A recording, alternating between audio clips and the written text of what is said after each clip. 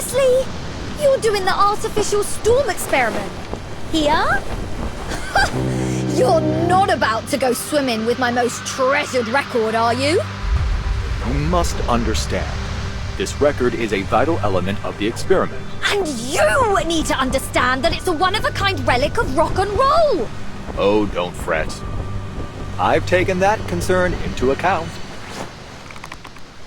What?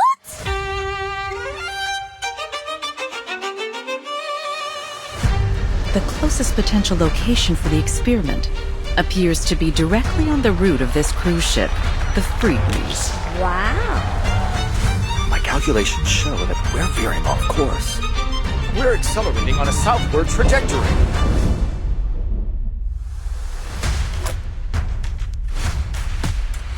These people are fortunate.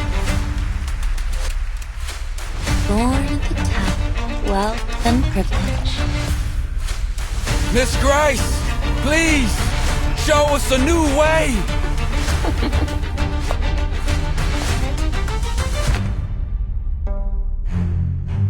What a coincidence. I so happen to have a similar device myself. 1999? 2005? No. 2007? There is a pioneer who has crossed the storm. There's a language that transcends all barriers. Please, everyone, hold on to each other and follow the music. And you're going to do the experiment alone? That's the plan. And if I fail, at least you'll have one more umbrella for the others.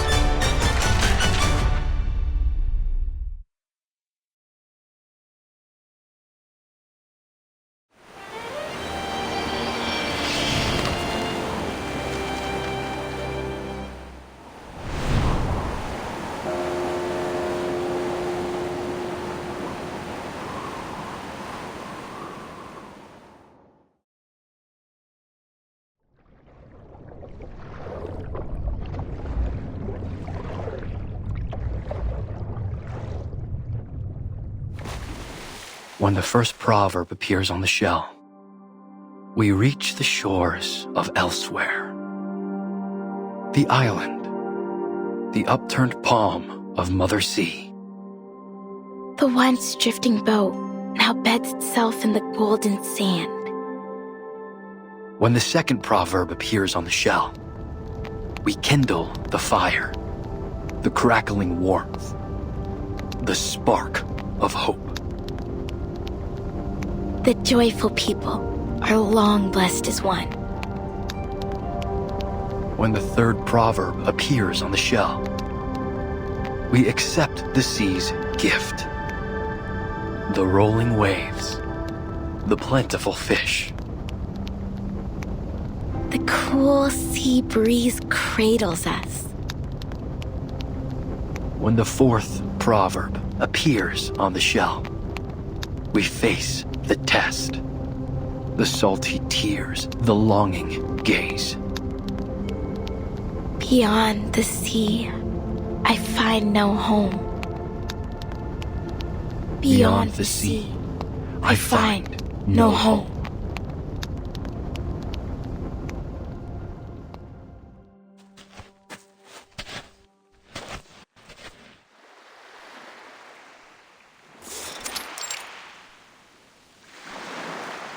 You did well today, Tutu.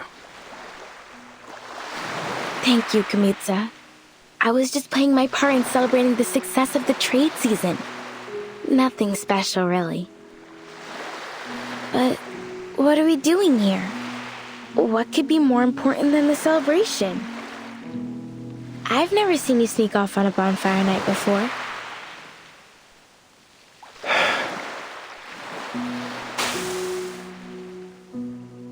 Tutu, do you think you and your friends could fix up that old ship?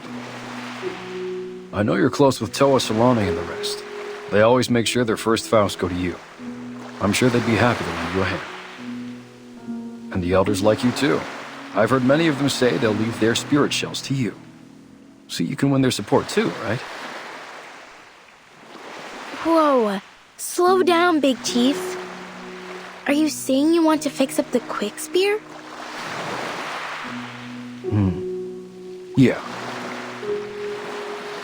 But why? We've kept it docked for years. Maybe one day we'll need to set sail again.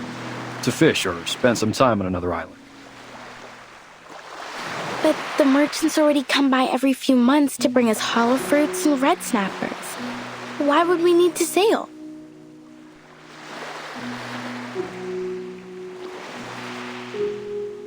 Yeah, but what if a storm hits? Are we just going to sit around and let the waves wash away our homes?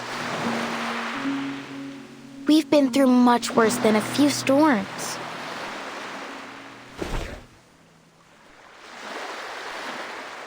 Remember when the waves came and took away Malaga? Helani cried for days over that little pebble castle. And then that strange oil polluted the water all around Ititi, the only place where the water's calm enough to hold a pow-pow race. We haven't held a race since. Then Miti and Vaipuna. But we've made it through, because that's what we do in the face of difficulties, right? We stick together. Besides, we're doing just fine on Melly. But what if we lose Melly to the waves as well?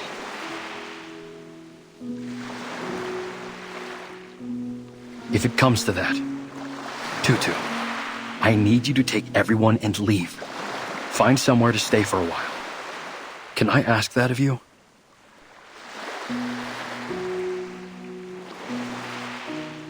You've been acting strange, brother. Are you thinking of sneaking off and leaving us? I'm not going anywhere. I promise. Neither are the rest of us, brother. No. You must get ready. Start preparing now.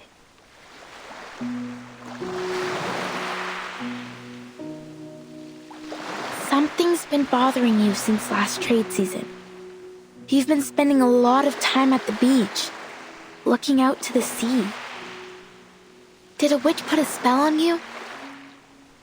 You better wear some malacca around your neck and carry nip bones and doll sleeves. No. There's no witch.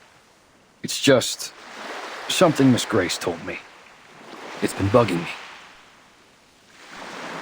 Miss Grace? That outsider who calls herself a captain?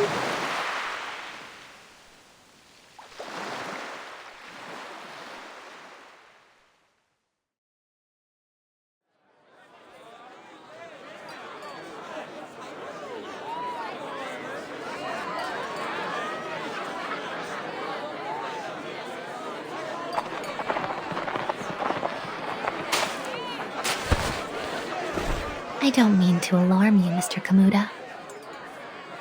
But 3 months from now, Melly will be devoured by a tsunami.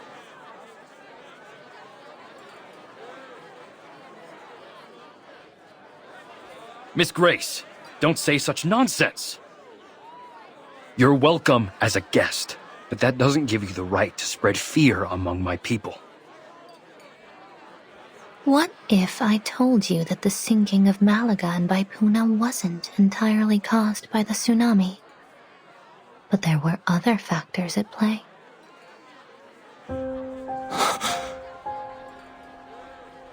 It is true that the tsunami sent them into the sea, but long before it struck, foreign military forces had been eyeing the islands for their strategic value.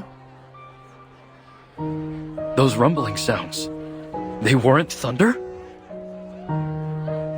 They were torpedoes launched by humans.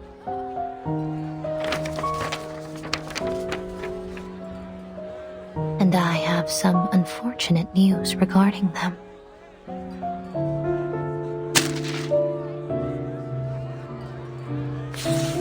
The area is now under martial law. Any development plans for the region should be revised accordingly. These coordinates, they cover Nukuteao. After a brief investigation, they concluded that your home is an unoccupied area suitable for their weapon testing. It won't be long before they publish a report on this new test site and receive their rewards for discovering it. The veil of nothingness was cast by our ancestors to protect us from the outside world. I never thought it would put us at risk. As chief, I must bring this to the attention of my people. Perhaps it's time we remove the mist, but without it, we'll draw all kinds of attention.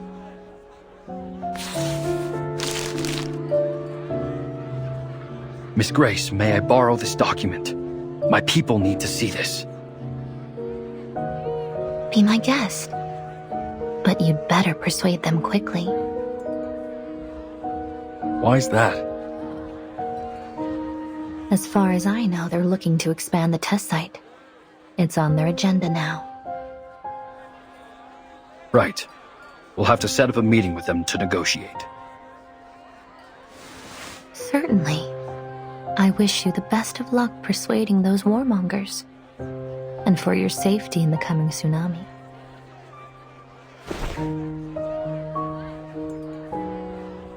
With all due respect, Miss Grace, not even the Nukutai can predict the movements of the ocean that far in advance. On what basis are you making this forecast? It's not a forecast, Mr. Kamuta.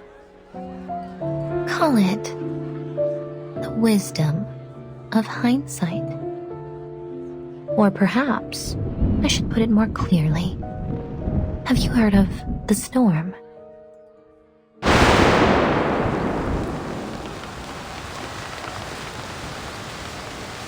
Kamutsa! Kamutsa! Brother! The rain's getting heavier! We must go inside!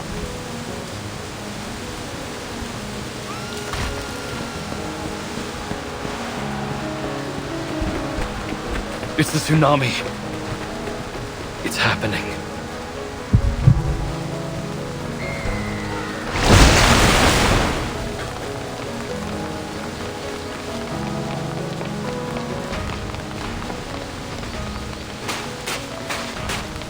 What's going on, Tutu?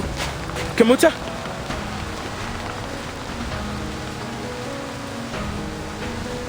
No time for questions, Toa. We must bring these baskets to safety.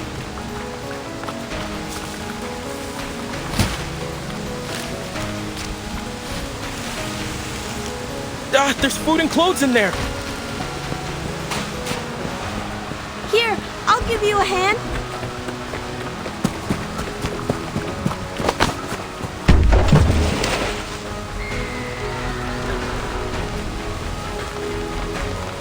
Chief, what are you doing? Leave them! There's no time. We must get to the ship. Now! Our people still have to live after the flood's over. If we don't bring something, what are we going to eat? Or where? These things won't fall into our laps, you know. Listen, it's different this time. You...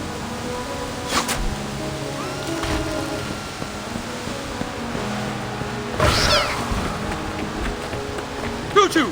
Watch out!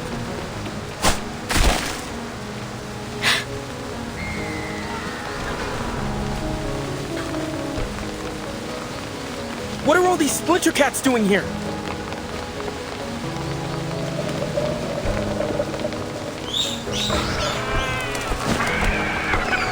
These aren't just splinter cats.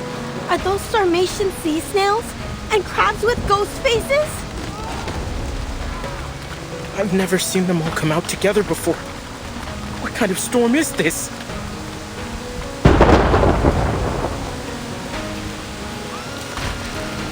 They can sense the coming tsunami. Come! We need more hands to drive them off. Understood.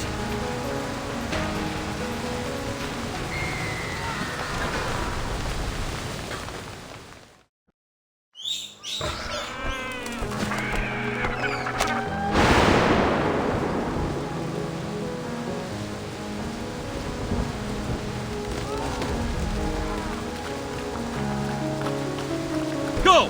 All of you! Now! Everyone get to the quick spear! This tsunami, it's the worst I've ever seen. Is it true? Is this the end of Melly? Tutu! Don't just stand there. Get over here! Slashte 2.4.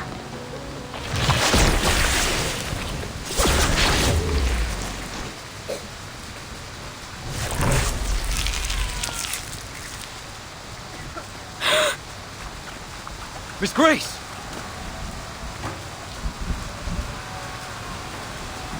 Seems I'm right on time. You're Miss Grace. You should be more careful out here, dear. People of New Katao, are you ready to set sail?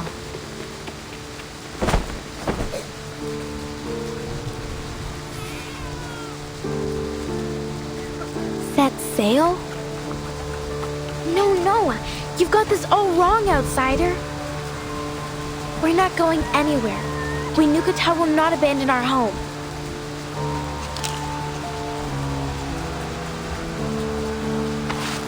Tutu, wait. Maybe Miss Grace knows a better way.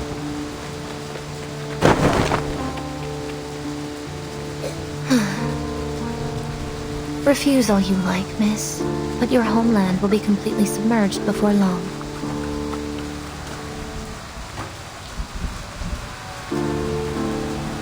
We appreciate your help, Miss Grace, and we'll make sure to return the favor as best we can. But we don't find your view on the situation all that convincing.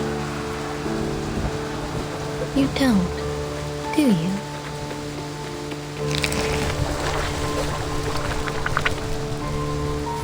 Take a look at this little creature. One of nature's many remarkable creations.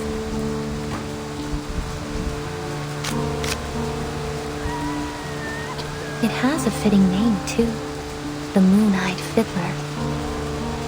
They hide themselves in the water, covering their traces with the ebb and flow of the tide. They only come ashore when the tide is high, and from there they migrate to quieter waters. To diviners and arcane dealers, they are the living gold of the ocean. But to the people who live near their regular habitats, they are an ill omen. Wherever they appear, floods are sure to follow.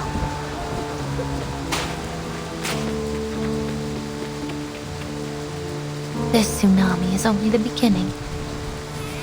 Animals migrate and leave their homes behind when conditions become unfavorable. You should do the same. Look around you. Think about your people.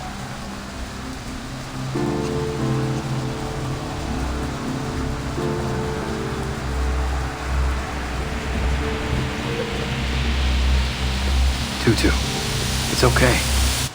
We know you have your reasons.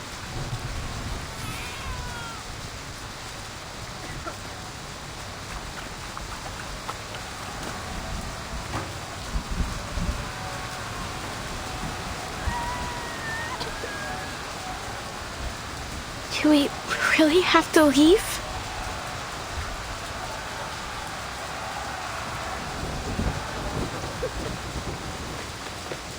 The outside world is indeed full of dangers, but there is less to fear than you think.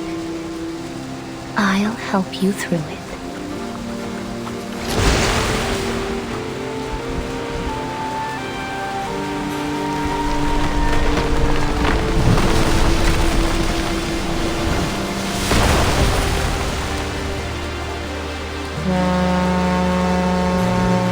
There it is, our ship.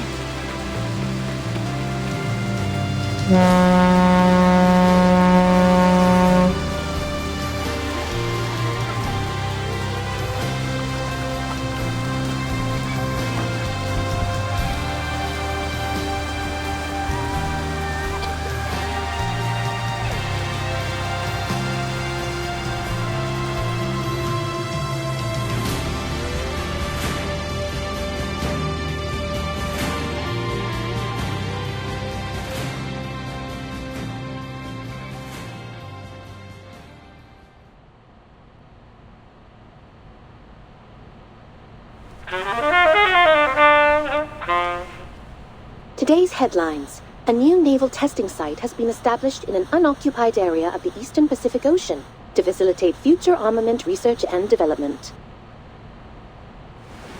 South America is facing a significant economic crisis marked by stagnation, inflation, and rising unemployment. The poverty rate in several regions has reached new highs in the last decade. The Ocean Conservation Association is calling for greater attention to be paid to the oil spill near the archipelagos, claiming that the relevant organizations have yet to launch a full investigation into the cause of the incident. The Free Breeze cruise ship is set to arrive in Sydney Harbour later today. Astrophysicists forecast a solar eclipse this month.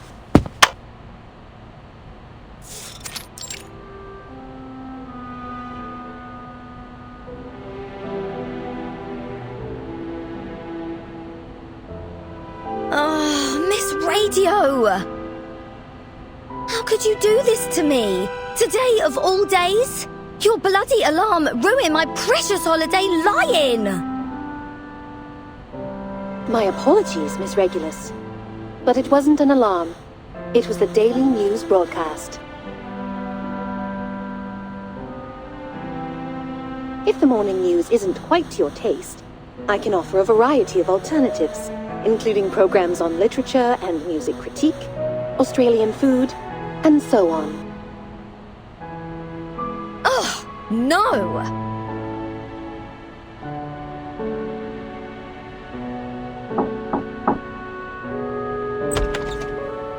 Sorry, it seems I've caught you at a bad time.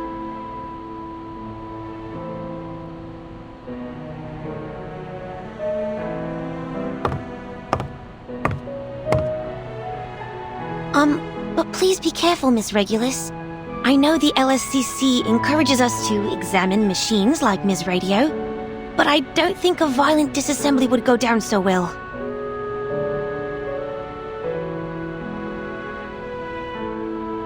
Violence?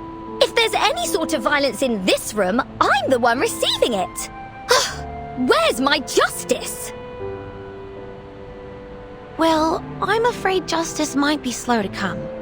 The Australian branch is going through restructuring at the moment. Things will be put on hold for a while.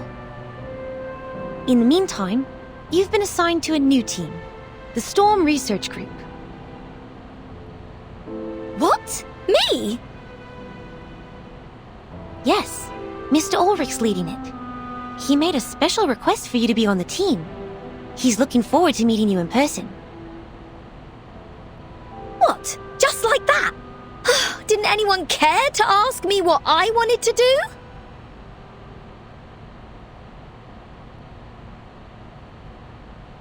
Wait, why are you telling me this now? The list of group members and the reasons for their selection have been up on Laplace's website for a week now.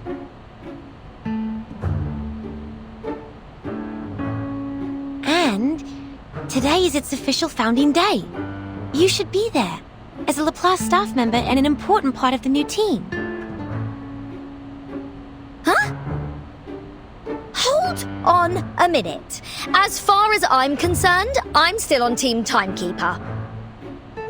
And, more importantly, I'm still on my time off. Good to see that you actually paid attention in our last group meeting, Regulus.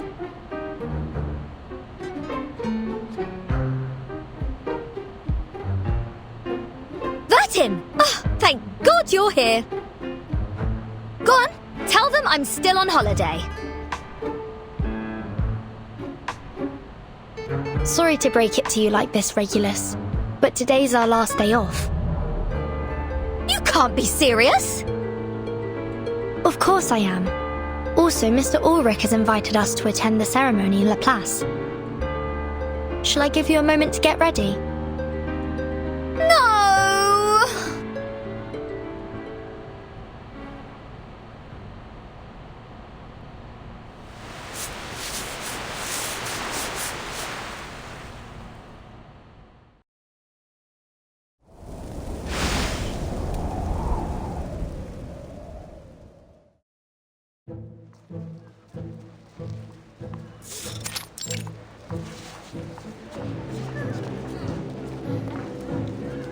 Captain, we seem to have deviated from our route to Laplace.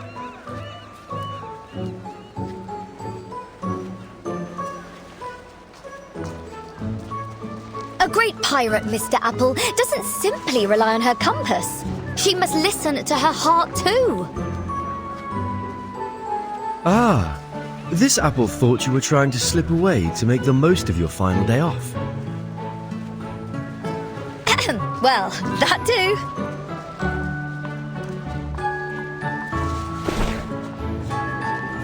Come get your sucker rat whiskers all the way from Brazil. Perfect for brewing a chill wind elixir. Only 185 sharpadontes. See anything you like? You won't find a better price anywhere. This is a good price. Do you have more of this stuff? Show me everything you've got. Captain, might I remind you that Miss Sotheby is not travelling with us at this time? Oh yeah, you're right.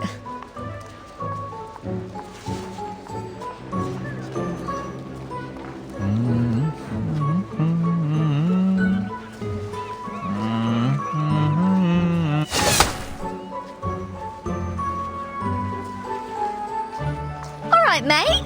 Whoa, love the colours. How about bringing in some pop art? Trust me, it'll take it to a whole new level. You should come visit London sometime. We've got some seriously groovy art on the streets. Pop art? That's a bit dated, don't you think? I beg your pardon?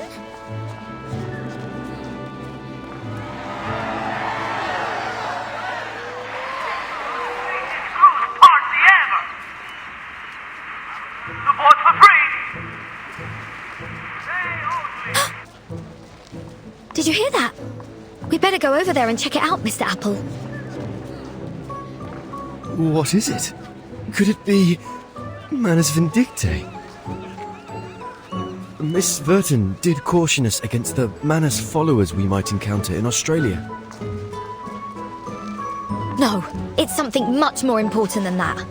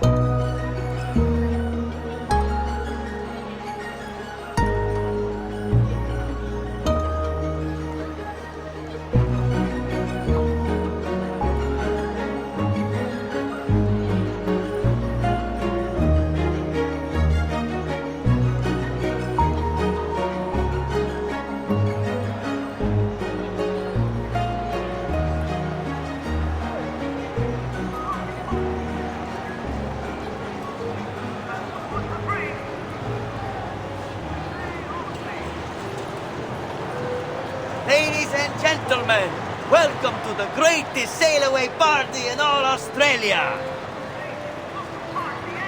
For those of you who haven't signed up for the trip, think again. This is the ultimate sailing experience. Relaxation, food, drink and music. Don't miss out. The free breeze is about to set sail. No need to worry about currency exchange, whether it's Australian dollars, sharpadontes, arcane materials, or a rare collectible item. All are welcome in exchange for a ticket of equal value.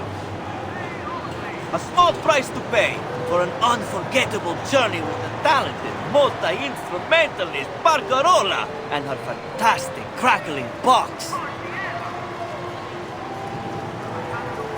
We've also prepared a little gift for our most enthusiastic guest. A free cruise ticket! That's what I'm talking about! This apple should have known better. Ladies and gentlemen, the party starts now! Put your hands together for the enchanting Miss Barcarola and her captivating melodies! Woohoo!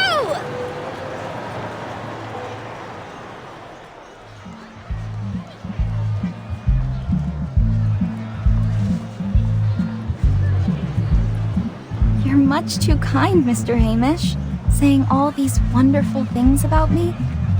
But I'm only a cruise musician. It's thanks to the collective efforts of the whole crew that the Free Breeze has been so successful. I just feel privileged to be a part of it. I know you want to stay humble, Miss Barcarola, but there's no reason to be so modest. Many of our guests come aboard just to hear you play, and I'm sure there will only be more in the future. So what's the harm with hyping the crowd up with a little round of applause? Well, if it's for the ship, I suppose I can handle a little publicity. Of course you can, and you deserve it too. By the way, do you know the guest over there? She's very, enthusiastic. Hmm?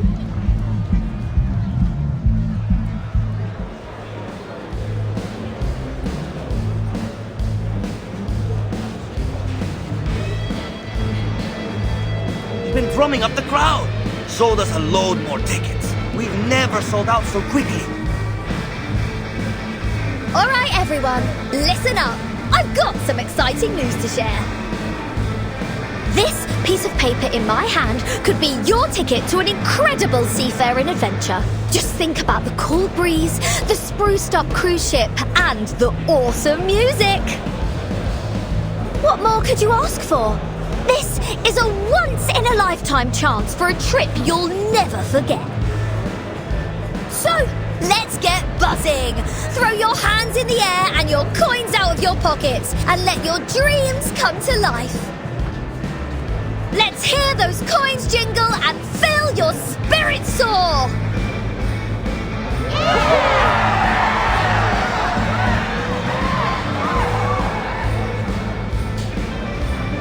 Is she a local?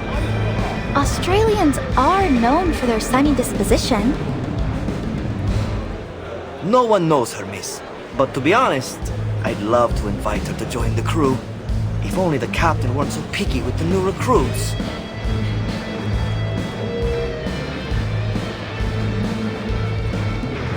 I know what you mean. Her enthusiasm is infectious. Maybe her energy would wake up our stuffy new captain. I'll never understand why the captain fired the old crew and hired a load of people who don't seem to have any clue about music. All they do is make noise, and not the good kind either.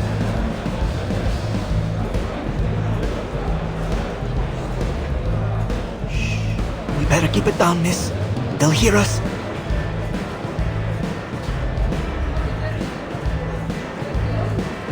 We didn't hear any dissenting opinions about our captain now, did we? No, of course not.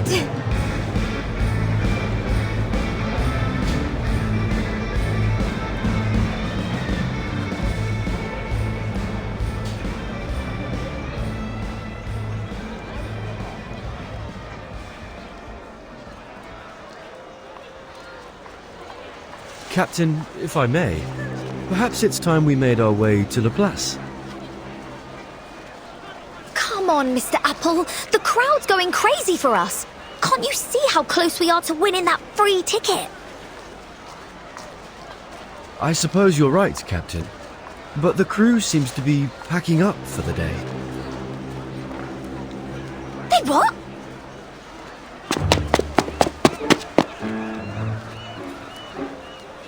Oh, can I help you? I'm afraid Miss Barcarola won't be signing any more albums today. What about my free ticket? Wasn't I the most enthusiastic guest tonight? Sorry, miss. But the most enthusiastic guess was really just a turn of phrase. We're nearly sold out tonight, and bookings are still coming in. I don't think we can spare a ticket for you. Come by next time, and we'll see what we can do. You! Easy, Captain. They never really explained what they meant by the most enthusiastic guest. We're in no position to argue.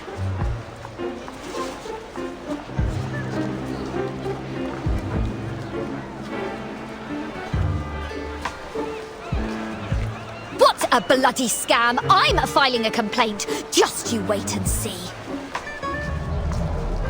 I understand your frustration, miss. The ship is sailing in just a couple of days. Even if you file a complaint right at this moment, we won't hear a thing from the tourist office before we set sail.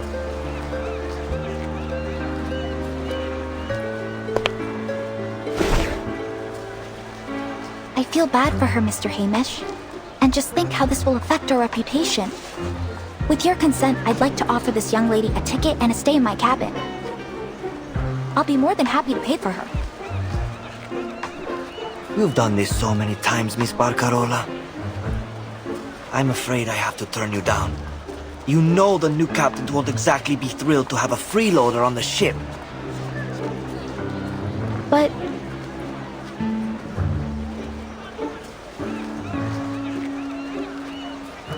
So, how much longer do you need to think up an excuse? All right. In the view of your outstanding enthusiasm, we offer you a special gift for your help with our event. There. Thanks for your support.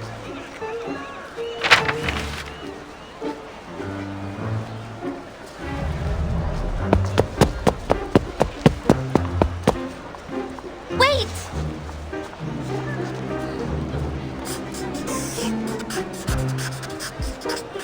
I'm so sorry about all this, Senora.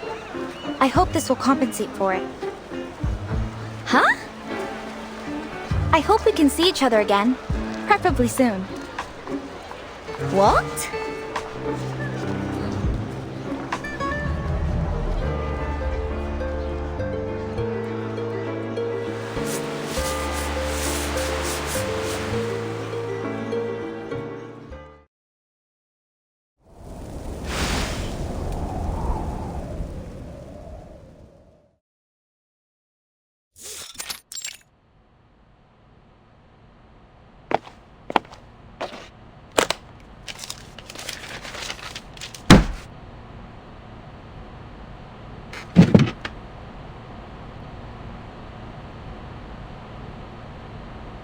So, they gave you this flyer at the sail-away party? Not just that one. There's a whole stack of them. All right, Researcher Regulus. I think I've got everything down. Let's run through it again. Researcher Regulus suffered horrendous mistreatment during the pre-sale event of the Free Breeze, which has had a significant psychological impact on her. In order to recover from this traumatic event, she formally requests A 1-year advance on her salary and 15 days of leave. The funds are to be used solely to book passage on a cruise trip, with the goal of replacing her negative experience from the pre-sale event with a more positive one. I'm telling the truth!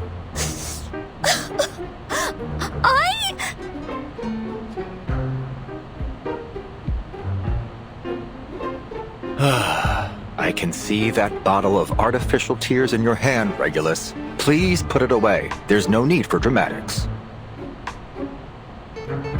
Thank you, Ulrich. I knew there was a soft spot underneath all that metal. Not so fast, Regulus. I never said I agreed to your request. No? Why? I'm a researcher just like anybody else, aren't I? Shouldn't Laplace be looking out for my well-being? Regulus? You've been working in Laplace for 11 months now, and you still haven't submitted your performance appraisal or published a single valid project result. In other words, you haven't completed your probationary period, so you can't get the benefits of a full-time employee.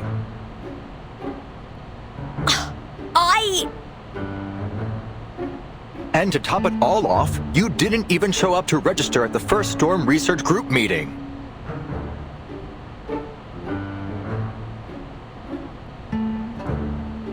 Well,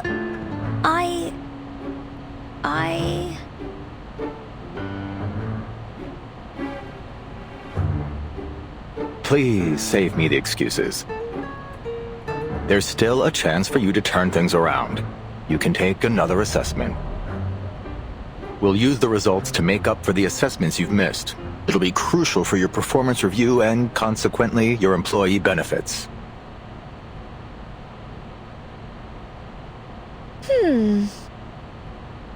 Bring it on! Easy there, Researcher Regulus. You're taking a test, not going to war.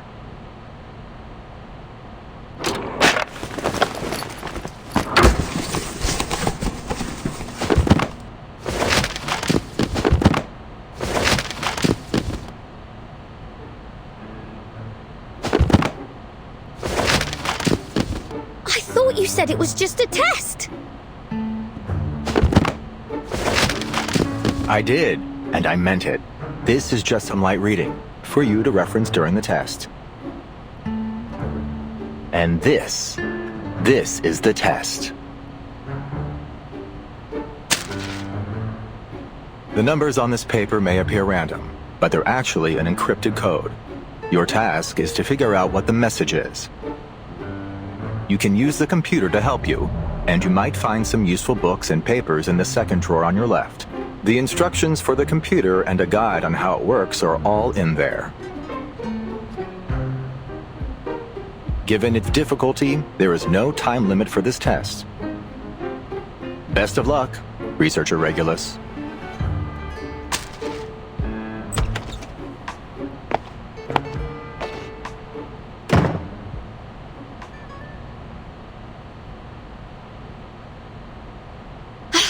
You better keep your word, Ulrich, or you'll be no different than those sailors. At least they didn't torture me with maths. Lend me your strength, Brian May, Jim Morrison, Frank Zappa. Oh, God!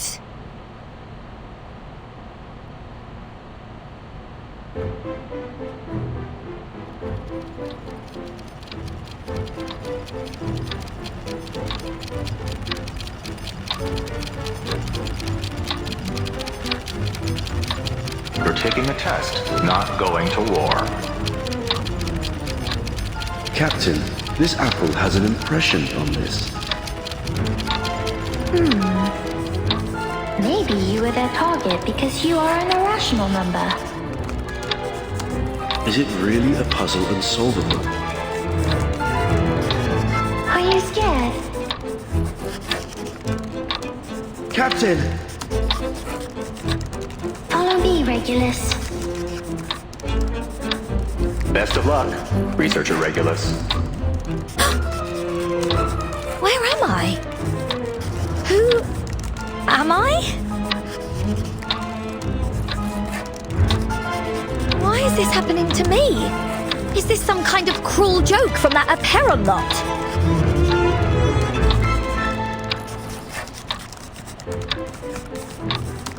Somebody! Anybody! Help me! Please!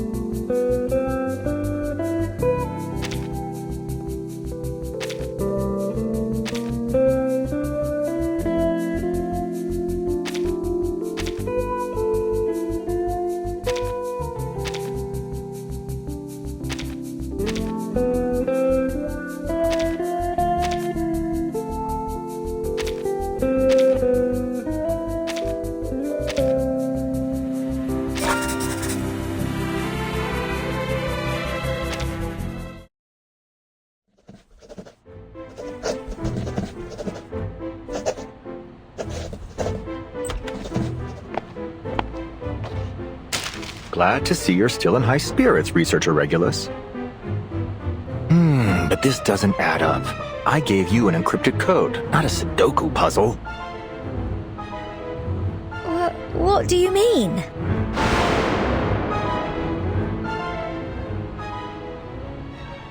Come on, get yourself together.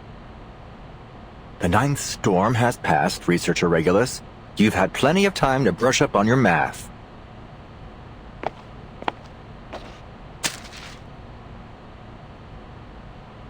All right, let me explain. All you have to do is a basic decode and transcription of the result using the Laplace encryption key. See how the 4th from last digits have changed? There are no numbers greater than 24 within the 17th interval, and those in the 18th interval don't exceed 59. So, if we make a bold assumption here, these numbers have probably been coded using Laplace's nomenclature, where the codes of time are always placed between the 12th and 18th intervals. You'll see this a lot here. We use them for ships, satellites, manpower arrangements, and such. Finally, we input the result into the Laplace astronomy database to see if we find any matches, and there.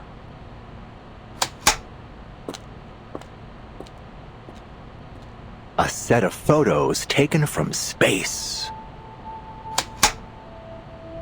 Huh? Are you telling me I spent the whole day doing this just to find a few photos? These aren't just any photos, Researcher Regulus. Take a closer look. The first picture was taken on December 2nd, 1995, the day the Solar and Heliospheric Observatory was launched.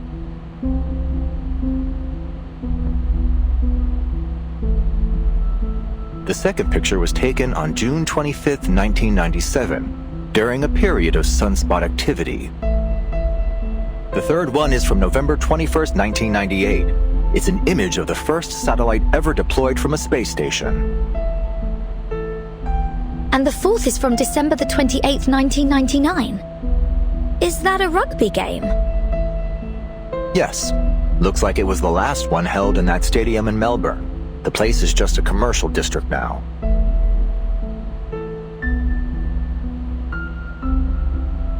But, wait.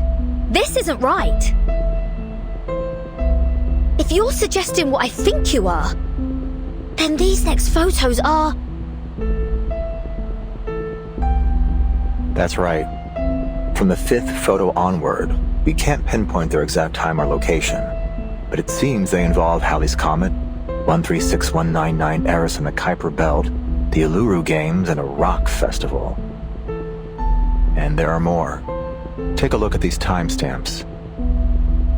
February 9th, 2001, October 21st, 2003, November 2005.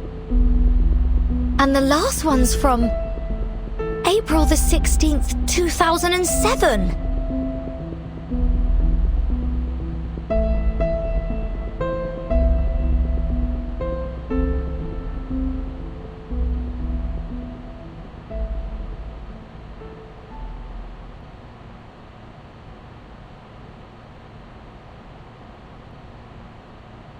This proves one thing. Before all our struggles to study and control the effects of the storm, this pioneer crossed the storm unscathed and sent us these images.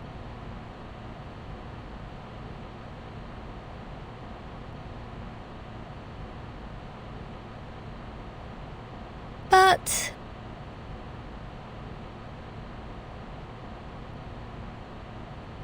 why are you telling me all this? Did everyone else's assessments turn into some kind of top-secret briefing? All I wanted was an advance on my salary.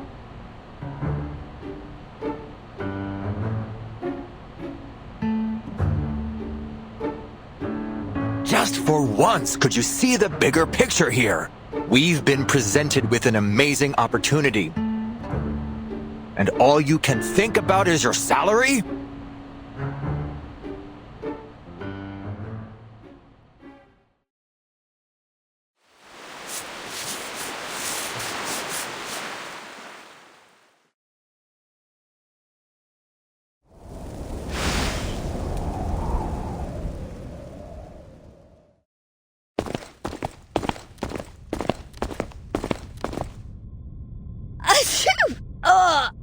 The dust in here. What, are we inside some kind of vacuum cleaner? Is that why you always wear that fish tank on your head?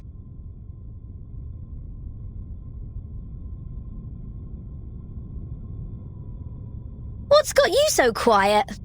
Pulling the strong and silent act now? Here we are.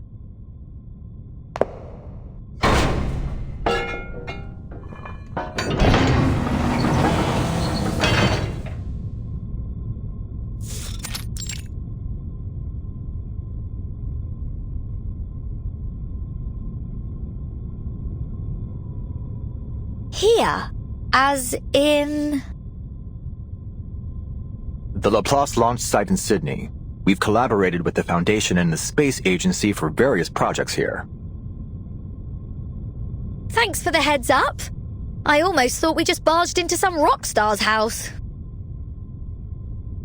It will actually take another 2 years before this place becomes an official launch site. Oh, yeah, right. We're basically living in the past. I visited various launch sites to verify the photos. Guiana Space Center, Placid's Cosmodrome. Then, I found this place. Most of its archives were lost in the storm, but a small portion of the early records survived.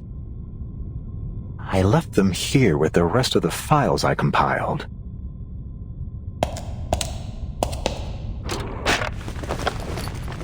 Damn it! Where did they go? Huh. So, does this mean we can all go home now? Absolutely not. All right, new task. Stay put and don't touch anything. I need to find those files. Fine.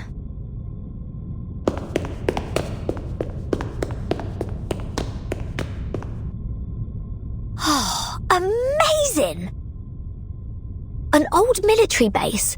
Mysterious photos. This is going to be juicy. No chance Ulrich is stopping this rockin' pirate from going after treasure. I mean, very, very important files. The hunt is on. Ha-ha! Let's start with what's on this table.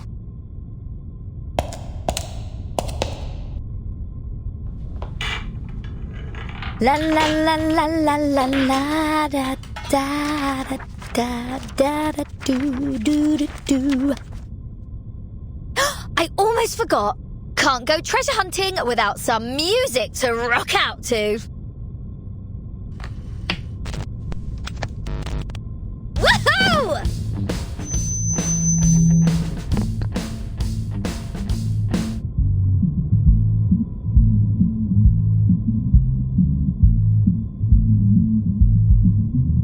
Damn it! I forgot to tell her to keep quiet.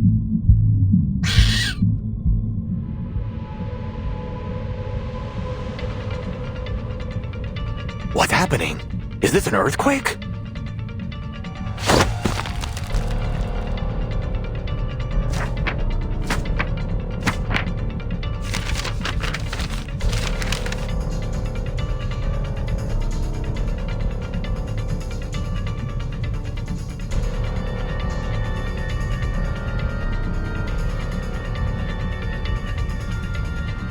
Ah, crap. This is the note I wrote last time I was here.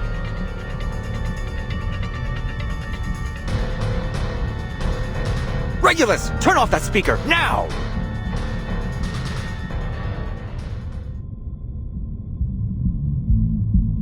Da da da da da da da da da.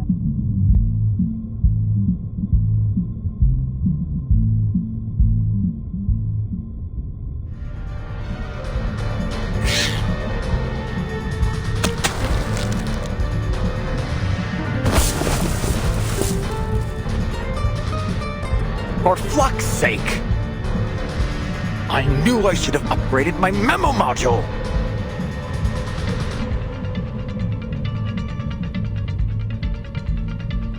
Calm down, Ulrich.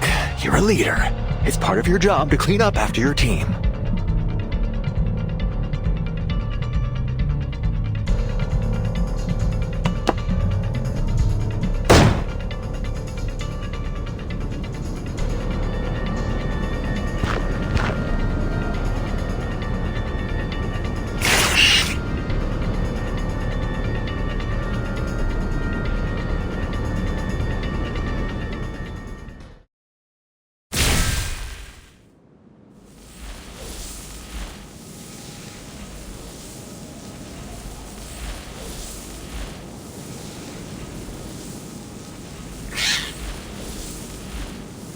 Flux! Flux! Finally it's over.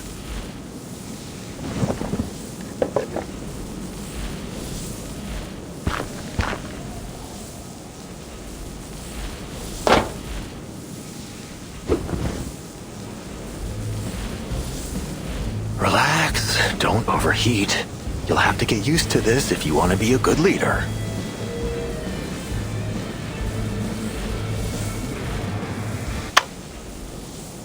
Ulrich! Look what I found!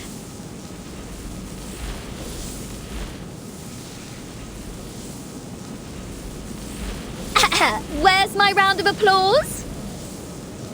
If you're even half a leader, you'll fight your hardest to get a decent salary for such an outstanding employee as myself.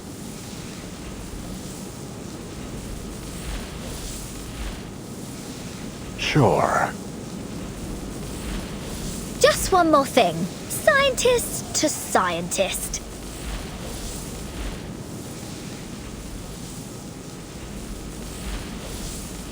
You made some pretty cool electronic music in that battle.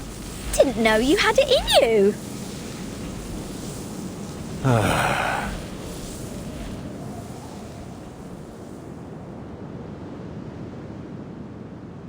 Here are all the files related to the satellite. Look them over, Regulus. Do we have to go through all this right now? Why? Is there some even more juicy stuff in them?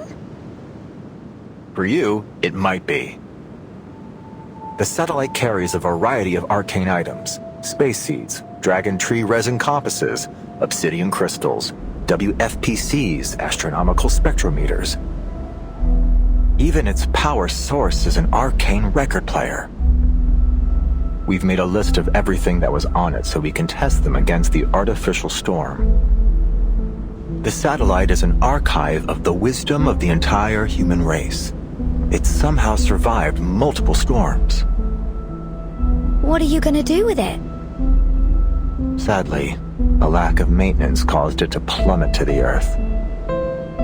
It crashed in your time, 1966.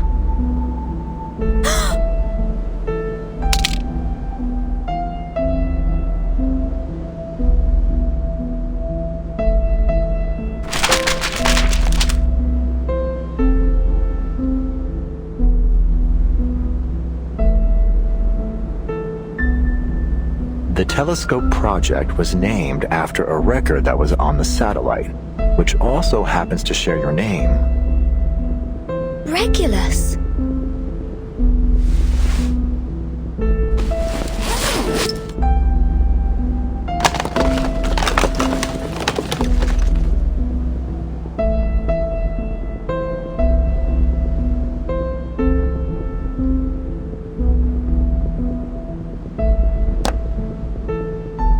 My little thing. It was the record on the satellite. Yes, that's the one. Wow, you've kept it in great shape. So, this is the key to braving the storm? It might be, amongst several other options.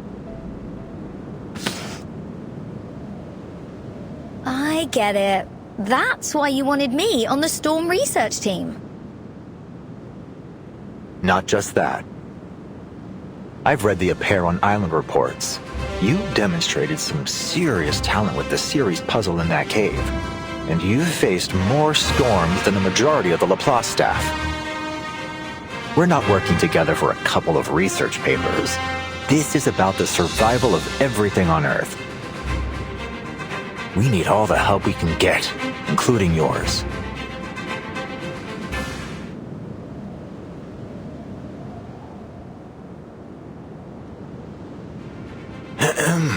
In fact, Laplace even held a meeting with the Foundation to discuss borrowing your record.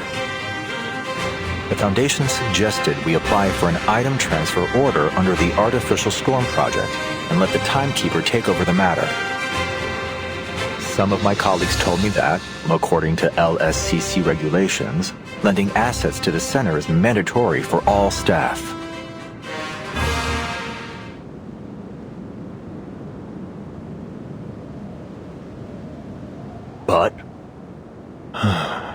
All right. Let me be honest with you. I'm not comfortable with taking your record by force. It's yours after all. It's your choice what you do with it. So, here I am. Not as your leader, but as myself. Hoping we can find a solution that works for both of us.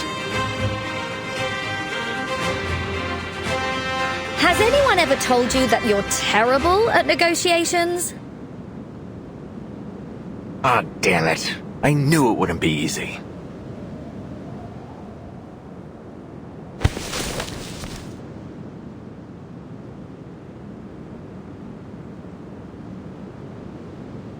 Go ahead, Mr. Ulrich. Take it. Before I change my mind.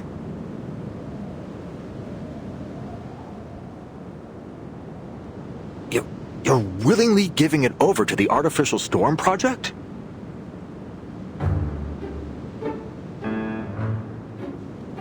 For a cause even greater than rock music? Absolutely. But just to be clear, I'm only lending it to Laplace. You have to give it back when you're done. It's the only copy in the world and the future centerpiece of the Regulus Museum. Thank you, Researcher Regulus. Thank you so much. I was gearing up for a much tougher talk. I even applied for additional funding and a month's leave to offer you as leverage. Well, I suppose I won't have to use it after all.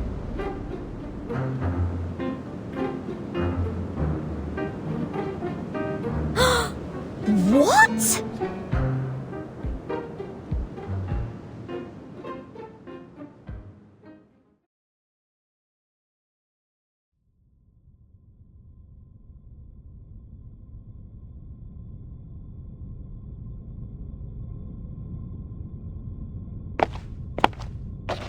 Timekeeper! Sonetto, what's the rush? I just wanted to remind you that our vacation in Australia is over. If you need any help packing, please let me know.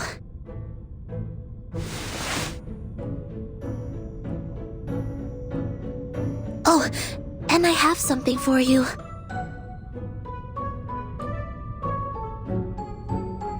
Huh?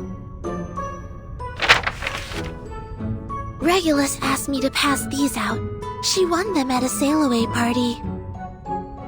She said they're highly valuable, the finest choice for any collection, if I recall correctly. Looks like an ordinary flyer to me. I've already inspected them. They're just advertisements with a handwritten signature in the corner, and some completely over-the-top promises. Regulus told me it's a trick that advertisers use. They use fancy words to catch people's eyes and make it seem more grand.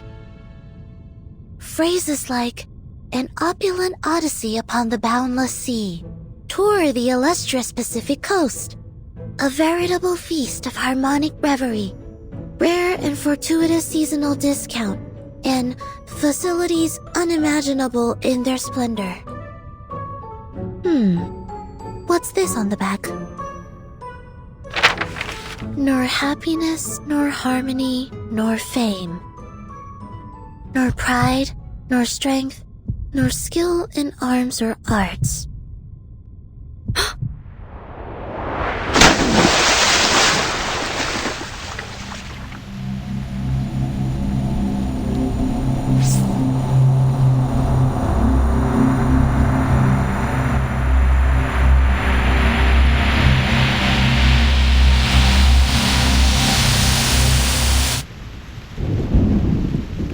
Before a cruel whip,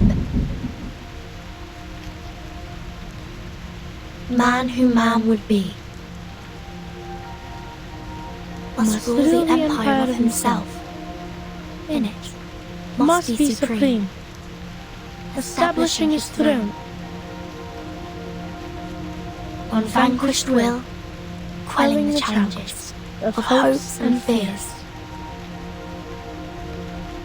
being himself alone.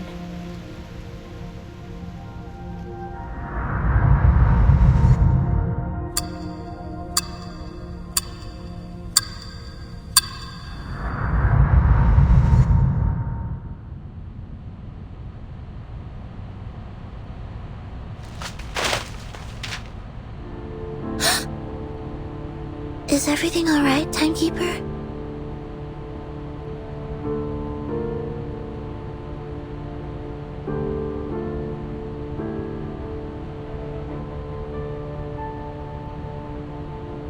Sinetto, change of plan.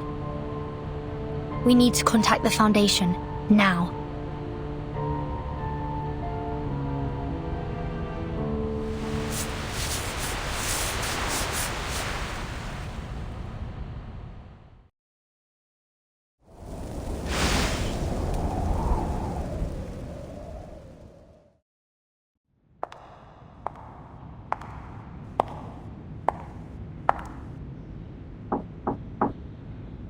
Good afternoon, Mr. President.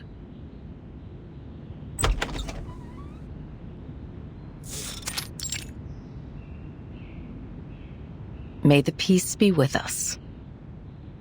May the peace be with us, my friend.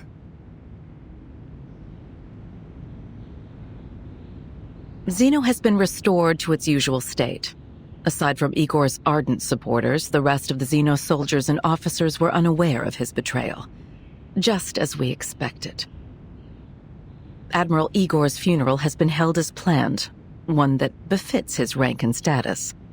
All relevant personnel remained in South America for the ceremony, as per Xeno's funeral regulations. We're in the process of selecting a new admiral. I'll provide you with a candidate list shortly. Additionally, we've dispatched an investigative team to Tierra del Fuego to search for Igor. Very well. What about the girl? The girl? Are you referring to Lopera? Her emotions have stabilized, so we've decided to leave her in South America for the moment. Of course, she'll be put through the necessary investigations as circumstances dictate. Keep a close eye on her.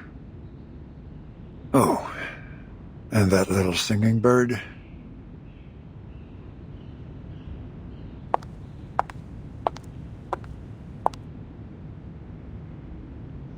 Xeno is quite upset about our decision regarding Miss Kimberly. They're insisting she undergoes a more thorough investigation.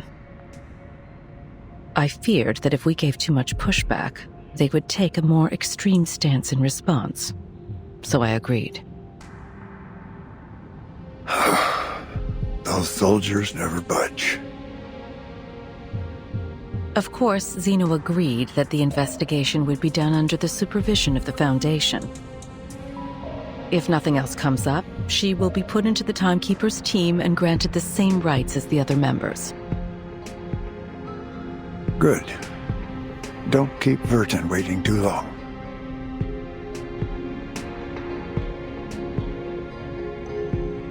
There's more.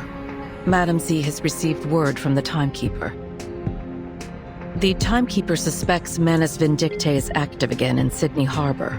They're likely on board a cruise ship named Free Breeze. This would explain why our field investigators have been having difficulties with their tasks. Manus has covered their tracks carefully this time. Where's the cruise bound for? That's still unclear, sir.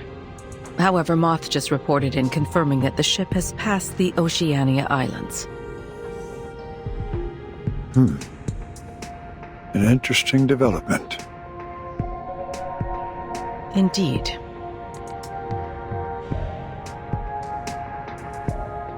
We're making excellent progress.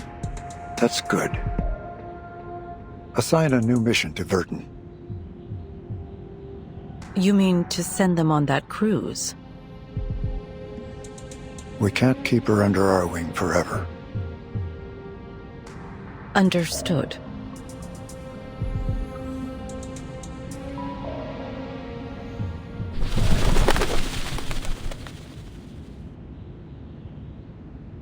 What brings you all the way over here, old friend?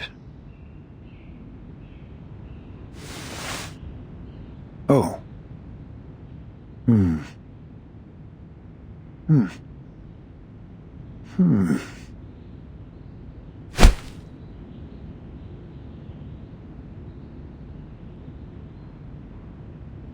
So, Laplace has requested the Foundation's assistance with the artificial storm project?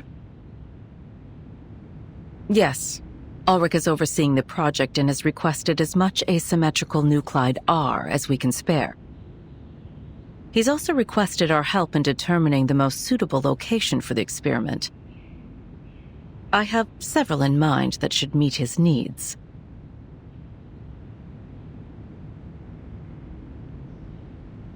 The location closest to Laplace's Australian branch is on the sea, right where the Freebreeze cruise ship happens to be.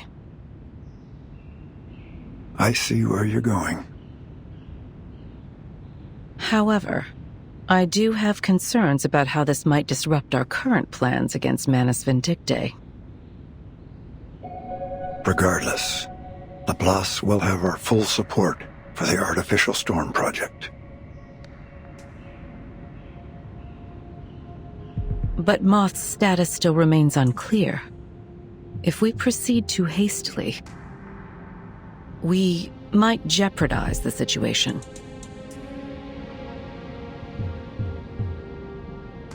I thought you'd have foreseen something like this. A few pieces must be sacrificed if you're to win the game. You know that better than anyone, don't you?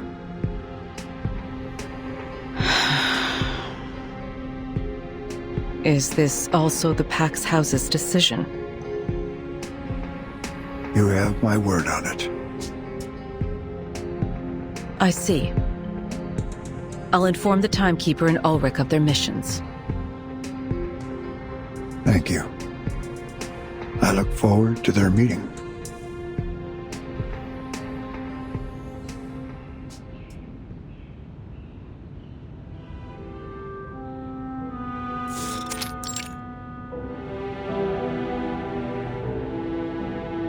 We meet again, Timekeeper.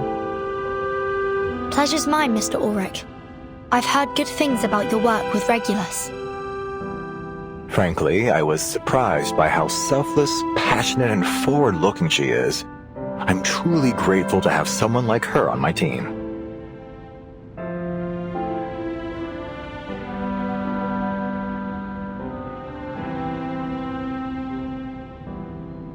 The situation on the Freebreeze is still unclear. We don't know how many Manus Vindictae followers might be on board. Our plan is to board the cruise as ordinary passengers. Regulus said she's made acquaintance with a crew member and has made sure to alter our profiles so we don't attract any unwanted attention. That's good to hear. So Regulus didn't use her money for her own amusement after all.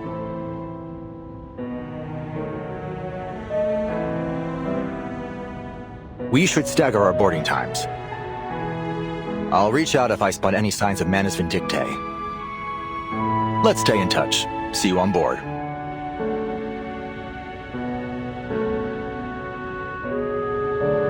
Mr. Ulrich, we're more than happy to assist with your mission. Oh, no. Please don't trouble yourself. Sorry, don't get me wrong. I'd appreciate your help were the circumstances different. But the experiment is still confidential. Please don't mention it to anyone. I'd like to avoid any unnecessary risks or interference. On the cruise ship, we are but strangers. I see. Don't you worry. I have a little disguise for myself, too.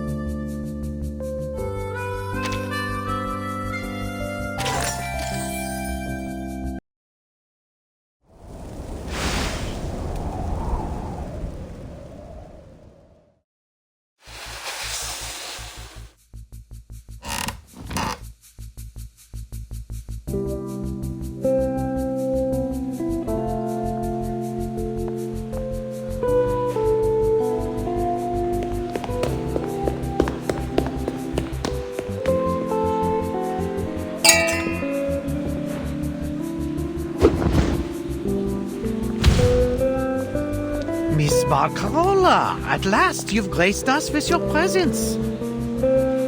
Henry and I were just having a little wager on whether we'd see our musical star outside the spotlight. Looks like he'll be buying me the next round of whiskey, eh? Well bet, signore. Allow me to pour you the first glass. How do you like your whiskey? On the rocks, perhaps? Indeed. Thank you, my dear.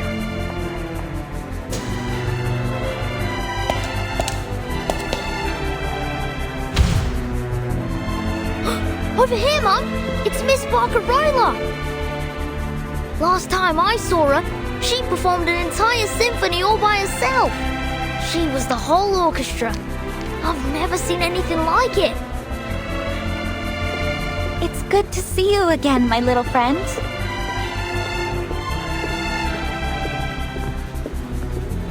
Miss Barcarola, what a pleasure. I've heard so much about you.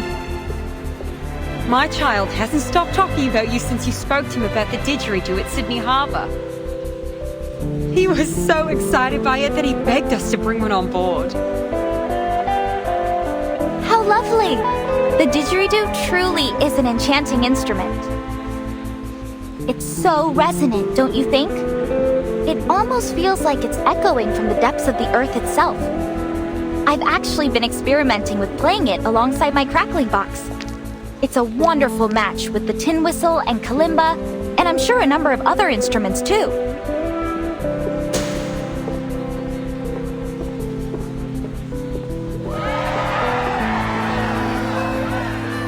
Looks like she's pretty popular too. Two? Have you forgotten, Sinetto? You're also looking at a popular public figure yourself. One that had half of London hunting. Cheering for her. Ah, the bittersweet burden of fame.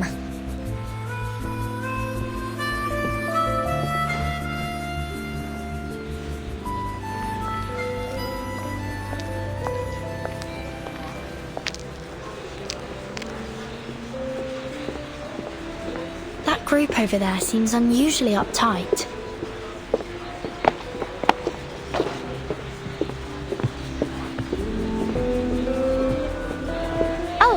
Those are the captain's special guests. They're from one of the Oceania archipelagos. Nukuteao, I believe. They're probably just a bit nervous. I imagine they don't often find themselves among so many foreigners.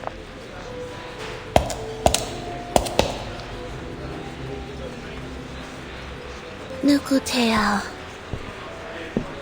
I read about it in a history of arcane ethnicity back in the SPDM.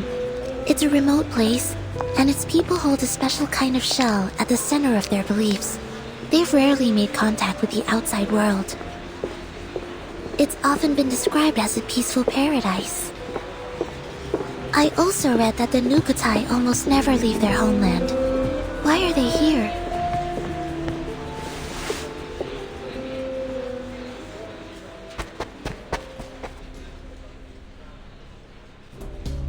The Nukutai will never abandon our homeland. Just wait. We'll find our way back when the new era comes. The new era.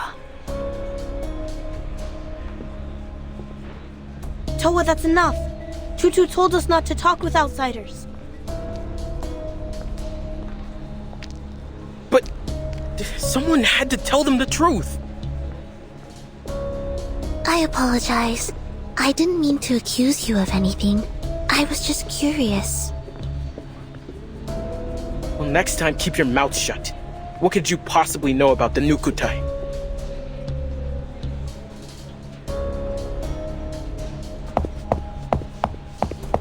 Please, everyone, no fighting. I'm Barcarola, the musical director. Is there anything I can help you with? I'll do all I can to ensure everyone has a pleasant experience.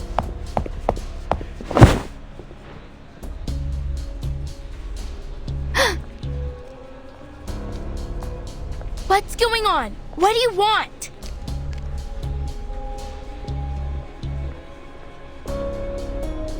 Tutu. Salone, Toa, stay back! These outsiders can be dangerous. Dangerous? Have you never heard of me before?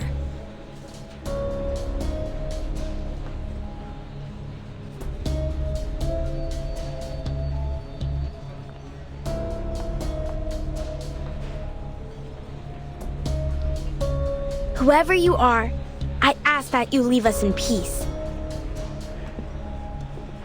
You...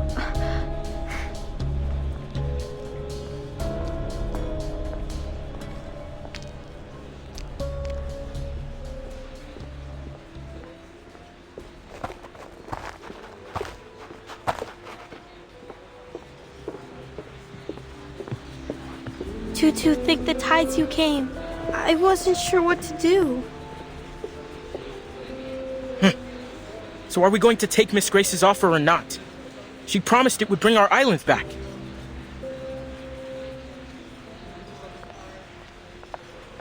Enough, Toa. These outsiders don't need to know why we're here. And stop mentioning Miss Grace. Could draw unwanted attention. But what's there to hide? There's no shame in wanting our home back. If we don't stand with Miss Grace, we'll lose Nukuteao forever. I want to go home too. Probably more than anyone. I already miss Melly's red coral reefs, blue sea, and canoe races. We'll get through this, Toa. I promise we'll be neighbors again, picking breadfruit and coconut flowers together.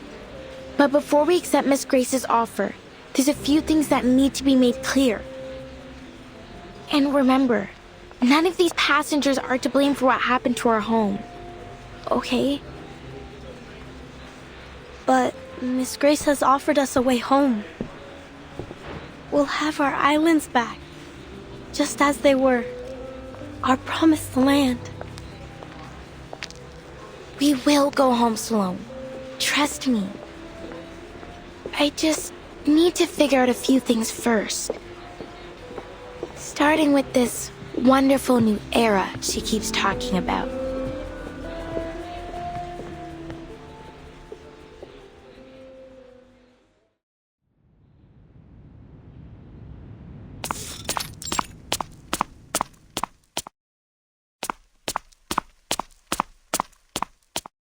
You seem a little on edge, Chief Kamuda.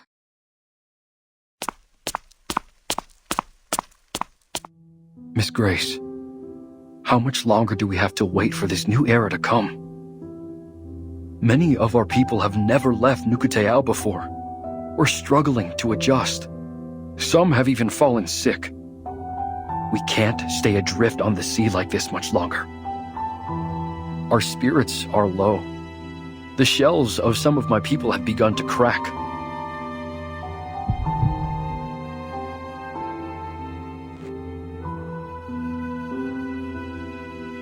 Not everyone is strong enough to endure this journey. Please, Miss Grace, you have to help us.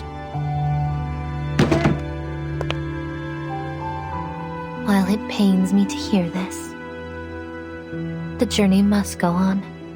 You have nowhere to return to after all. We still have some space below deck. You can use it to store your people's bodies should they die.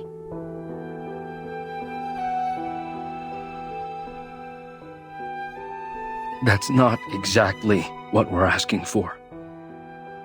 Please show us another way. Help us like you did when you foresaw the destruction of Melly. I beg of you.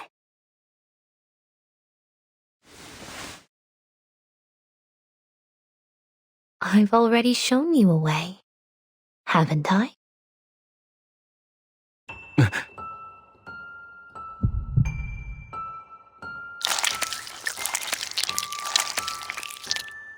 You mean joining the Manus? But the Nukutai haven't had a conflict with anyone for centuries. That's why we hid ourselves away from the world. Difficult to persuade my people to do this. All we want is for our people to return to familiar soil, to feel our spirits at home. Nothing more. But Melly is already gone. Yes, but that doesn't mean we should take revenge on the outside world. It was an act of the sea itself.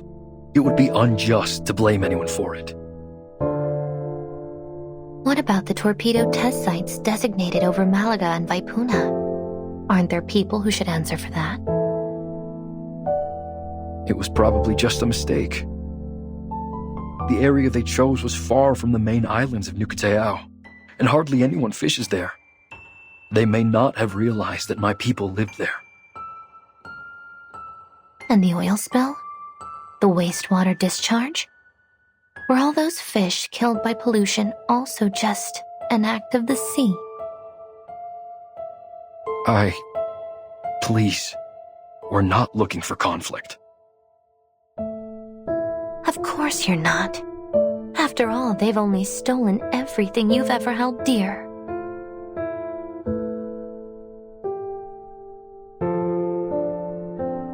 And arrogantly assumed every inch of this planet is theirs to exploit.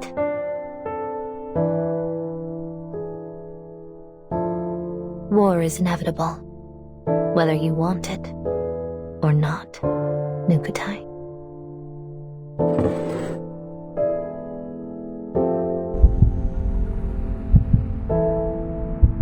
But if you join us, you will have an invaluable ally.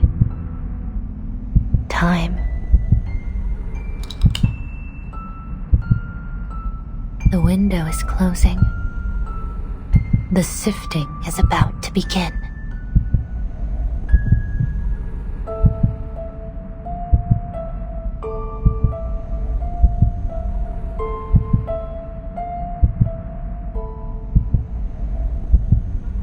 Has it really come to this? To revenge?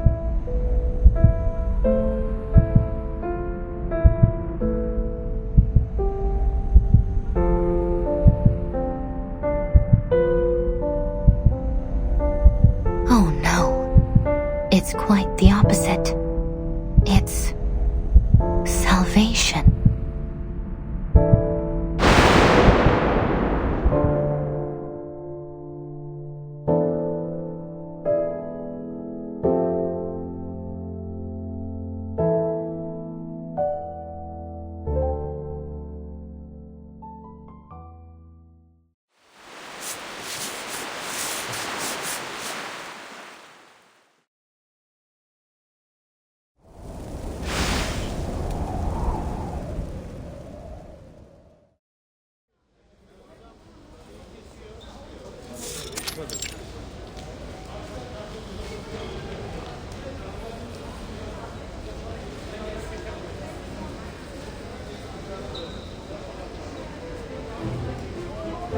Signora Regulus, as I'm sure you understand, there's a great deal of effort involved in creating a concerto.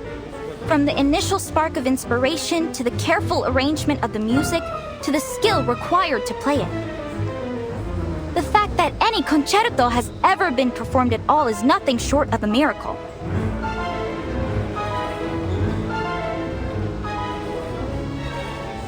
As musical director, it is my duty to select the perfect repertoire to bring delight to every listener. Then, the esteemed passengers of the Free Breeze can enjoy their dessert and wine with the finest musical accompaniment. Ugh, you can't be serious. Where's the fun in just sitting there and listening? I promise you, this lot have had more than enough lazy jazz and swooning piano to last a lifetime. We need to shake things up. Make this voyage the greatest of the century. How about some 60s rock? And wouldn't you know it, this visionary former captain has a record player right here with her.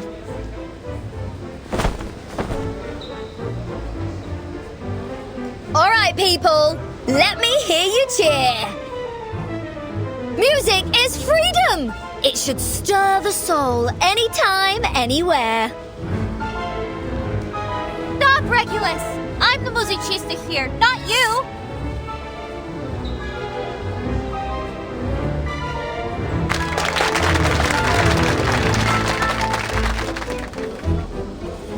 outsiders seem so full of life. They're nothing like what Miss Grace described, full of hatred and hostility.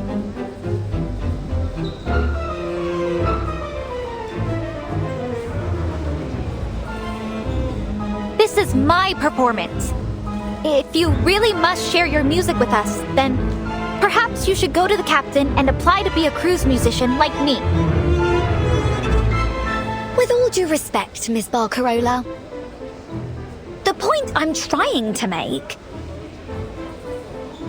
is that only a DJ knows what the crowd really wants.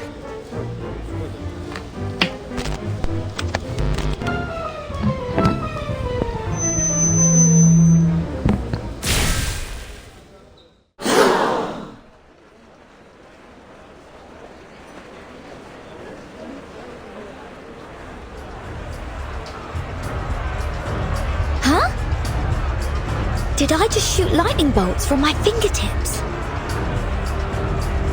Of course not.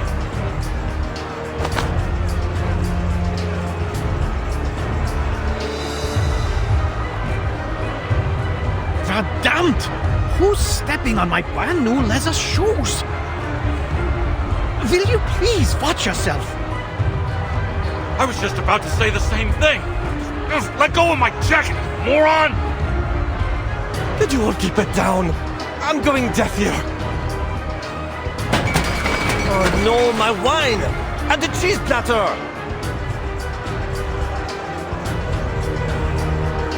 This could turn to total chaos before long. No, I can't let that happen. I must go check on the master switch.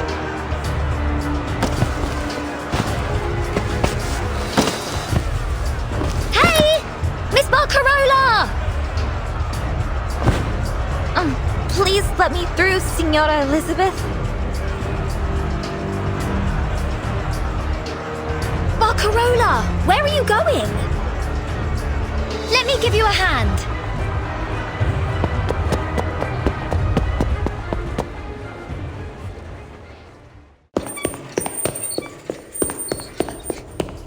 Come on! There aren't as many of them this way. Unbelievable. It's like you're an escape artist or something. I'll, take that as a compliment. It is a compliment. Thank you so much, Signora Regulus.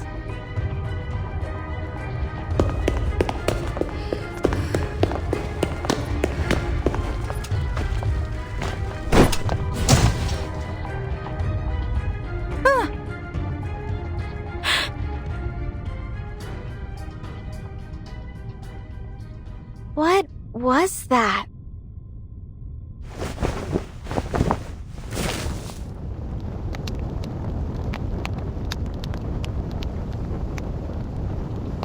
Tutu, are you okay? I'm fine. How's the Sea Mother's eye? Solid as ever, of course. It takes more than a few knocks to damage Nukatai craftsmanship. I knew getting too close to those oafs would bring trouble. Oafs? Are you calling me stupid?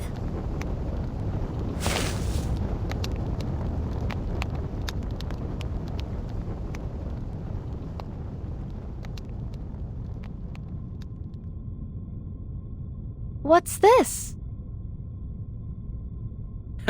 What did I say?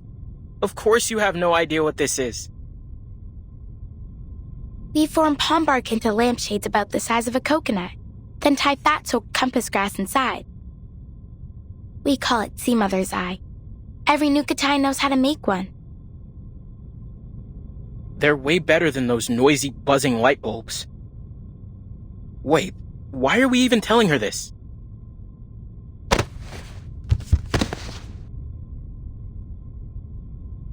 Shh.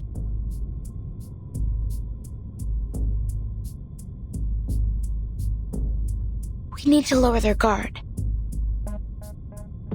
Huh?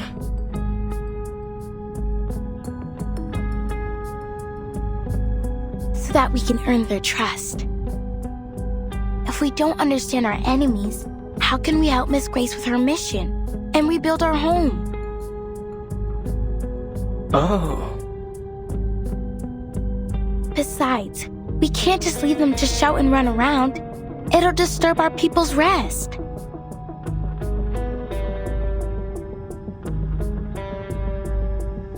Trust me, that girl will thank us for this later. And then we can get all the information we need from her. Then we should make more sea mother's eyes and hand them out to the outsiders. Now you've got it. By the waves, Tutu, you really are clever. No wonder the elders always listen to you.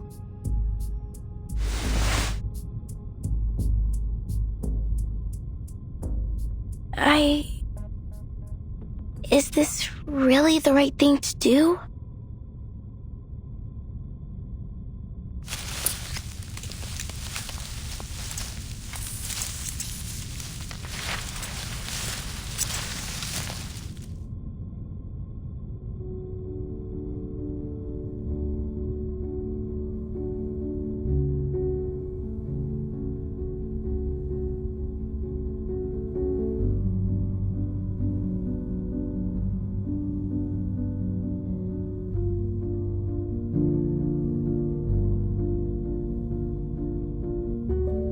What peculiar little things. Reminds me of my days on the fishing boat. I always loved spotting the lighthouse on our way back. These look just like it. The craftsmanship is remarkable. You'd be hard-pressed to find something of this standard in a factory these days. They remind me of the things my grandma and I used to make when I was little. She could even carve a whistle out of a parsnip. They're sharing food and stories, just like we do on bonfire nights.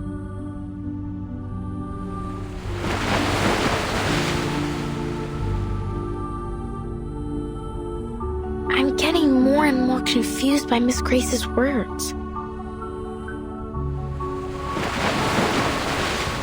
Miss Barcarola?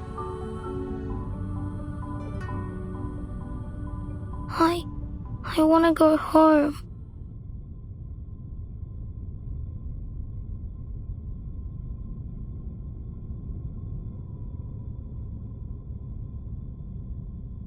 Is this one of the changes I must make to truly embrace music?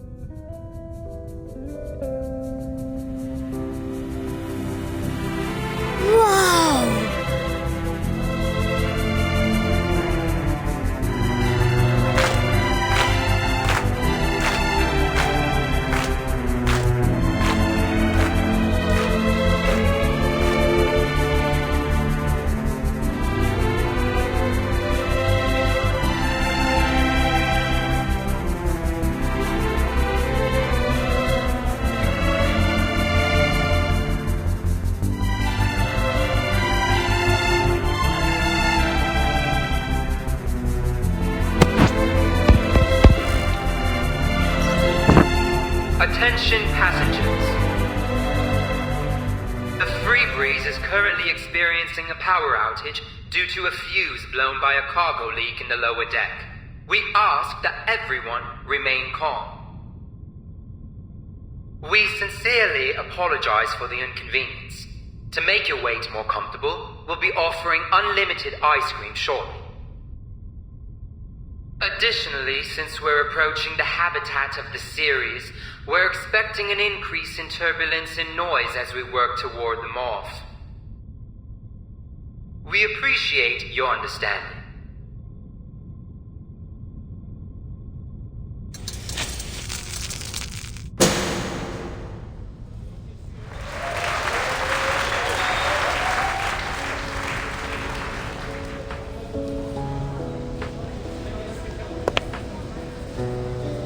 See?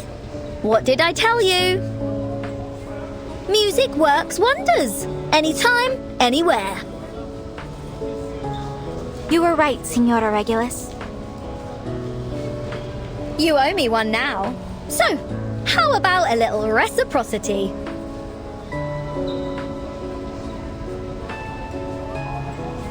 Say, letting me have a rock session on the ship?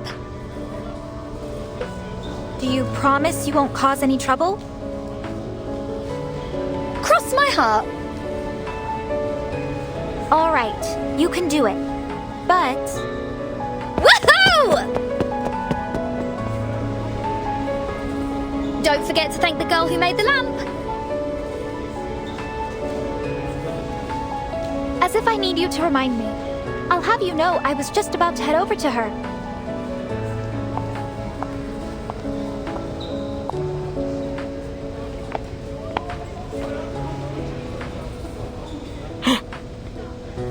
Tutu was right. The stupid girl's back. Shh. Huh? I must say, I don't appreciate being called an oaf or stupid. But I would like to thank you for your help back there. What? On behalf of the whole crew, you have our respect. Oh, what do we do now? Tutu never said they'd be so friendly.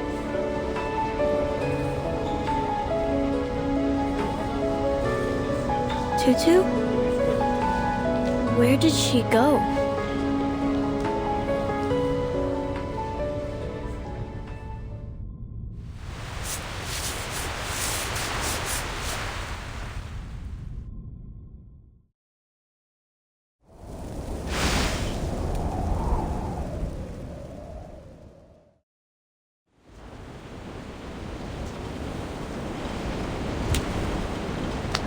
I've learned so much about the outside world since I boarded this ship. So, why do I feel even more confused?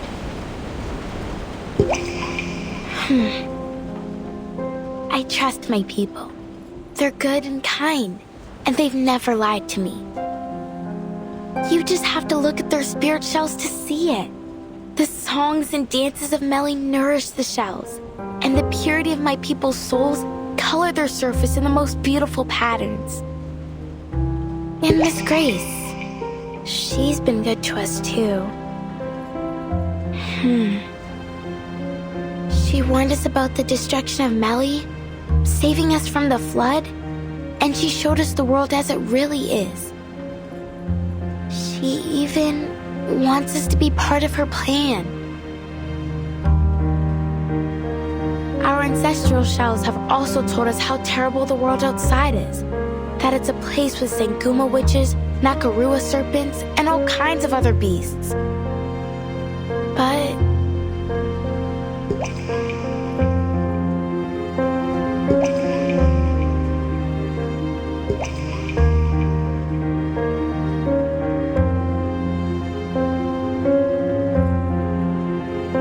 but now I'm here, on this ship full of outsiders.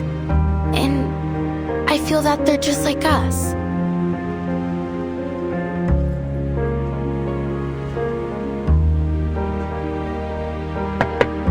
Hello, young lady. What are you doing out here all by yourself? Don't just stand there. Come on in.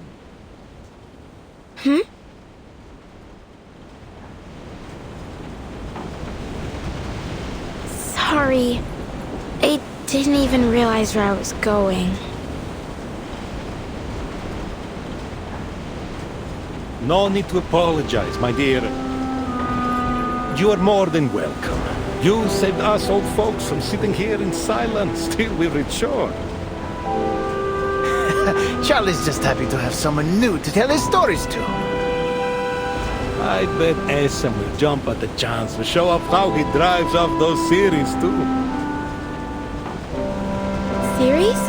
I've heard they're a real headache for passing ships. But I've never seen one with my own eyes.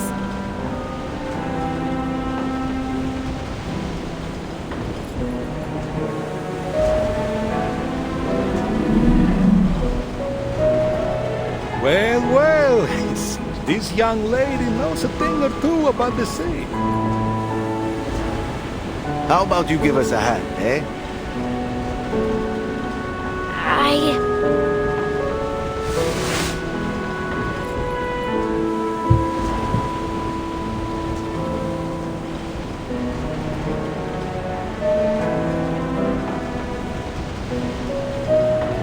Me? I'm not sure I know how to... Don't worry, it's almost too easy. These series are afraid of loud noises, and the Free Breeze has plenty of speakers on board. The sea is with us today. Of course it is. For how long we've sailed its waves, why wouldn't it be?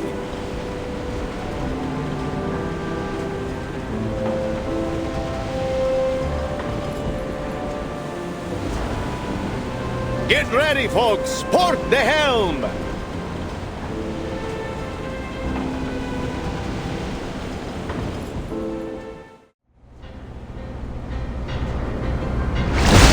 Port 270, hard starboard. Blow down to 5 knots. Watch the bow wave. Turn on the speakers. Time to chase off some sea monsters.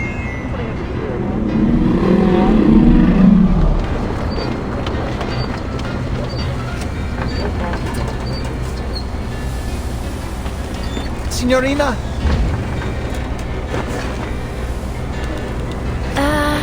No. Don't worry. Anything you play, will do. Can't be worse than what Essam has to offer. I can hear you, you know.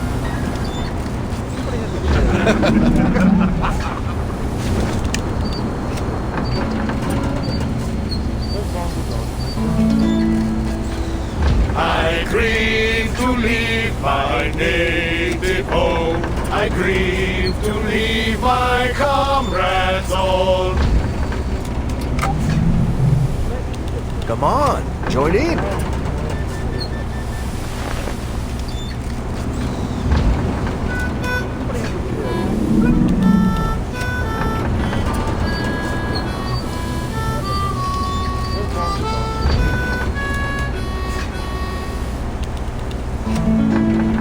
But a poor simple sailor just like me must be tossed and turned in the deep dark sea. Farewell to Nova Scotia, the sea-bound coast. Let your mountains dark and dreary be. For when I'm far away on the briny ocean tossed, will you ever heave a sigh or a wish for me?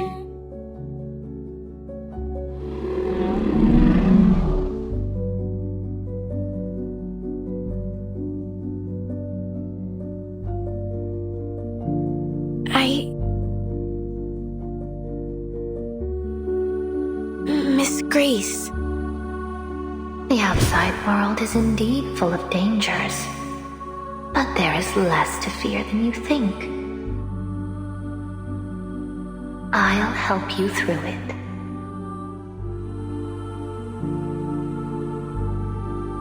What am I doing? Sorry, I have to go.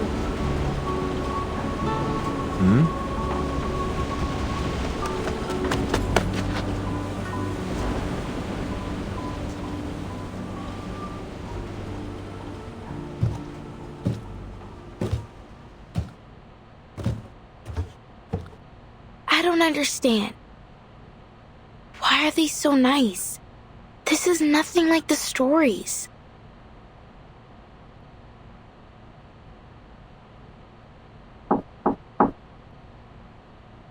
Come in.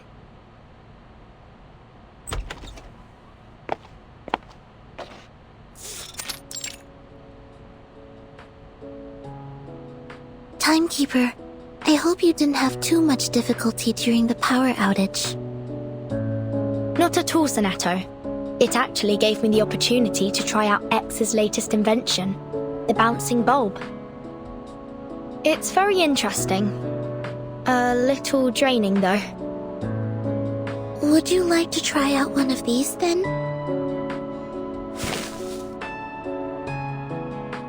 Did you make this, Sonetto? I did. Miss Saloni from Nukuteo taught me how to make it. It's called a sea mother's eye. She told me every household in Meli lights them during storms to help guide those at sea safely home. She said, with this, no one will ever be lost in the dark.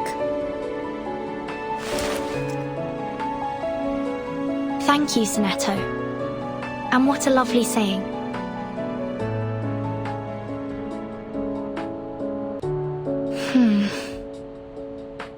After this mission, we should be able to apply for a field investigation in Italy. Italy? Thank you, Timekeeper.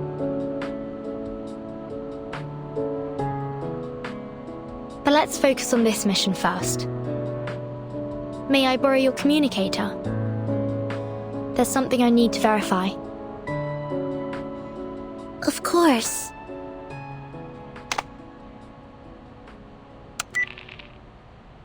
Connecting to Madam Z of the St. Pavlov Foundation.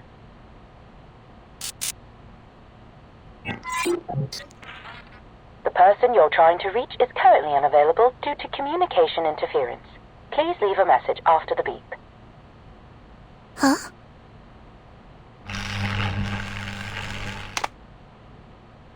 Just as I suspected, communications are blocked. Someone's jamming the signal. Do you think it's Manus Vindictae? It's possible. The flyer proved that this ship has some kind of association with them. We need to stay vigilant. Regulus should know about this. I'll go find her.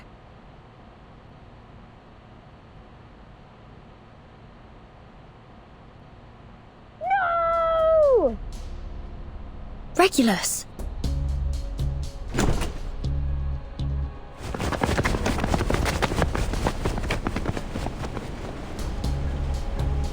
Regulus! Are you alright?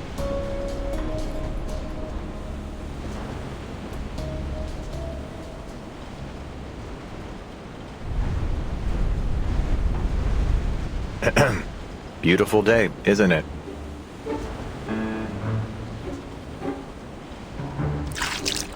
Mr. Ulrich? What are you doing here?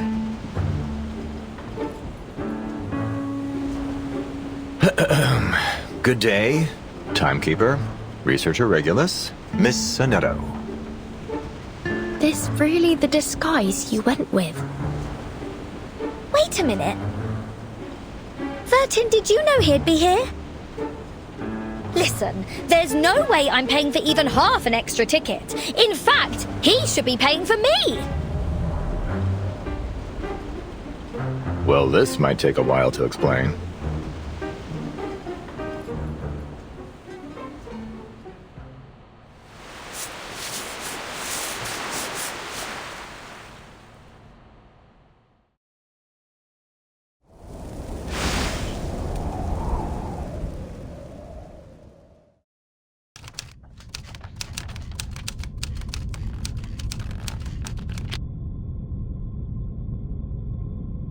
Did you wake up with a glitch this morning, Ulrich? The storm has already taken so many lives, and now you're planning to intentionally bring another one upon us? Quit your worrying, Jonathan. The artificial storm will be under strict control, and you're not even on the research team. Besides, there are some issues we still need to fix, so we've come to a bit of a standstill for now. I promise you won't wake up to find the building engulfed by the storm. Sorry? Are you saying that you've already started? Ulrich, I have to warn you. Ever since you found that satellite, you've been pushing past the limits of Laplace's regulations. You've accessed materials from other branches, used valuable resources for your own purposes, and run experiments without proper clearance. What baseless claims, Penelope? I'll have you know that everything I've done has been approved by the HQ director. Director? We don't have a damn director! But we do have a substitute director, so there.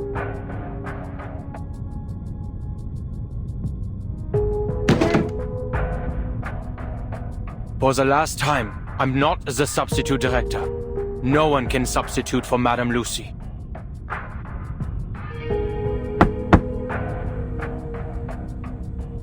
But let's set that aside.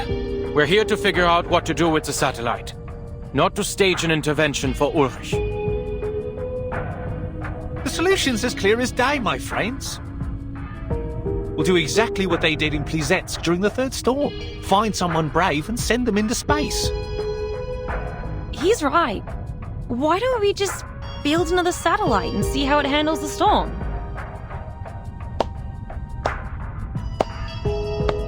Wow, what an amazing idea! Truly a stroke of genius.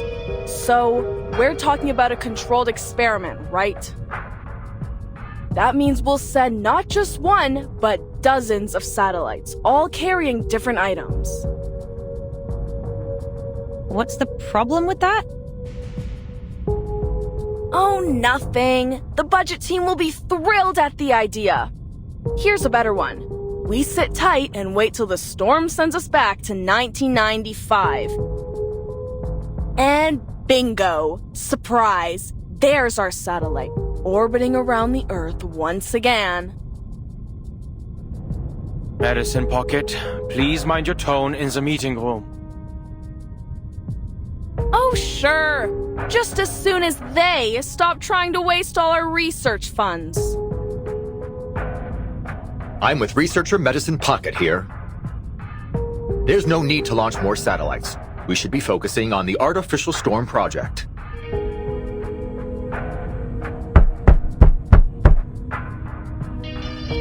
The project has made substantial progress.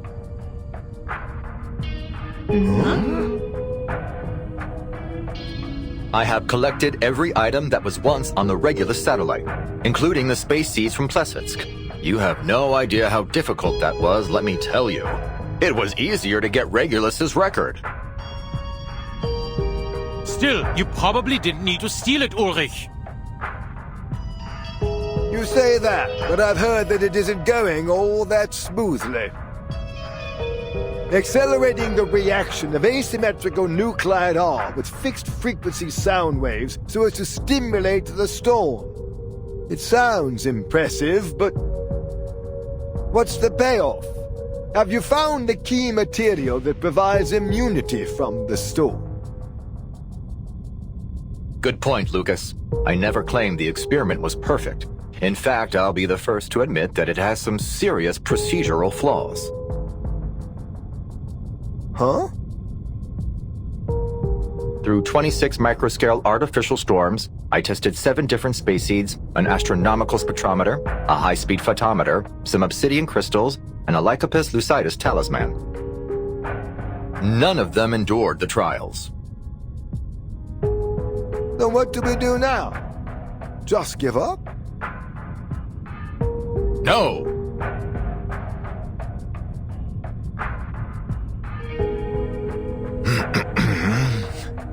But I have used all the asymmetrical nuclide R that we had in the warehouse.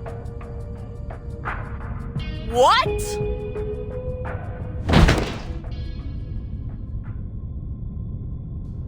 Sit down, Medicine Pocket. Jonathan, go get some stress ball.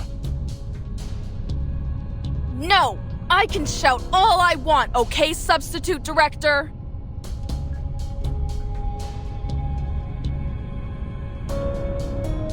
Ulrich! All the asymmetrical nuclide R, it's all gone? I had to use it. It's just standard consumption, like in any other experiment. And I got results. With that amount of resources, of course you'd find something, dumbass. Even a broken clock's right twice a day. Keep at it if you want. You're gonna smash that dead end head on. I don't see why you're commenting on my work. We're not even in the same department.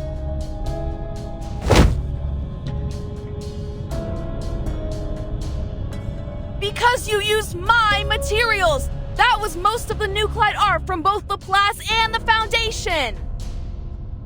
You have to be kidding me! You get all you want while I'm here like some chump filling out endless forms just to get a few drops!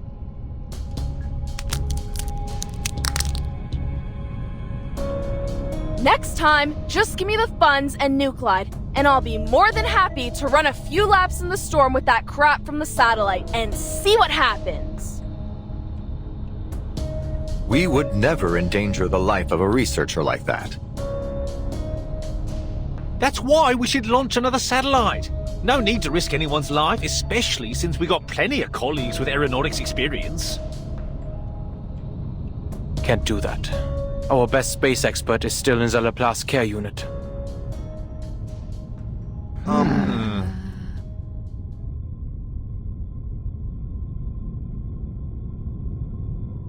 So, Ulrich, what's the next step with your experiment?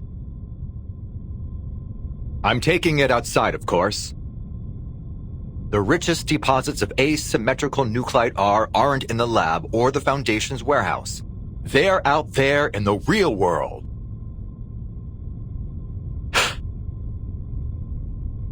We've been overlooking how the density of nuclide R has affected our experiment results. Come on, Ulrich, that's just an excuse. Where would you find a higher nuclide R density than in a Laplace lab? That might be the exact problem. The environment here is too controlled, too clean. The storm has never been the manifestation of order, but of chaos.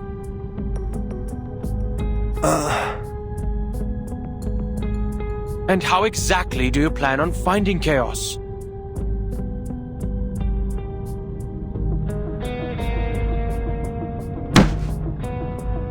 Everyone, please! If we just sit here arguing instead of getting out there and doing something, those sneaky researchers at Institutum Lawrence are going to get ahead of us!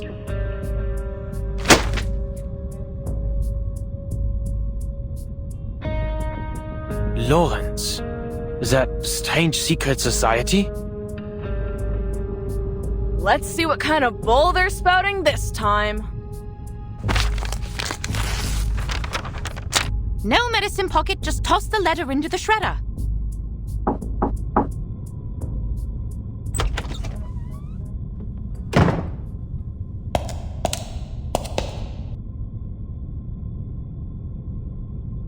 Ladies and gentlemen, my apologies for interrupting your debate.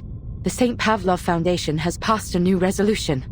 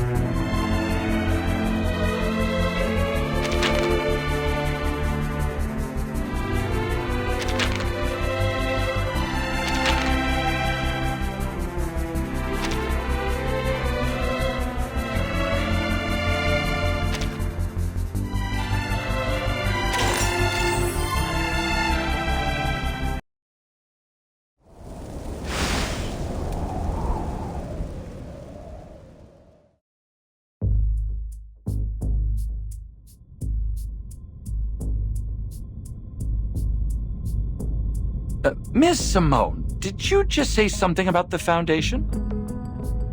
Are we not moving off topic? We were discussing our efforts to identify substances immune to the storm. What is all this about the Foundation? No idea, but it's sure to be the most cheerful, positive, wonderful news.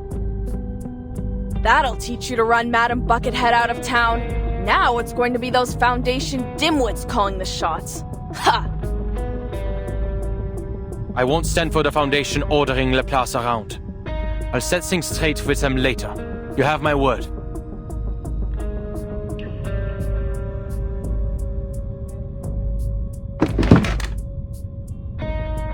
In fact, Miss Simone, you may relay my message now.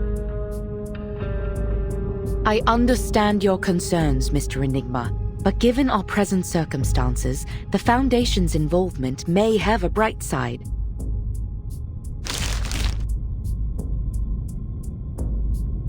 The resolution the Foundation relayed to me was principally concerned with your artificial storm project, Mr. Ulrich.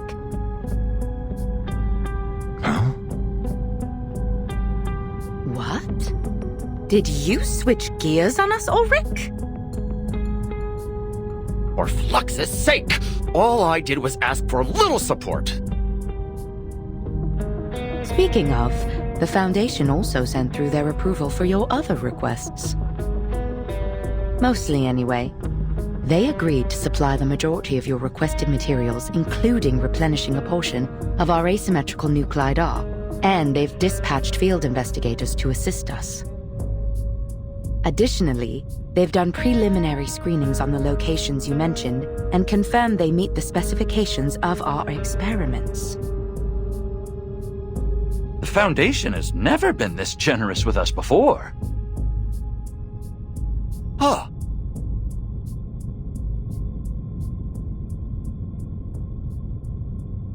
Don't go popping the champagne just yet, Ulrich! Our new bosses aren't going to come anywhere close to replacing all the asymmetrical nuclide R you've wasted.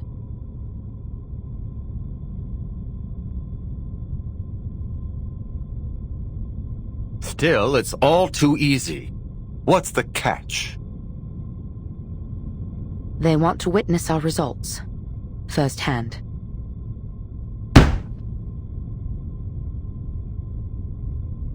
Deal. Someone, anyone, take down the minutes.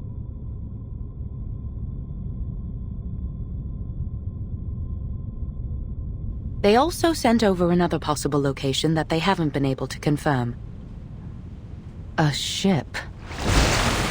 The Foundation has requested that you investigate it personally.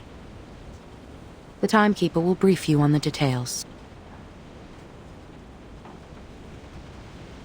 Fine, fish tank. You're off the hook for now.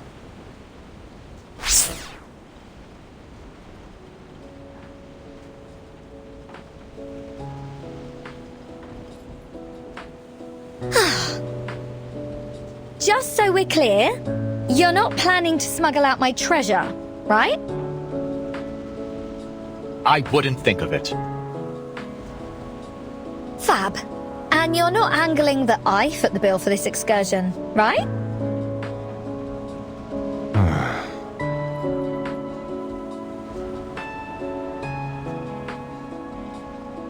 The Foundation's intel appears accurate.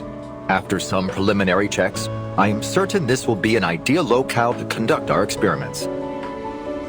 I've never seen such intense readings of asymmetrical nuclide R outside of the storm. Now hold on a minute, Ulrich. You're not about to take a swim, are you? Only if necessary. With my record? You've got to be off your rocker, mate.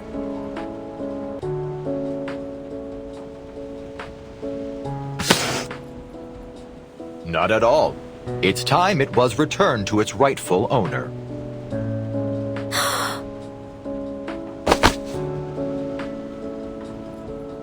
Oh, my darling. Oh, my treasure. Welcome home. Oh, I'll broadcast your tracks on Radio Apple for 72 hours straight and hold the rockinest party ever just for you. Oh, you've got my word.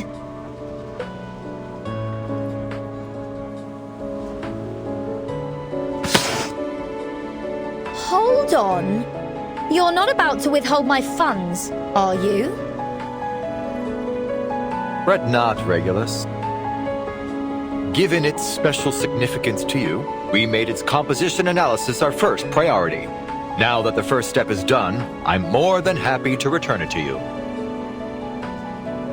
But what about your experiments?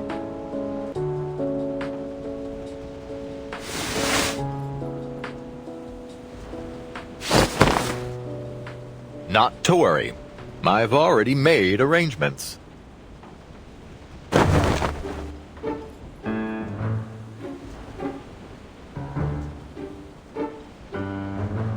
We went to great lengths to ensure these replicas were identical in every way.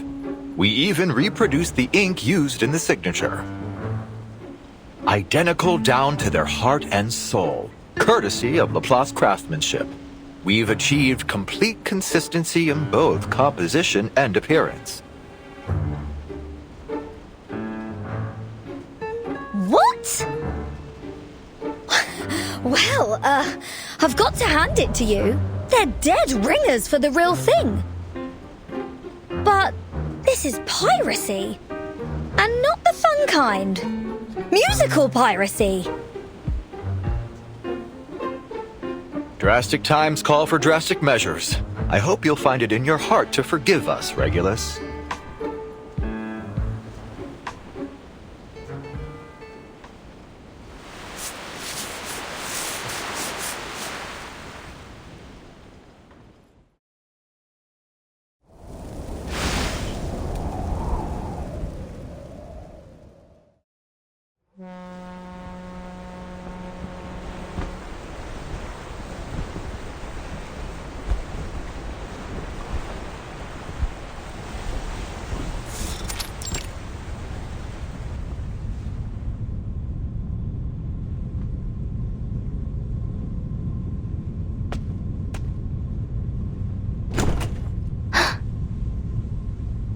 Oh, Miss Fatutu.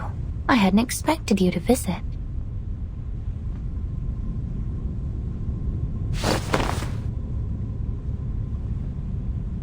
I must say it's a welcome relief from the onslaught of greedy businessmen and boorish officials.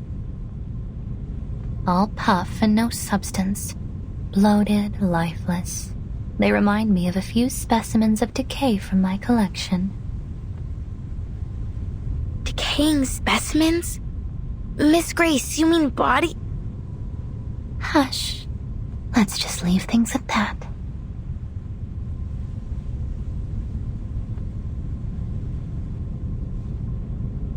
So then, you're here to talk about something else? Go ahead. Yes, Miss Grace. I just wanted some advice, if you don't mind. Not at all, my dear. We are friends, aren't we? We are venturing into the unknown, so it is little surprise that you feel lost. But disorientation is a dangerous enemy. I am more than happy to help.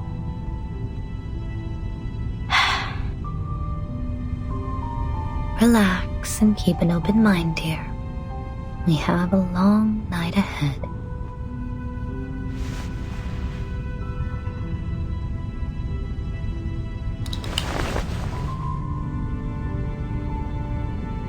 The thing is, I tried to ignore the outside world, just like you said, but I failed.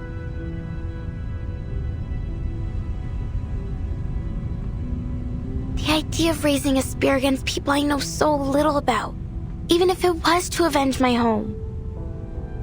I felt I had to learn more about these outsiders, to understand them. I'm sorry I went against your advice. I thought that learning about them would harden my resolve. I thought that I would hate them from the depths of my soul. That the hatred would be so strong that I'd feel no remorse. That I would see in them what you and Manus Vindicte do. But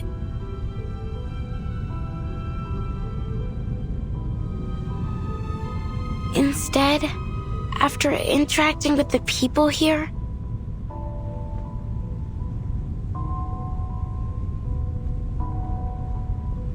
But Tutu, my dear, there's no shame in having second thoughts.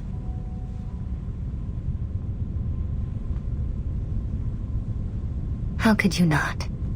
This was but your first glimpse of a world so much wider than you knew. But you'll soon realize that it is nothing more than a dying corpse, its lungs still clinging on to its last breath. The face rots first, you know. It's a nasty scene, I assure you. Those shrinking, putrefying eyeballs are always a headache for taxidermists. Next, the chest cavity. It rots out from the inside, bloating with noxious gases produced by its decomposing flesh, until it's ready to pop like a party balloon. Even at this stage, if you were to hold your breath and look only to the limbs, you might marvel at the artisanship. Such a perfect creation. Yet it dies all the same. So it goes.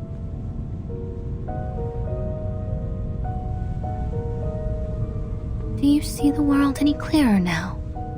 Take your time. Think it through.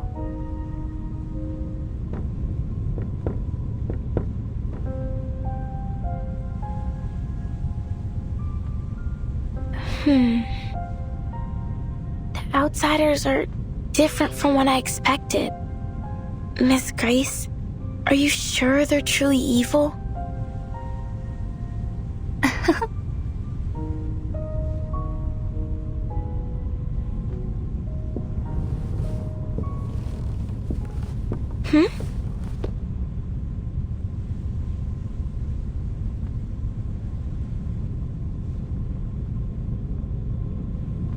They are cunning, menacing, and at times have even been known to engage in eavesdropping.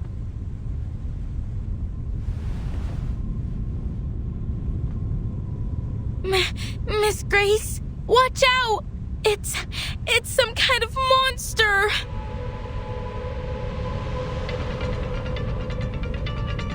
Huh? It's here!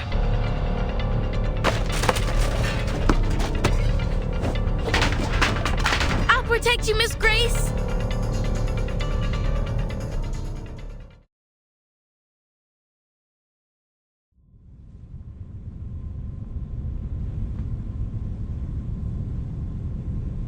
Is it dead?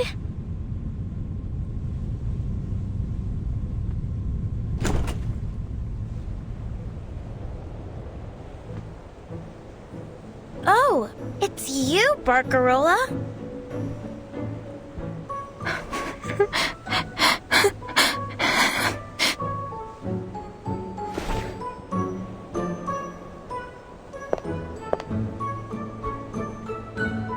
Miss Barcarola, what a pleasure to see you. Have you lost your mind, Fatutu? I've been looking all over the ship for you to thank you for the lamps you made. This is a funny way of saying you're welcome. Not even the rudest student in Cremona would attack someone for saying thanks.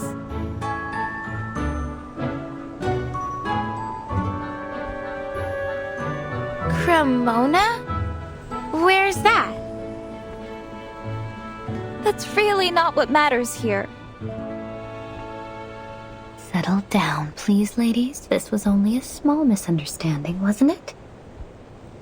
As both your captain and your friend, I hope that you might be able to resolve this. I do believe I could see you two becoming fast friends.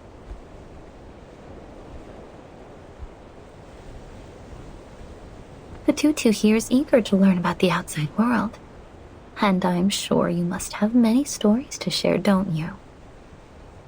Consider it a favor, in exchange for those sea mother's eyes.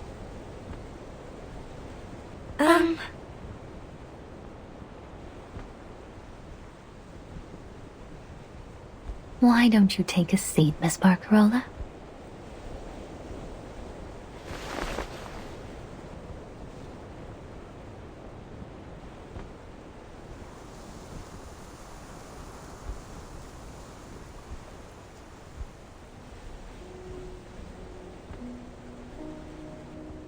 You were quick to gloss over your hometown. Cremona, wasn't it?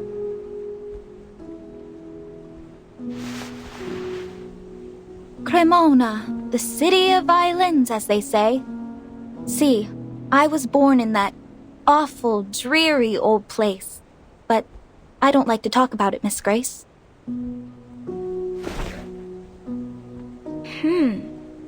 But it sounds like you still miss your home. So why speak of it that way? Is there something wrong with it? In Nukuteao, when we find something rotted in our village, we wrap it up in stinky grass and throw it in the ocean. Do you outsiders not do this as well? Well, it's not completely rotted exactly. It's just...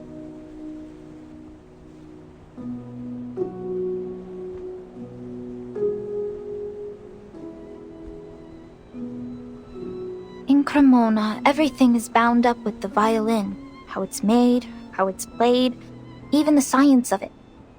It fills the air and every conversation. You can't walk to the trattoria without tripping over a virtuoso. They come from Rome, Berlin, London, New York, Nairobi, Tokyo, Uppsala, people from far and wide, all crammed into one town. Not a day goes by without a concert, a symphony, or a festival musicale. Am I misunderstanding you? Because to the Nukutai, the idea of a place with music and festivals every day sounds very... fun. That's where you're wrong, Signora. It's no fun at all. At least, for me. To be Cremonese is to take pride in its music, its history, and above all, its violins. And you must learn to love the violin, the viola, the violoncello, and the bass, because there is nothing else. Every quartet is a string quartet. Every concerto is Vivaldi. Strings, strings, strings. The monotony is unbearable.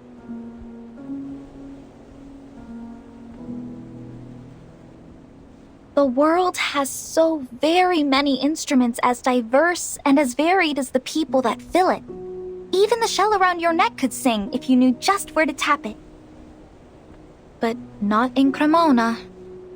That's why I speak of it that way, Fatutu. Because if I had stayed there, I would never have seen the music of the world and its instruments, and my crackling box would never have been able to know their sounds. The Nukutai don't have many instruments. Not so many as you anyway. But we were never bored with what we had. I'm certain that your island holds great beauty beyond its music. If ever we grow tired of singing and dancing, we'd go searching for shells or swimming in the reefs. You still have much to learn about the world beyond your islands. Then you have no intention of ever returning home, Miss Barcarola? Return? No, never. They're too set in their ways, like old fossils. My vision of music grew beyond them, and I did too.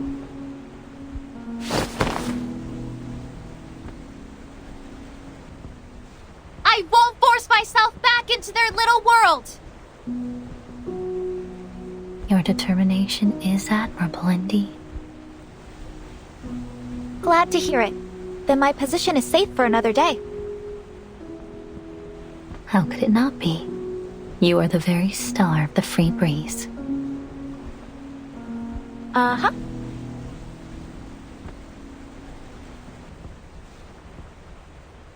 What about you, Miss Grace? You've never told us about your home. It's a place of little interest to anyone. Not even worthy of naming.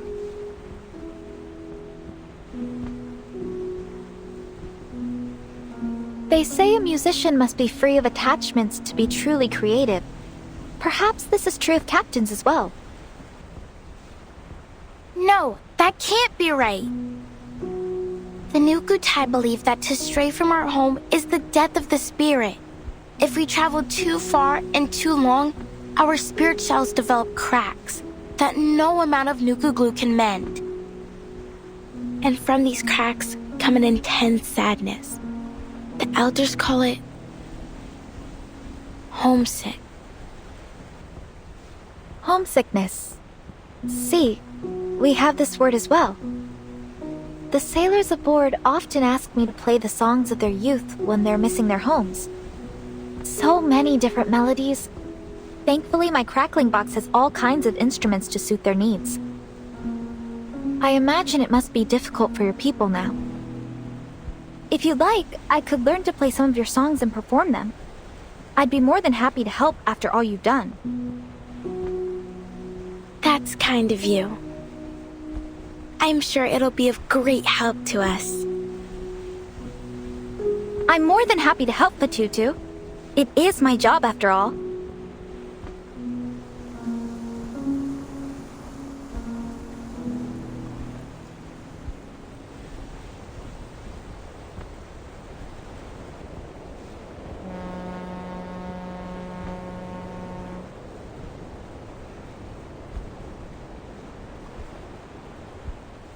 It appears the sun has caught up with us, ladies. Mamma mia! The concert!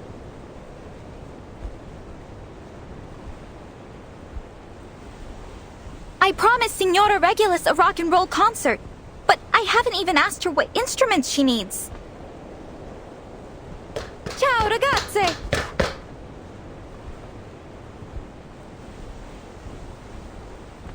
Thank you for talking with us, Miss Grace.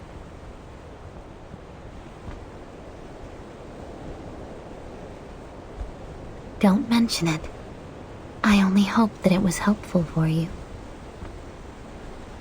I have one last question. I was wondering, how do you stay so determined?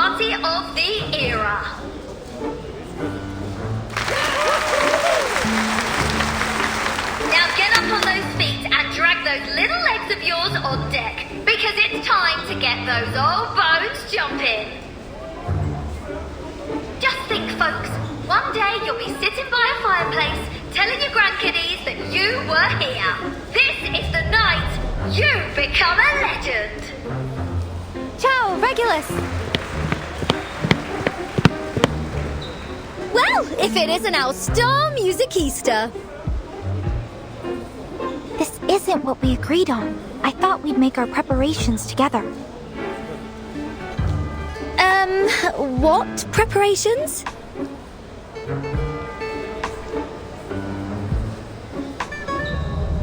To begin with, we must do a survey of our guests' musical preferences, then prepare a song list to match. Then we must carefully organize our transitions to optimize the flow of the concert. Wait! Arrangements! Concert! What are you on about? This is rock and roll, love. A proper rock and roll party. No arrangements? No song list? This isn't what I was taught to do in Cremona. As musicians, we have a responsibility to ensure that every listener enjoys an exquisite and seamless experience. We must allow them to savor the emotion and artistry of each piece. Sounds a bit stuffy, doesn't it? Come on, no reason to get all hung up on the details. Music is freedom. The only thing that matters in rock and roll are the vibes.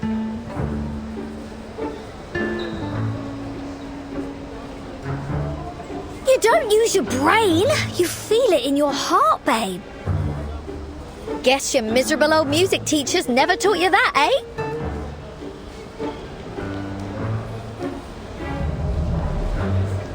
Fine. But just to be clear, next time we do it my way. Cheers, love! You're an inspiration to musical directors the whole world over.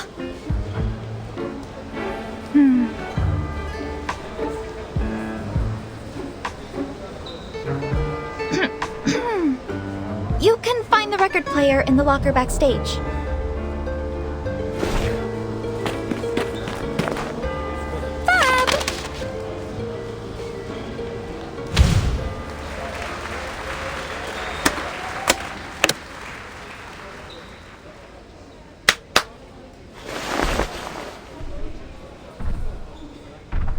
Is this what you call heavy metal?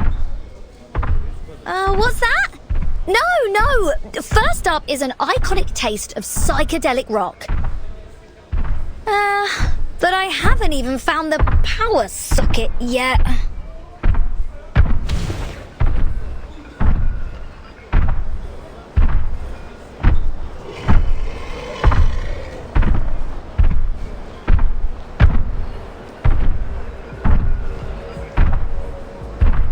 Timekeeper, those sounds are familiar, aren't they? Metallic percussion sounds, sprinkled with screams of pain. It's Manus Vindicte.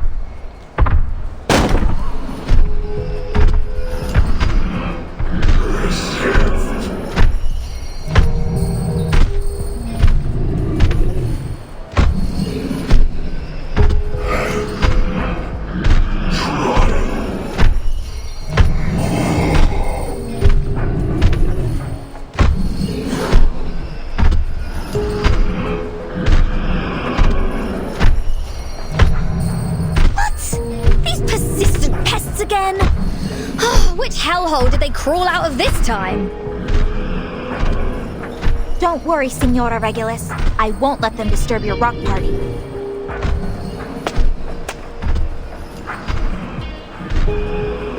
You oafish barnacles are ruining the atmosphere and scaring our guests. I very much doubt you're doing this with the approval of Captain Grace. You should be working in the engine room, not making noise up on deck. Have you all forgotten the Seafarer's Code of Conduct?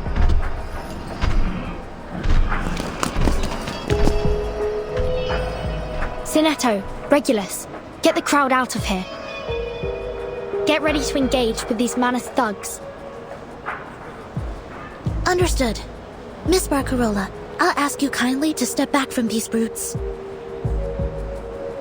Please, Signora. There's no need for alarm. I know they may look a little strange, but they're just engine crew. They work here. And as such, as our musical director, I have some authority over them.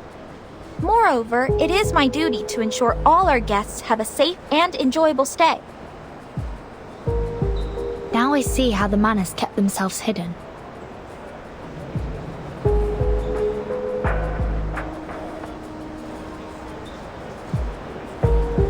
Is that Barcarola? What's she doing over there?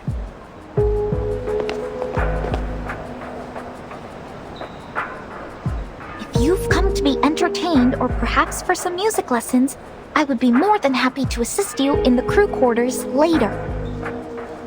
However, your musical talents will not be needed at this time, as we already have a scheduled performance.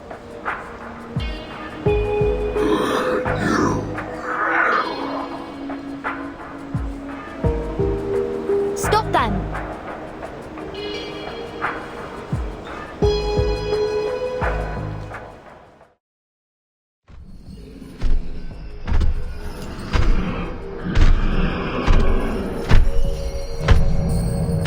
happening? Why are they acting crazy?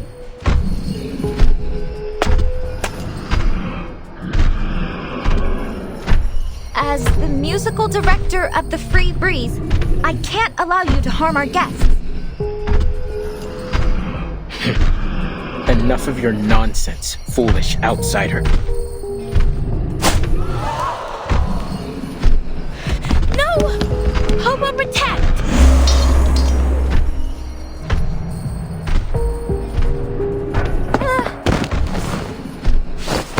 Are you okay, Barcarola?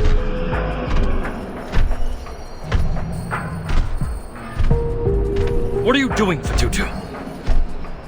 That is an outsider. Have you forgotten your duty to your people?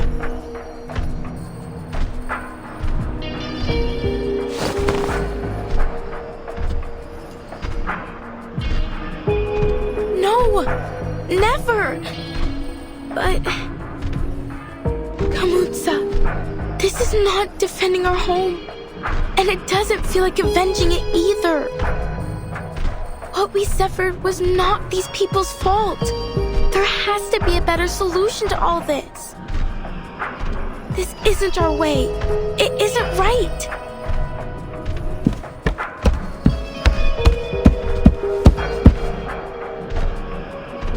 Kamutsa.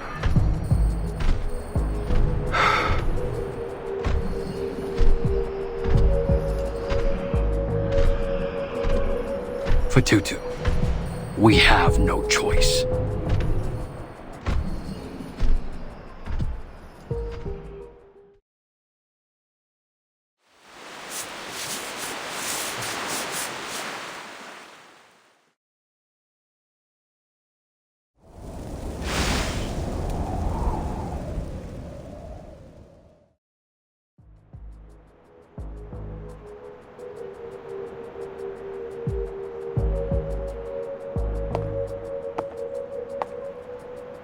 We should raise a toast, one and all. For we're in luck's good graces to be aboard this ship. A ship?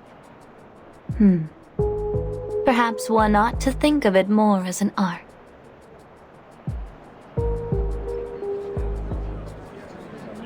Just what are you getting at? Oh, I get it. Is this some kind of surprise theme party, like a murder mystery? Is that right, Miss Barcarola?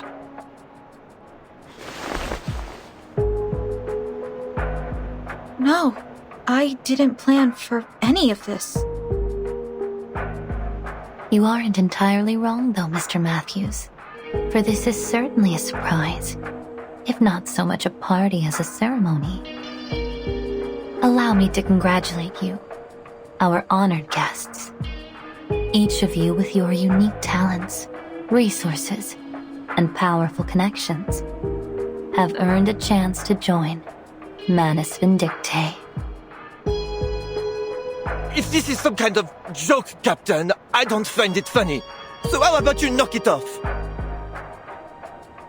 There's no joke at all. Unless you plan on throwing away your precious opportunity to join us in the new era. What the hell is that supposed to mean? Have you gone insane?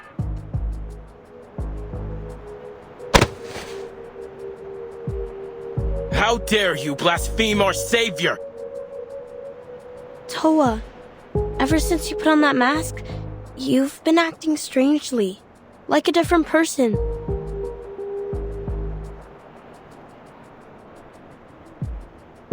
You're wrong, Salone. I was lost after we left Melly, but now I've never felt so certain of myself. You must ready yourself for the mask trial too. We must all be willing to sacrifice to bring our people into the new era.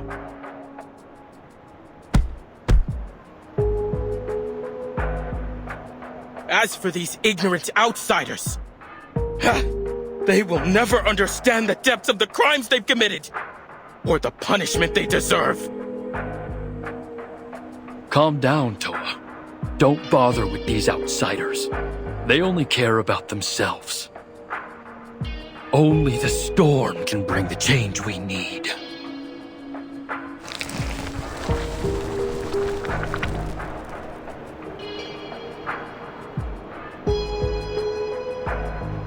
Lunatics!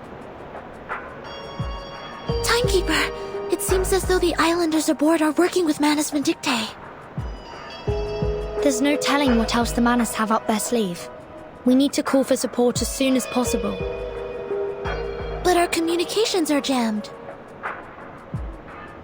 Regulus, are you able to reach Mr. Ulrich? I should be. I've got no clue where he's at now. He dashed off with the roaring machine, mumbling something about sound wave frequency and nuclide R. Still, I might as well give it a shot. If I can still recall Laplace's internal frequency, that is. Sonetto, we must calm the situation before things escalate further. On it.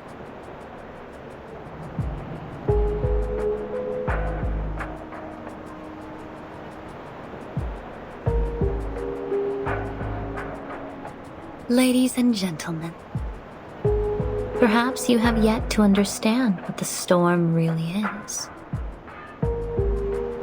No, perhaps we don't, because I remember what you wrote in all the flyers.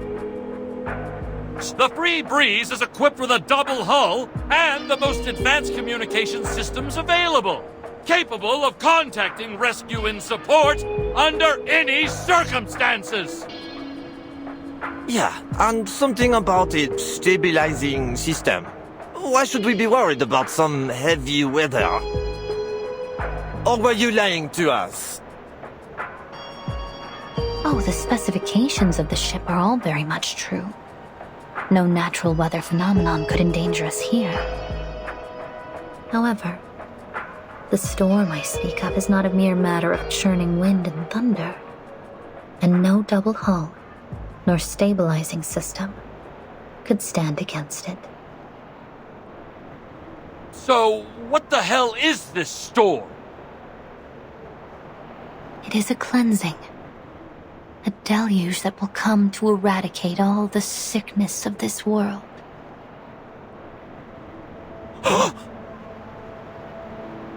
And an opportunity.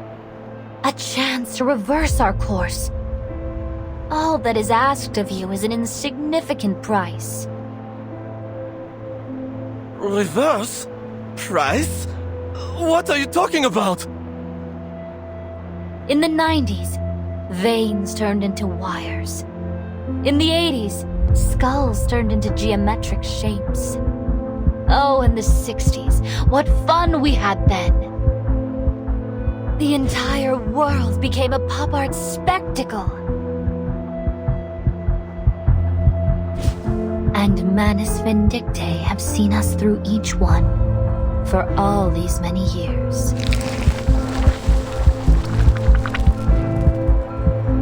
So, you're saying that the world is going to be transformed? And something weird will happen to our bodies too? You are exactly right. And the Manus were behind all of this? Why? Now, don't be so harsh on us. We've made heroic efforts to cleanse this world of its sickness. But each generation keeps making the same mistakes. Economic collapse, environmental crisis, endless wars and bloodshed. We had no choice. The wounds of this world must be cleansed, one deluge at a time. Now we are welcoming the new storm. One that will reverse us to an even more distant past.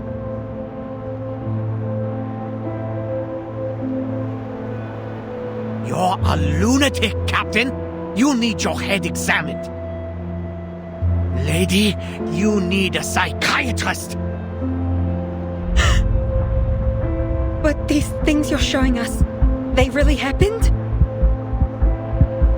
No need to take my word for it. You will all bear witness to it soon.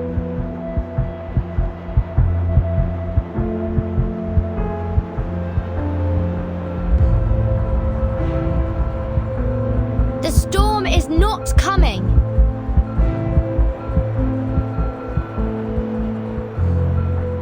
We are from the St. Pavlov Foundation. organization dedicated to the protection and rights of humans and arcanists. Oh, thank goodness! As the timekeeper of the St. Pavlov Foundation, I can assure you, what she showed you won't happen here. Manus Vindictae are just trying to manipulate you into buying into their deception and hatred. Don't give in to this false fear. Please, everyone, remain calm.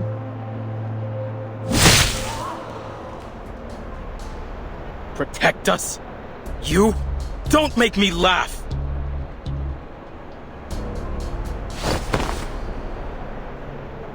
Oh, wait!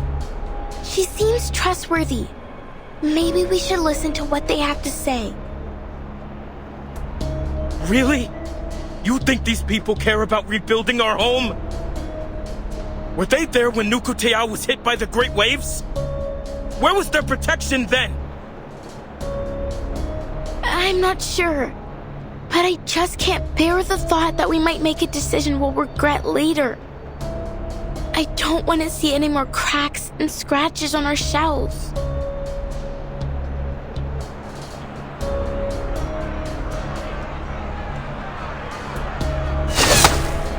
Subito sera!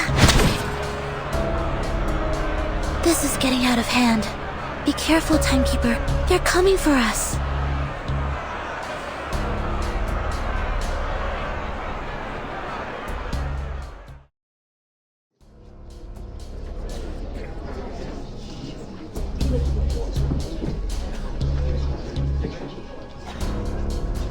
No, this isn't right.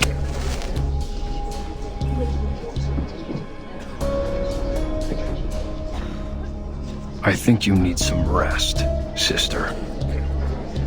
Huh? I'm sorry, Fatutu. This needs to be done.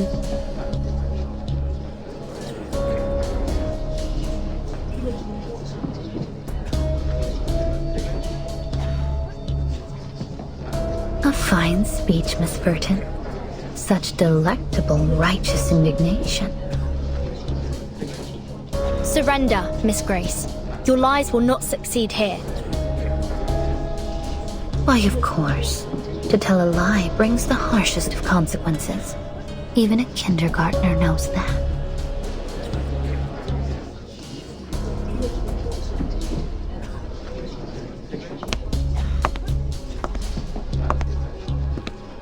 Everyone, whenever there's an imminent storm, my watch here starts a countdown, but there have been no signs of...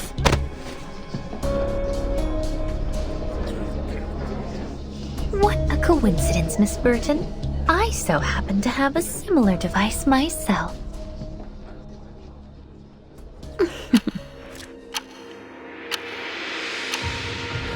3, 2, 1. Impossible! Miss Burton, as you said, lies will not succeed here. The question is, who here is the liar? Ladies and gentlemen, I invite you to relish the sight before you. Here we are. The last evening on Earth.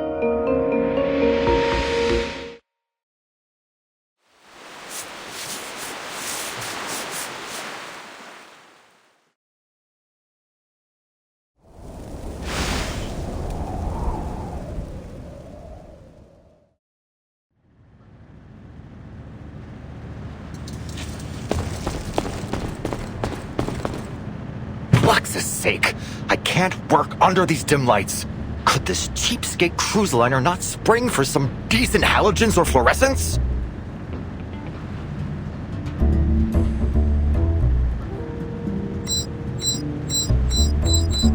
Just as I expected. The closer I get, the more erratically the collector's gauge reacts. I must pinpoint the ship's current location as soon as possible. Wait, the readings are a bit off. Is it because of the seawater? Or is there an abundant load of nuclide R in this area?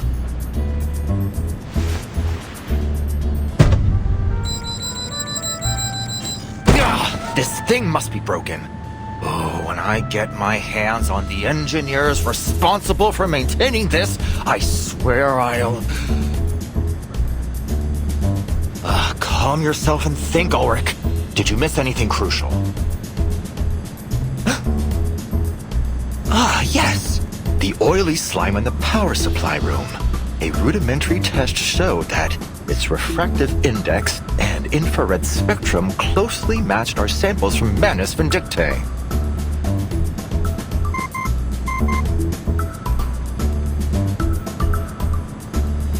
Who's calling? Regulus? Finally! Oh, I've been trying to reach you for a while now, Ulrich.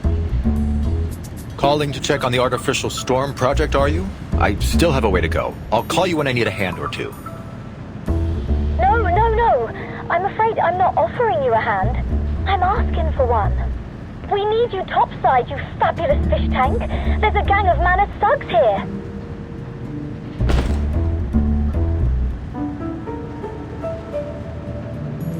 The Manus. There's sure to be a considerable amount of nuclide within their masks. Perhaps I don't need this unreliable scrap of metal after all. Send me your location straight away, Regulus.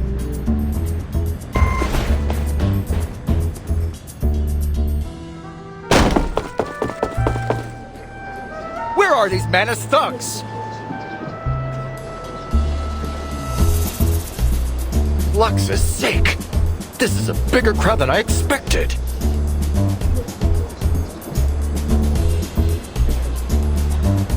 Who is this fucking light bulb? Oh my god! I don't want to end up with a light bulb for a head! Huh? What are you talking about?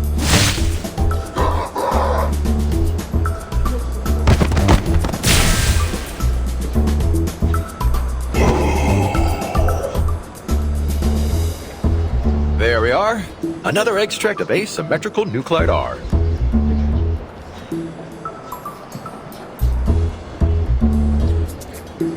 Ulrich! We're over here! Wonderful. I should be able to extract even more over there.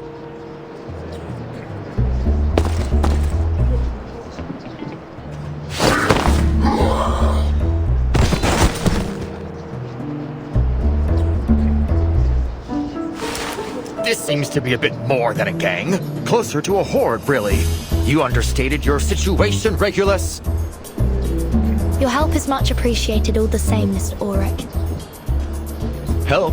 Well, I'm afraid I won't be much help to you, Timekeeper. Fighting is far from my specialty. Blimey!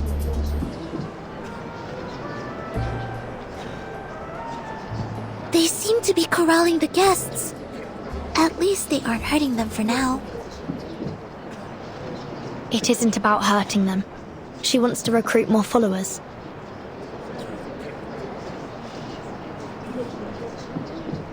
Is there a single ship in this whole bleeding world that doesn't belong to either the Foundation or the Manus? Mr. Ulrich, does Laplace possess any technology that could detect an imminent storm? We made several attempts to do so in the aftermath of the second storm, but none of them proved effective. Since that time, we've become reliant on the storm alerts from the Foundation, or more specifically, from you, Timekeeper. Miss Grace claimed that the storm was coming, and she managed to accurately predict the occurrence of the anomaly outside. Yet, my watch has shown no sign of an imminent storm.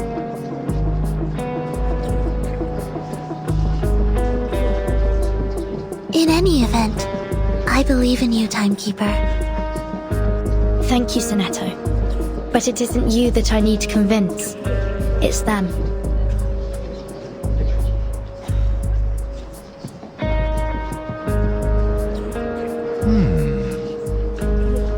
No wonder my readings were going wild. Apologies, Timekeeper.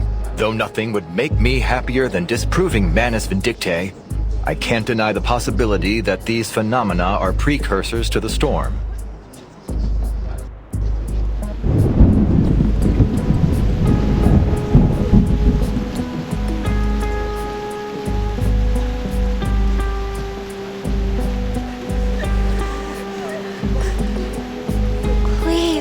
Everyone, listen. We have to stay calm.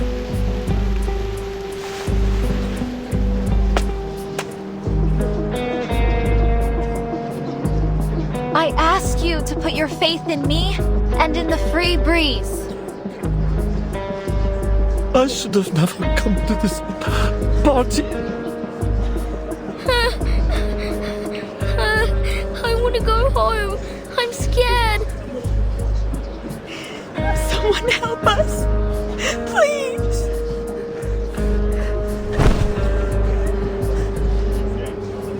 What can I do to get these people's attention?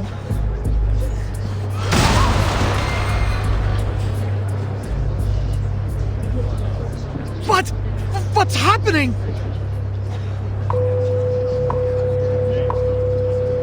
Due to low visibility at sea, some public services on the free breeze will be temporarily suspended. We apologize for any inconvenience caused.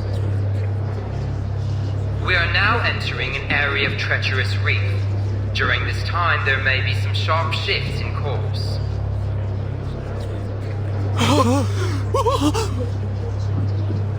In order that we might reach the new era as soon as possible, the free breeze will forge ahead at full speed.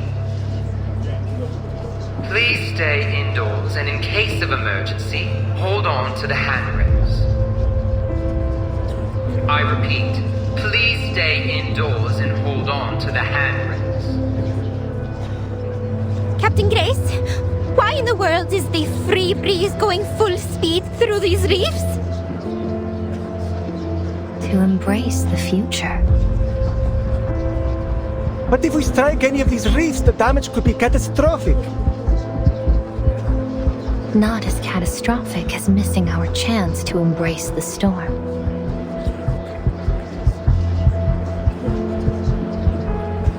Great Blue! I won't stand for this! You're just trying to scare us into joining your cult! Oh, I'll bet there's no reef, no storm at all! This is trickery, and I intend to prove it! Do as you wish, sir.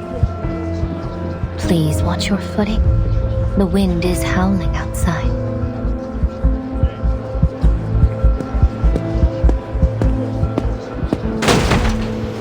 Look! I'm standing firm as a bolt!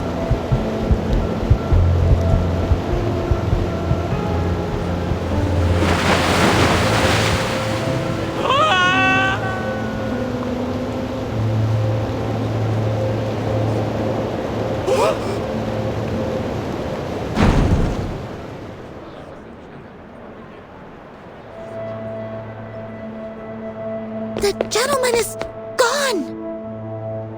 Miss Grace, you murdered that man. What an utterly baffling accusation. Have I shot him? Stabbed him? No. The choice was always in his own hands, wasn't it?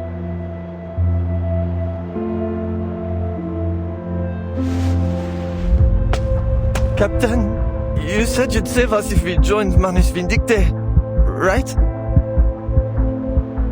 It's not as simple as that, I'm afraid. But relax. There is only a small trial to pass. Then the new era waits.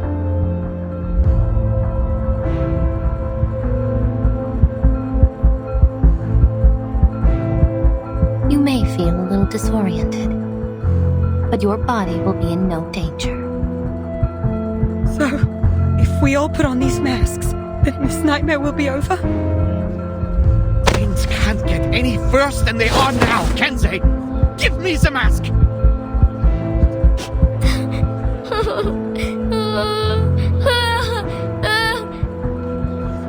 Oh, lost lambs.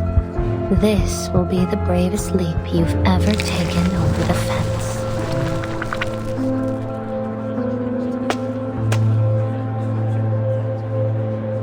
Please, everyone, don't fall for her lies. She doesn't offer you salvation, but slavery. Don't give up your free will. Listen to her! We've got to be free to choose for ourselves. Rock, blues, classics. or heavy metal, it doesn't matter. Each of us is our own melody. The Manus will take that from you. It's our turn, Timekeeper. I'm at your command.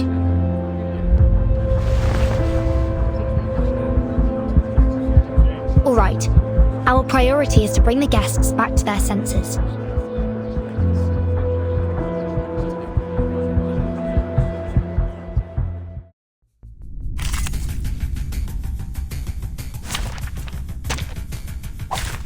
Everyone, please listen to me. The storm isn't coming anytime soon. The St. Pavlo Foundation will ensure your safety. But you and your foundation have been hiding the truth behind the storm from the public. How can we trust you? Don't lose hope. The Foundation and the LSCC have been working hard to overcome the storm, and we've never been so close to achieving it. Really? Is that true? Yes. Our research on the storm is on the verge of a breakthrough, one that will benefit everyone. Come on, guys! Do you really want to plaster one of those things on your face? You'll never be able to eat again or listen to music! Blimey! What kind of life would that be? Don't waste your breath on these lapdogs! They're all bark and no bite! The civilians have calmed down, Timekeeper. Take a moment. I'll deal with the rest. No, Sinetto. This crisis is far from over. Good grief! How many passengers are on this bloody thing?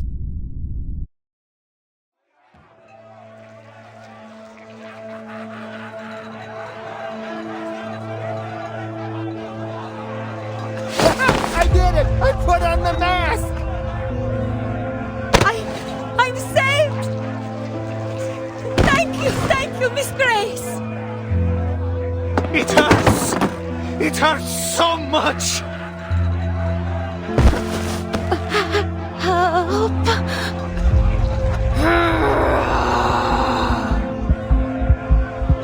We can't let more of these people give in to their fears.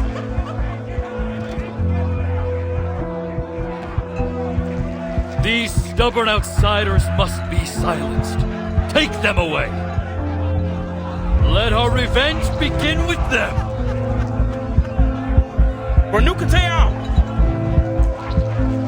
Salone, take my troubled sister back to her room. The softness of her heart has clouded her judgment, just as her shell shows. Chief.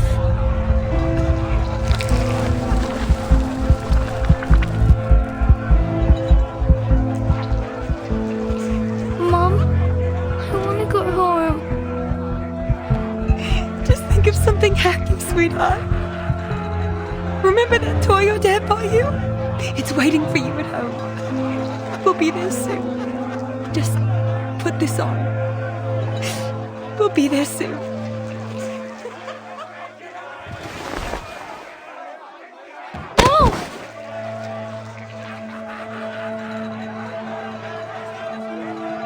I don't believe your job description permits you to interrupt our guests, does it, Miss Barcarola?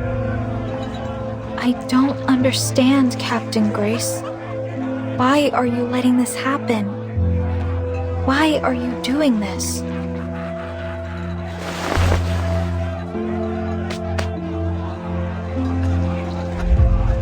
Cheer up, dear girl. Hold that chin up high. Now that's the spirit. The brightest star of the free breeze forever and always. Just take a look. Your loyal fans are waiting for your next show. Won't you play some of those beautiful melodies for them again? But, Miss Grace, what do you mean by the storm and diseases of the world and this new era? Oh, it's all so much simpler than you think, Miss Barcarola. In the new era, all that you hated in this time will vanish, as if it had never been there at all. The city of violins you swore you'd never return to will soon be forgotten, washed away in the oncoming storm. Your wish will come true. You'll never need to turn to it. You couldn't even if you tried. Never again?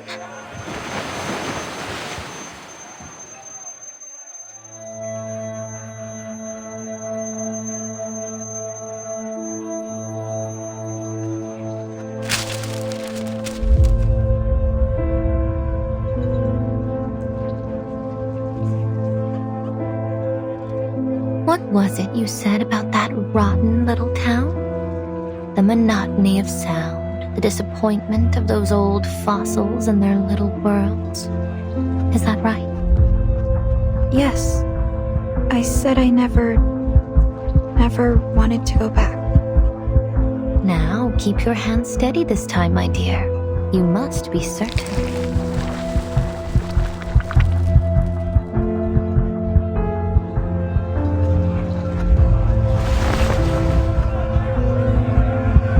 My crackling box.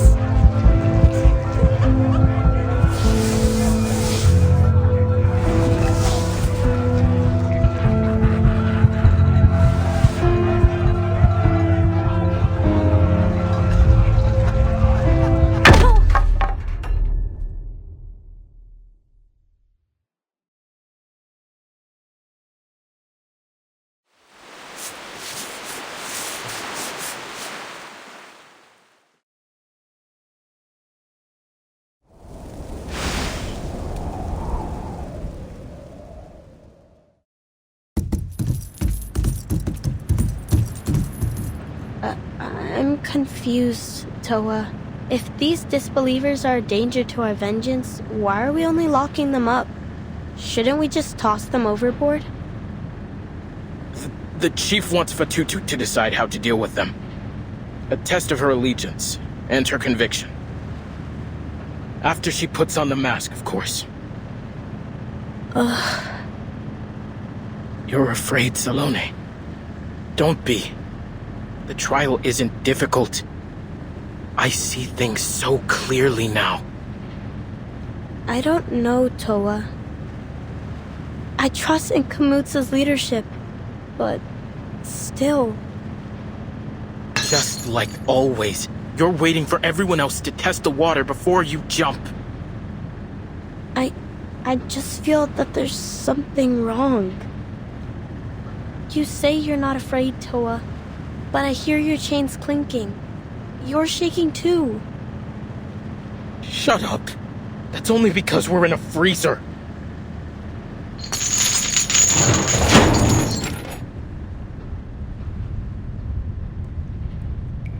Blimey! Locked up again. At this rate, I'll have my imprisoned on all 7 continents bingo card before I turn 20. It's an honest bet I've spent more time behind bars than my own home. I wasn't aware that you had a home. Beyond the ship, I mean. Of course I do, love. The whole of London is my home. I've walked its streets. I've inspired its people. I fought for its music. Its spirit stamped on my very soul.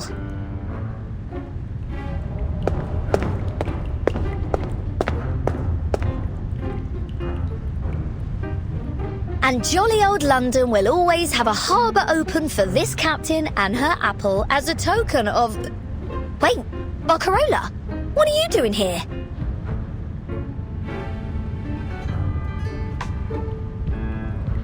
Well, I suppose those tin heads aren't the type to appreciate a true artist.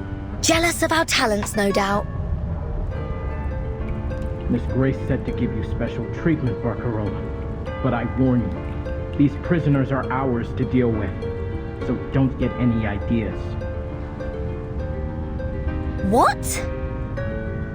Barcarola, don't tell me you're siding with these tone-deaf goons!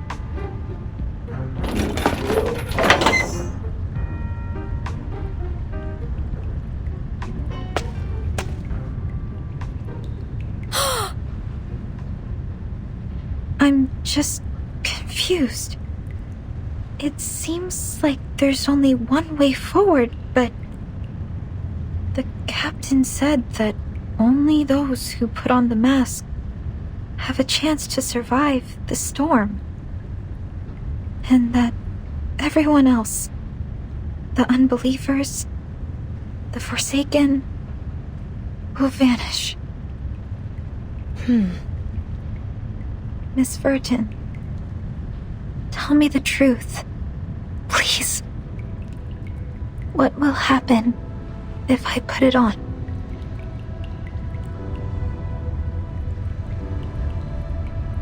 If I reach this beautiful new era Miss Grace speaks of, what will happen to Cremona? The streets, the cathedral, all of the people I grew up with. Will I ever be able to see them again? The truth is, after the storm there may still be a Cremona, but every face, every song, every brick from each house to the cathedral will be different. The storm will wash away almost all traces of this era.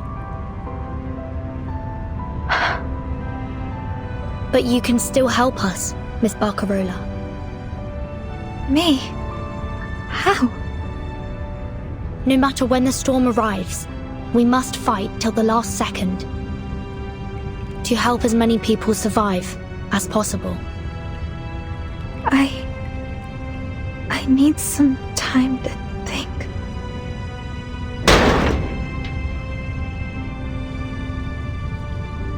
Your visiting time is over, Barcarola. Better not overstay your welcome.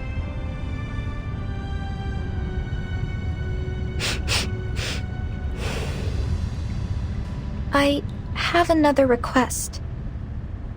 Could you tell me where Fatutu is?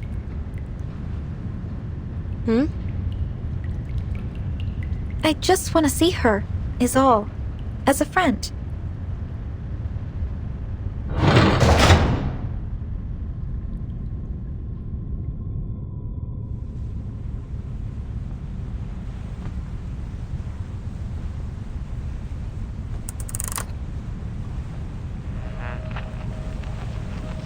They're well aware of your contribution. To follow their divine guidance, we must be willing to renounce both body and mind. Well done, Apostle Grace. To think those white suits are so sure they've caught us off guard. Oh, I can't wait to see the despair in their eyes when they fall flat on their faces. I can imagine it now. Let us all observe a moment of silence for those lost in our latest failure. Let us honor them as eternal monuments of our cause. How pathetic. Oh, and what about this Laplace rat that I hear is stowed away on board? Yes, the awakened ferrofluid sample named Ulrich. One of the major contributors to the creation of the Equilibrium umbrella. Let's hope his little umbrella keeps him dry. Because if he isn't careful, he may end up in much deeper waters. The ritual materials are nearly assembled, and we are accelerating our recruitment. But the Nukutai spirit shells have yet to reach their most optimal form. It could hinder the stability of the ritual if they're not immersed in pure negative emotion. Your commitment to quality is impressive, but the shells needn't be perfect to perform as needed.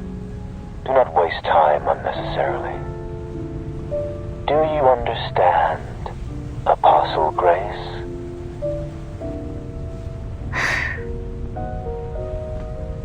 I trust you've learned from the last failure. Yes. Excellent. A teleportation array has been set up for you, but it will last only a short while. You must begin the ritual as soon as your ship reaches the target location. Manus Vindictae awaits your return. Yes, Mr. Forget-Me-Not. I will always follow their guidance.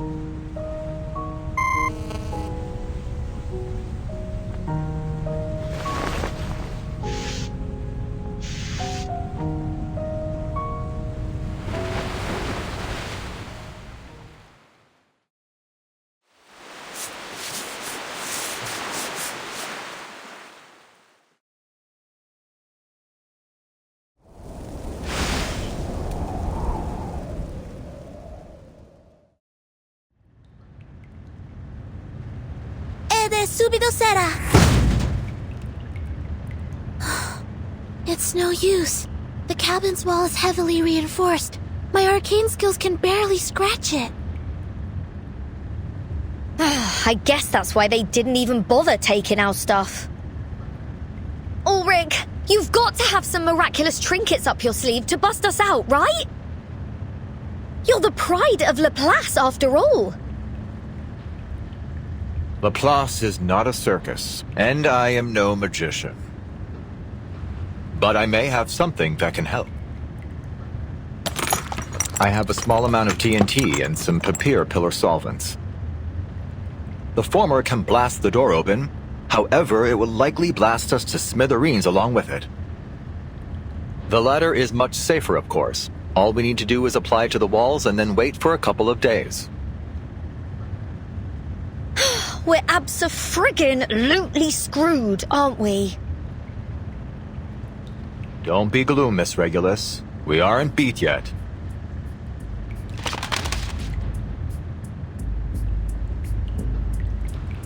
Take a look at this, Timekeeper. I've been recording the Free Breeze's heading since it left Sydney. Though unfortunately, something has been jamming our signal. Yet, we can still extrapolate from my earlier readings that the ship is not heading to its advertised destination. It's heading steadily southward. It appears so. The forecast of the storm, the sudden eclipse, the mask trials, and the speed at which the Free Breeze is now heading. If all they wanted was to recruit more followers, they would allow for more time to convince the others. However, if the storm is indeed coming, then why would we be racing forward through these reefs? Their actions don't seem to be aimed at recruiting, nor at passing through the storm. Rather, they seem to be aimed at intimidation.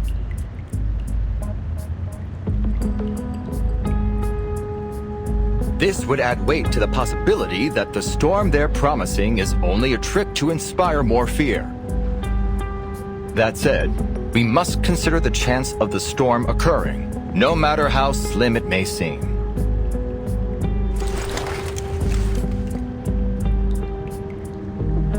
Until the truth is ultimately revealed, all we can rely on are the instruments in our hands and the readings before our eyes. Then we are agreed, Mr. Ulrich. Whether the storm is coming or not, we need to be well prepared. I'm glad we're on the same page. We've brought quite a few equilibrium umbrellas with us, and my suitcase can also serve as a temporary shelter. However, that will do nothing for the humans aboard. Your suitcase? Then the rumors are true. No wonder the Stick in the Mud Foundation greenlit you to build your own team.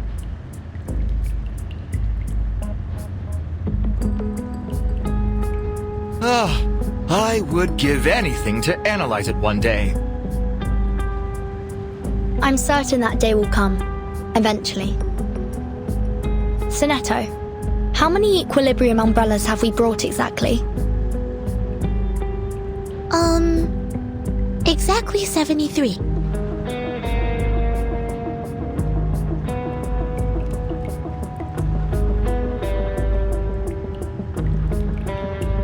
You're up, ladies. Our hopes are not dashed just yet. Mr. Ulrich, you're not speaking of your artificial storm experiment, are you? We have neither the time nor personnel to assist you with it. And I implore you to consider the potential risks. especially in attempting it alone and under these conditions.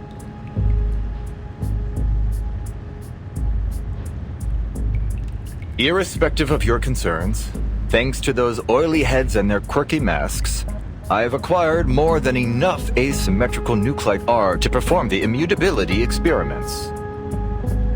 But have you considered the side effects, Mr. Ulrich?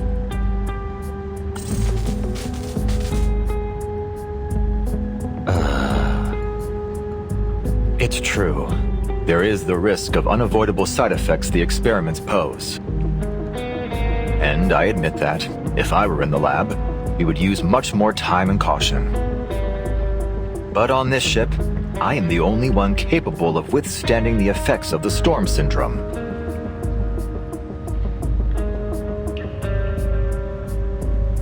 Hold on, hang about. Have you gone right off the dock? Oh, we can't afford to lose you, genius. You're the only gadget guru we've got. Oh, we're counting on you to fix the signal.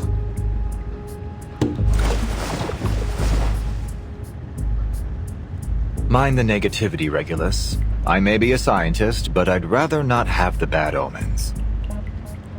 It does take time to recover from the storm syndrome. Indeed, it could be as long as 3 months, or a few weeks. But hey, it may well be just a matter of seconds. Fortune favors the bold, you know. But if I've learned anything at Laplace, it's that we'll need to do dozens of tests. I agree with Regulus. Your plan is too reckless, Mr. Ulrich. Our priority should be to find a way to escape this ship safely.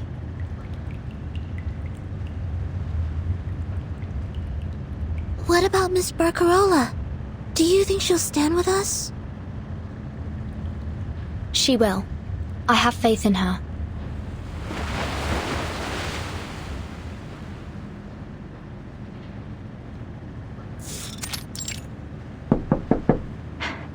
Mr. Essam, would you lend me a hand, please? What brought our brightest little star? Oh, look at you out of breath and all covered in dust. What happened? Easy, easy, Barcarola. We're here to help.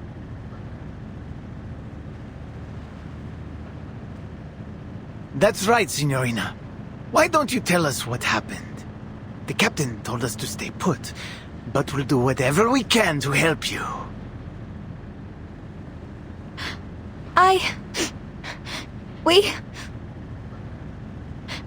The Free Breeze will never go home again. What?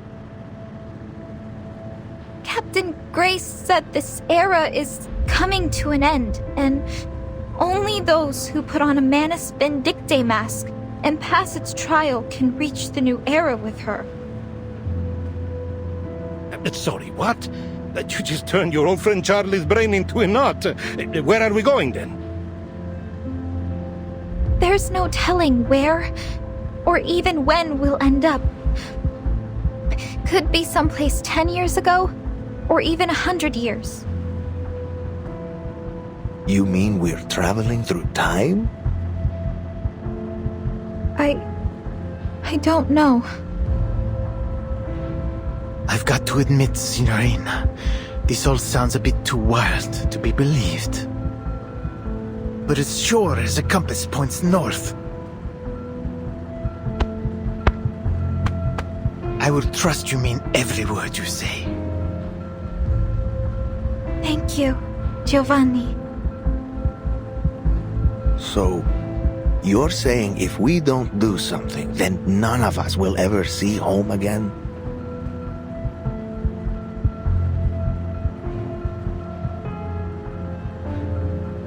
It's decided then.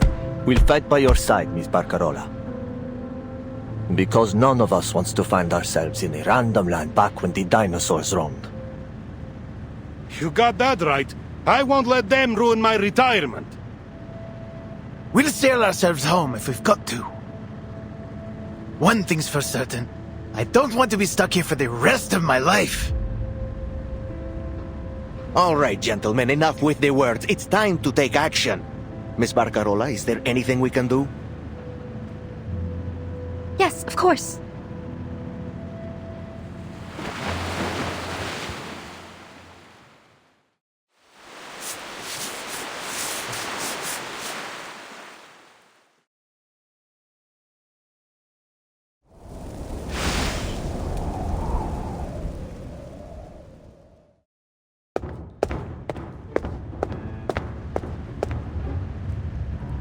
Hey, the Nukatai nut jobs outside are gone. Oh, don't tell me they've abandoned ship and left us here to starve. Come back here, you yellow-bellied cowards. This pirate is not going to Davy Jones' locker without a fight. Sonetto, are those solvents working at all? Tell me they are. It appears the outer layer of the door has already dissolved substantially. Excellent. The papier pillar solvents are more effective than I anticipated. At this rate, the door should be fully dissolved in approximately 13 hours. Oh, wow! That fast? Really, Fish Tank? I'll be waiting with bated breath.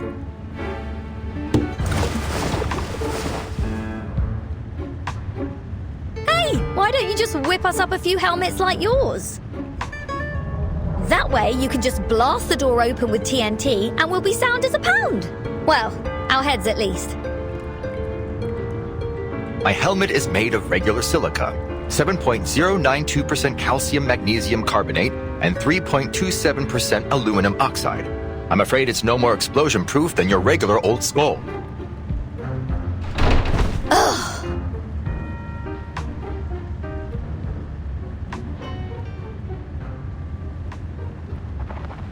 Regulus, I'd stay away from the door if I were you. Huh? They're here. Hold on to this anchor like your life depends on it.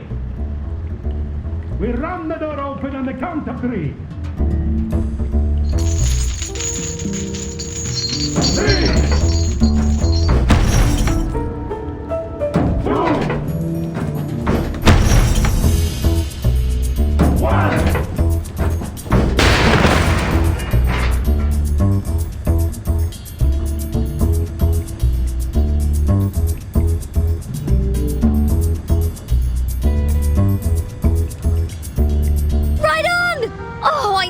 Come through for us, Barcarola. A rising star through hell or high water. You have our thanks, Miss Barcarola. I just want to save as many people as possible. For the pride of the Free Breeze. We aim to do the same thing.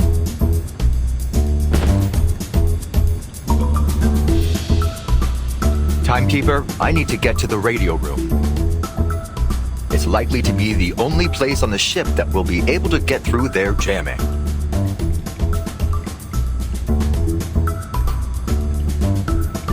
I'll bring good news, I promise. I see. Regulus, you should go with him. No. I don't need additional manpower for such an easy... I insist. We can't afford to lose anyone, Mr. Ulrich.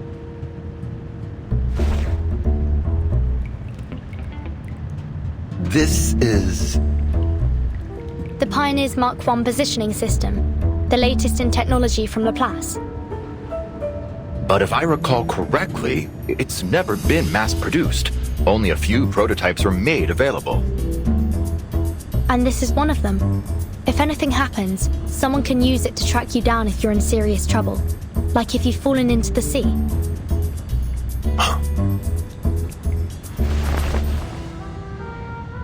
This will surely come in handy.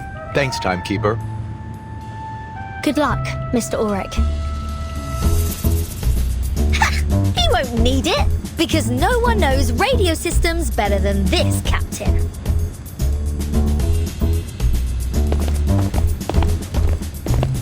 The rest of us need to return to the lobby and get the masked guests under control. Sonetto, do we have sufficient sedatogens left?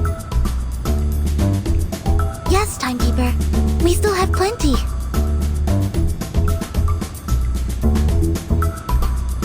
Gentlemen, I'll need your assistance too. Of course, ma'am. Miss Barcarola already told us everything. Sounds like helping you means we're helping ourselves.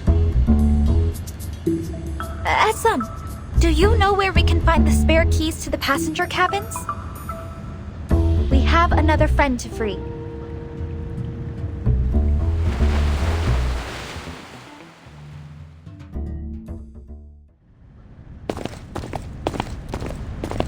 Are you sure this is the right way? Are you doubting my capabilities? Not exactly.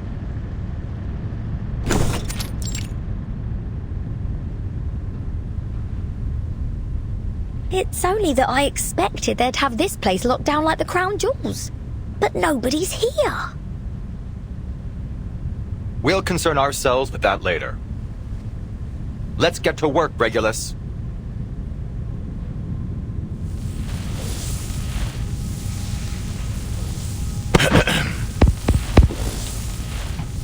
Coastal Base Station, come in. Coastal Base Station, come in. Where's the International Maritime Organization when you need them? Laplace Australia branch, please come in. Laplace Australia branch, please come in.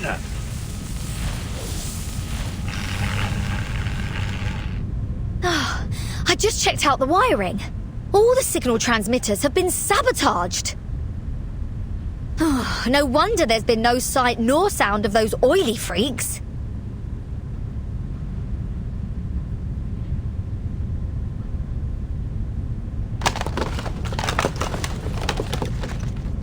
Reel it in, fish tank. You're not conducting the artificial storm experiments right here, are you? Why not? We have a supernatural phenomenon, a vast water supply, sufficient asymmetrical nuclide R, and the required sound wave frequency ready in the transmission system here. If these aren't the perfect testing conditions for the artificial storm, then what is? Wait. Are you forgetting what you just said to Vertin? What about all those side effects? You've got no bleeding idea how severe they'll be or how long they'll last. Which is why it's lucky you were sent along with me, Regulus. If anything happens to me, you'll have to be the one to report the experiment's results.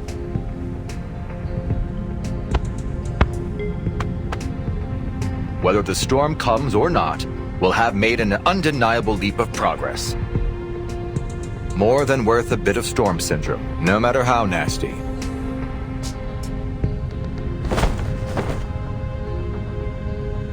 At least now you'll have an extra equilibrium umbrella.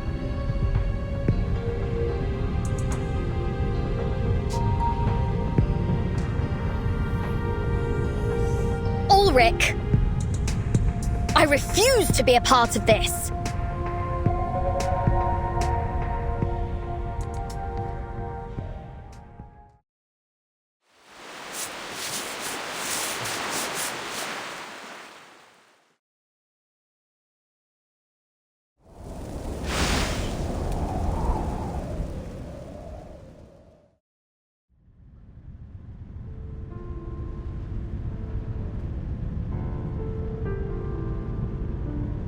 What did you say?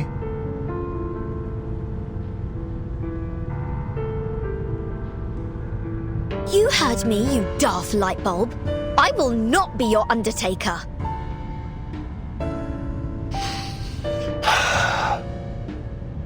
Regulus, you still haven't grasped the significance of this project, have you?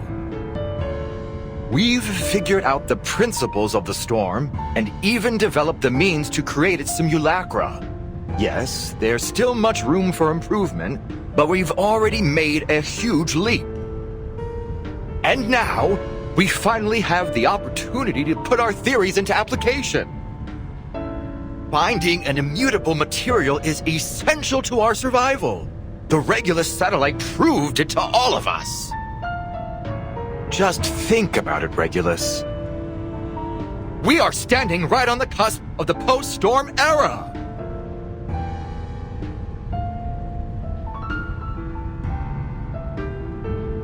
Fish tank. You planned this all along, didn't you? Don't tell me you're worried about the funds and credit for the experiment. Laplace will cover all your potential losses and expenses incurred should anything go wrong. And whether this project succeeds or not, your assistance has been indispensable.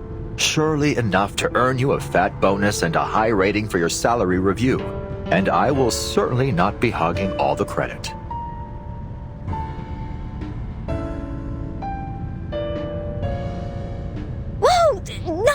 Keep it in the tank. You've got me all wrong, Magnet Head.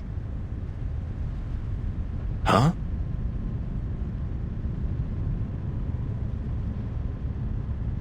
I'm a member of Laplace now, same as you. A researcher, not just an observer. I too witnessed the storm.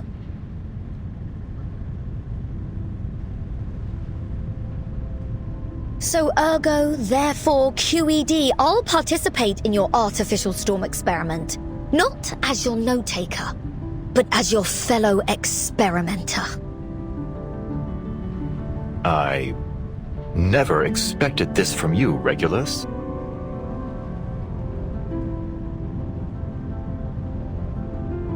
Don't tell me my reports were really that bad. Never mind. Really, don't tell me.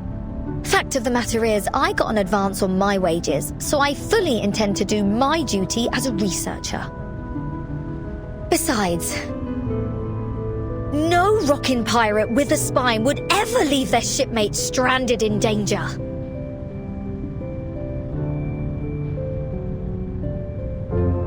I admire your courage, truly. However, when it comes to these experiments, you must leave it to me.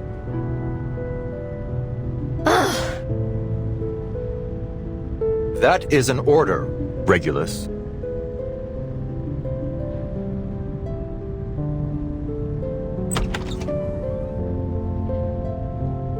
I need you to observe my status through the porthole and record our experimental data. You're the only one that can do it. All right, Magnet Head, have it your way.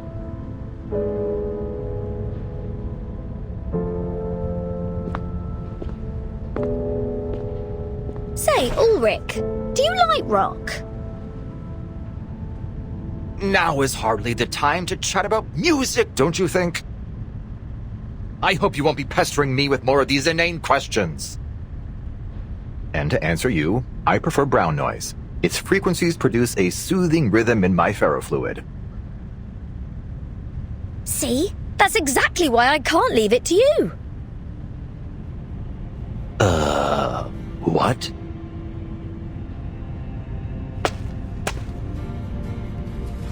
I turned a blind eye to your blatant acts of piracy and brushed off your blasphemies against rock.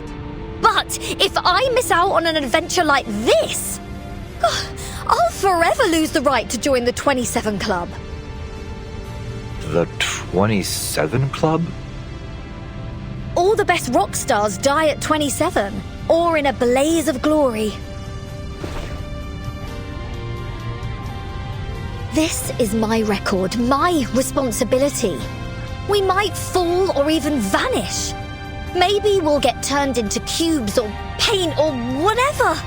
But at the end of the day, rock never dies. Huh?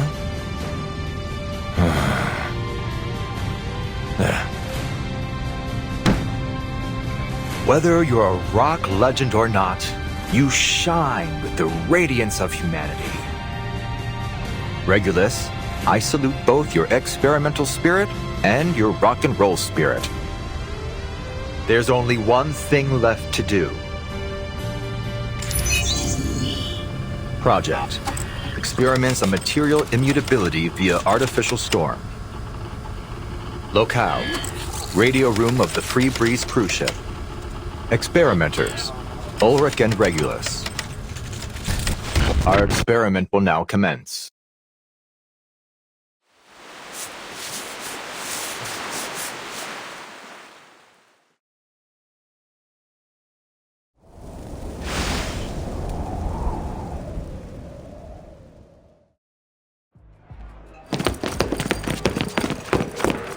Miss Bertin, it seems all the passengers are gathered in the lobby.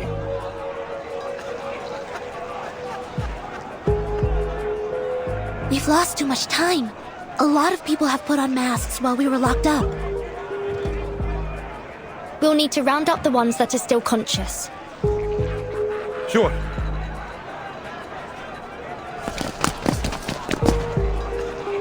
Manager, more contenders? Like we don't have enough people wrestling for a mask. Give me that mask, asshole! I'm joining Manus Vindicte. I will take the trial. Sir, I believe you may be too weak to endure the trial. You should leave this valuable opportunity to someone who will be more useful to Captain Grace. Please put the mask down, everyone. This isn't the way to survive. Give it to me! That mask belongs to me! Miss Grace smiled at me once. She must like me. She'll want me to join her.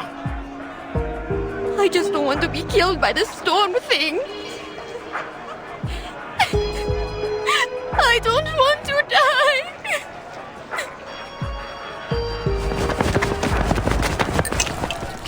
Get back to your senses, people! If I were you, I'd have thrown these creepy masks into the sea the moment I saw them!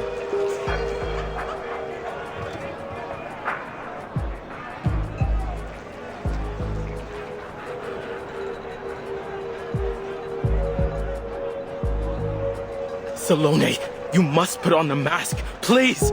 For our people. It's not scary, I promise. Would you rather be captured by those outsiders? Go to the captain's room, Toa. You passed your trial. I'm sure the captain and our people there need you more than I do. I must stay here to look after Kitsiono, Little Pita, and our friends who still seem to be lost. What is wrong with you, Salome? All you need to do is put on the mask.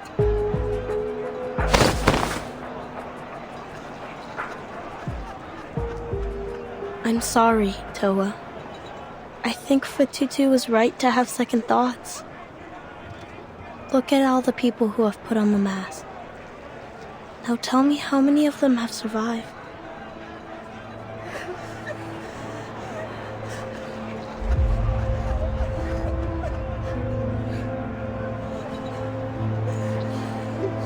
And what? You're afraid? Is this really more important than bringing our people home?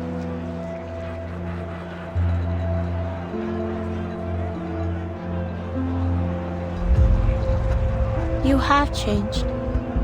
The Toa I knew would never have dared to ask me such a foolish question. Haven't you heard their cries? You need to think of the future, Salome. The new, beautiful homeland we're going to recover. We could live peacefully once more. We could...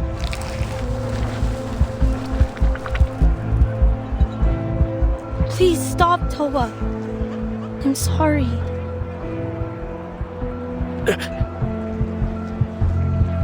When I see how tainted and twisted your spirit shell has become, I can't. I won't.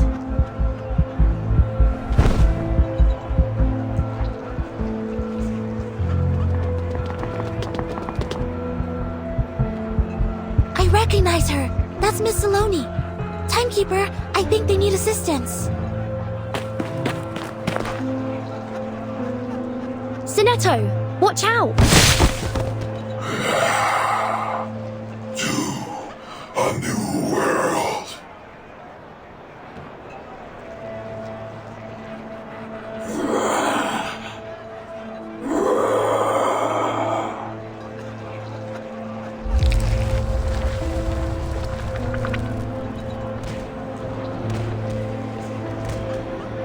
Sinetto, get ready to use those sedatogens.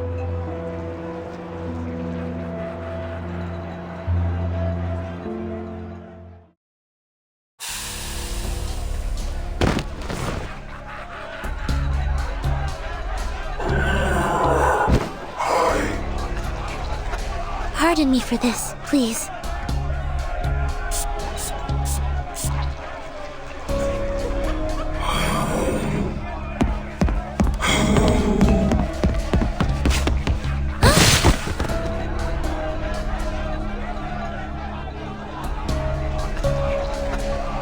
What are you doing to my people? I won't let you hurt them.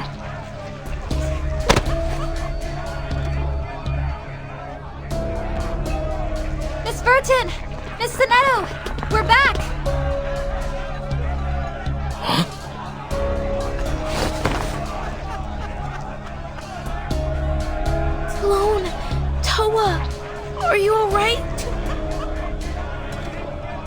You too.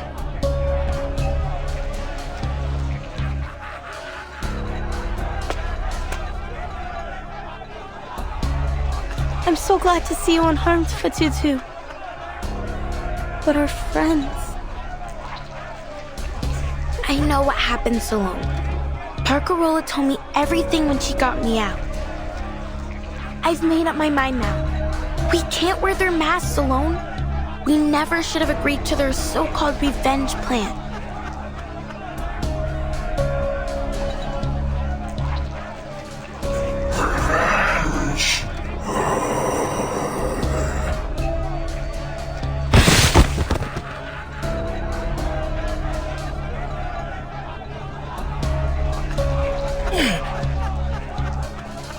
Toa!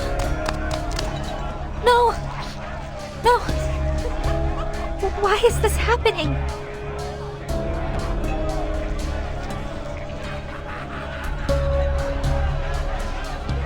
Retribution.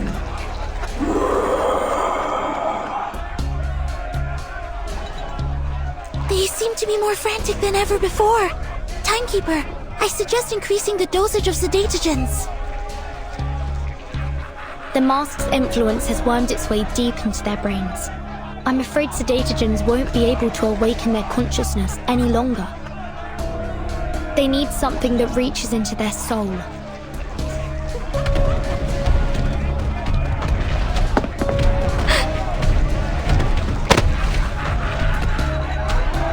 Isn't there something I can do?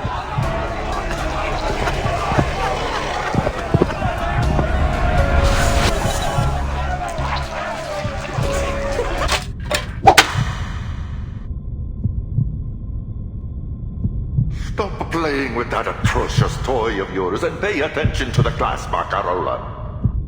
Music is a language that moves us on to a deeper level than any other, transcending both culture, place, and time. Whoever you are and wherever you go, it will always stir the depths of your soul.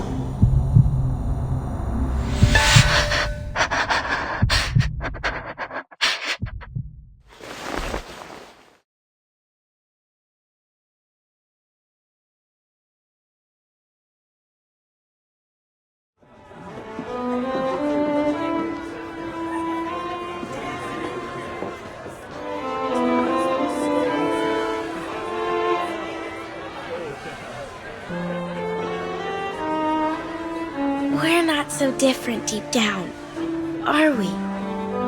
Huh? What's that sound? Violins, piano, cellos, double bass, and flutes. But violins? She hates violins. I want to go home.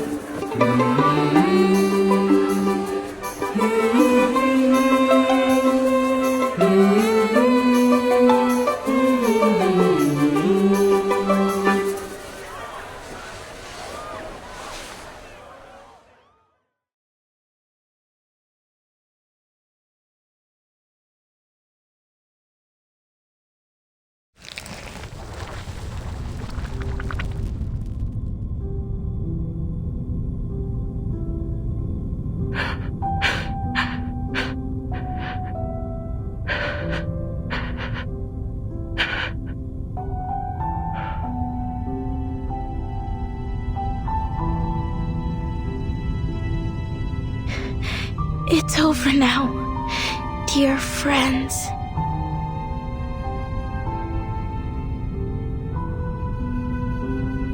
I'm sorry, Fatutu. I didn't expect my song to put your people in this state. I only wanted to help. You did. You're the greatest musician I've ever seen. But your friends, they've gone home. But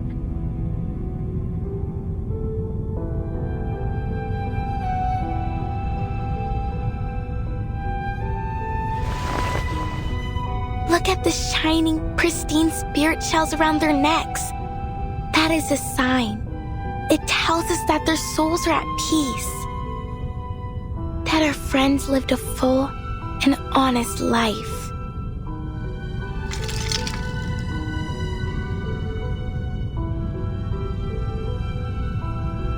Tutu!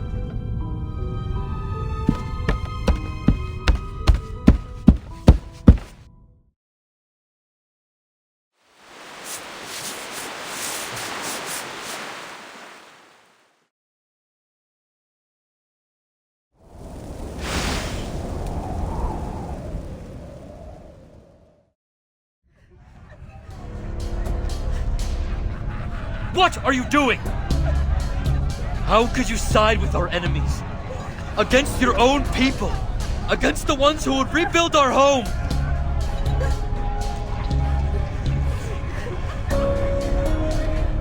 You've brought shame on our people. You've disappointed me. Stop all this now and come with me. We will beg Miss Grace to cleanse your soul.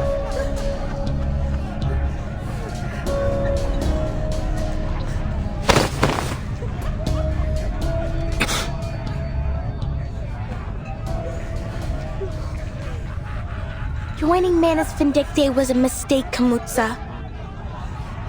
Their masks blinded our people. They tricked us with their lies and empty promises. But look! So many precious lives lost for nothing. It wasn't for nothing. They died for the resurrection of Nukuteao. Isn't it your dream too? To rebuild our home in a land free of humans and their wickedness?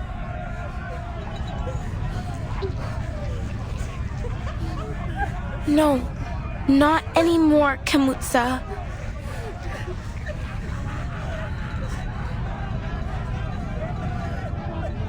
We may have lost our islands, but what we've done here lost us something far more precious.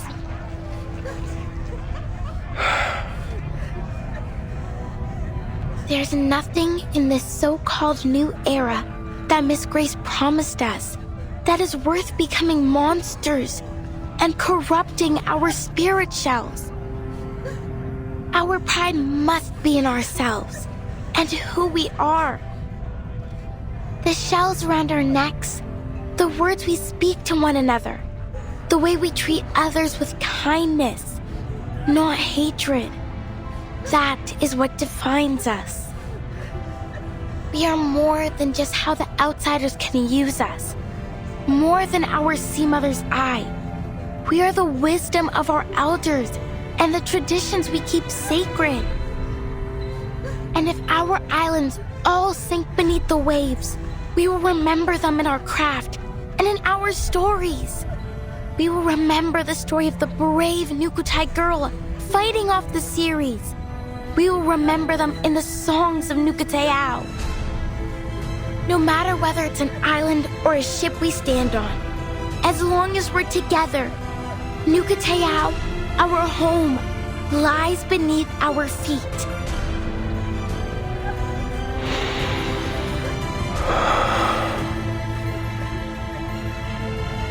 Didn't you say you would always have faith in me, Kamutsa? You believed I could lead our people to a better future. Now, I believe in myself too.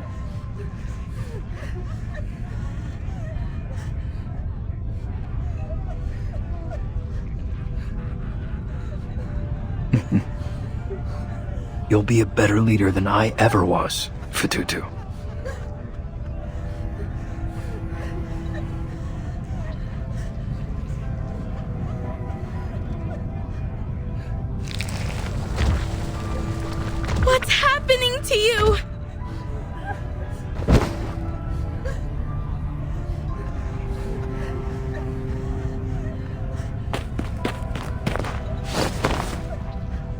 I'm fine, Tutu. I'll be all right.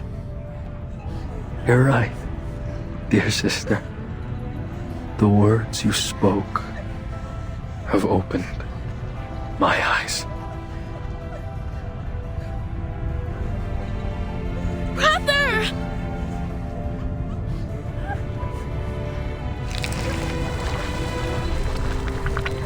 It's the mask's punishment. I don't understand. Manus Vindictae used their masks to sift out their most loyal followers. Those who pass the trial can retain their personality and memories. However, if they should show any signs of faltering in their faith, the mask will punish them. Their consciousness will be devoured by the fathomless depths of Arcanum, until they become nothing but a walking corpse, caught in eternal agony.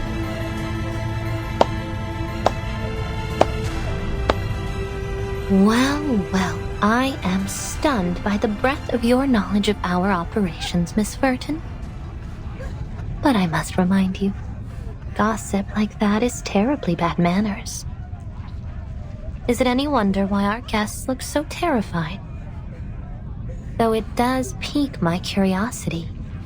I wonder, even with all you said, do they fear us more than they fear death?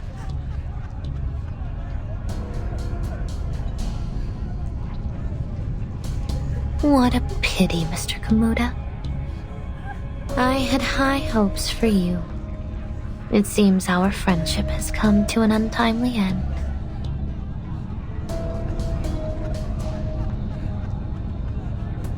The people here know the truth about your masks.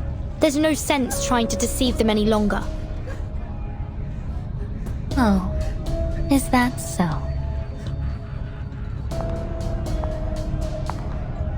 Timekeeper, stay behind me. Oh, what do we have here? How adorable. The ever-loyal deputy leaps into action. But we're on a tight schedule, and I don't have time to play games. There's no power in your shiny little badge here. Mr. Kamuda, Manus Vindictae will forever remember your contribution. Farewell. For Tutu, watch out! Fleste 2.4. Brother! No!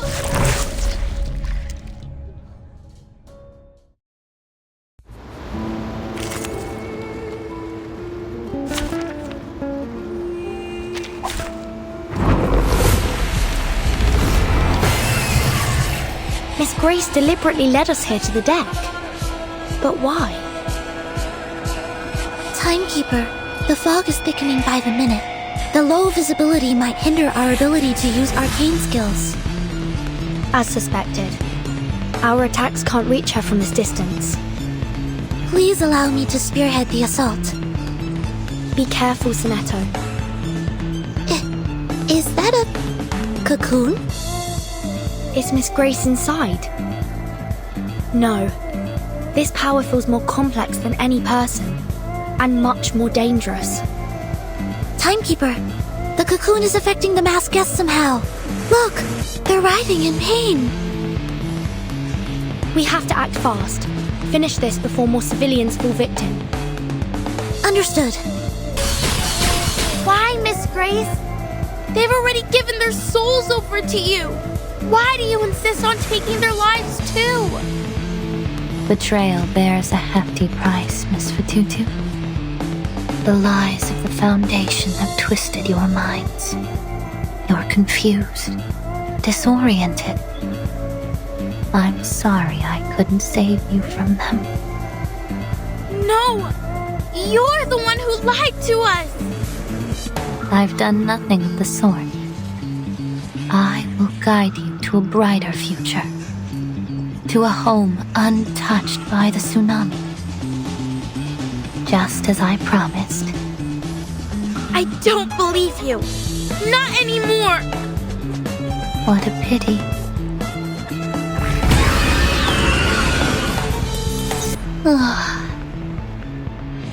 Hurry along, my dear guests. Say your farewells to our beloved free breeze while you still have the chance. The cocoon! It's breaking open! Stay calm, Sonetto. This is our chance. Time to destroy this thing and save the free breeze.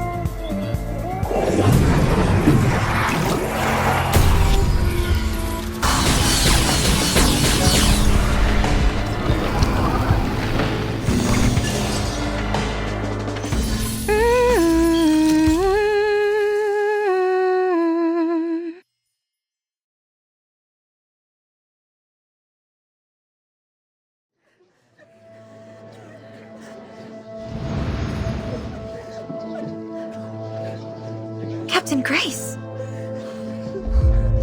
What is it now, Miss Barcarola? I'm sure you've already guessed this, but you've been relieved of your duties here. Gaining the support of the Nukatai was never your purpose. Am I right? Miss Grace, give me back my friends!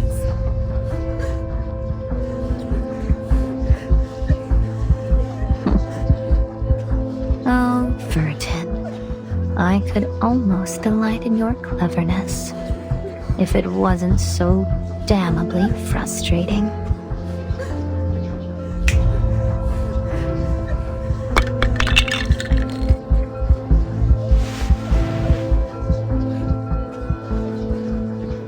A pity, but there's no turning back now.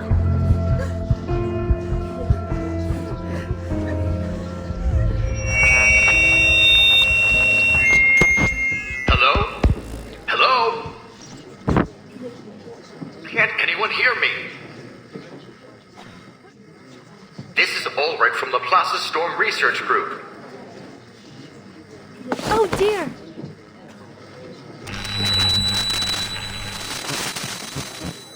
Whoa!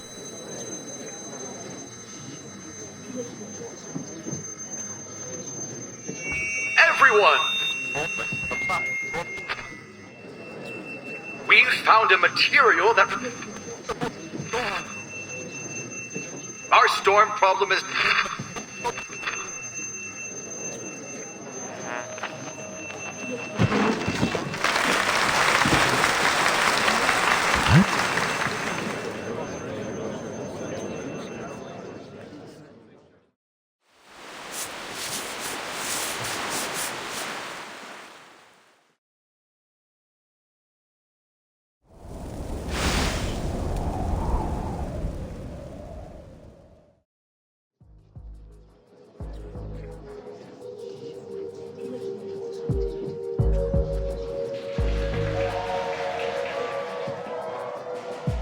You never cease to amaze me, do you? Manus Vindictae have failed. It would appear that way to you, wouldn't it, Miss Vertin? How shall I congratulate you?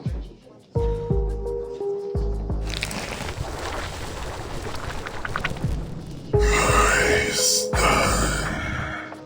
Owing how it did to me.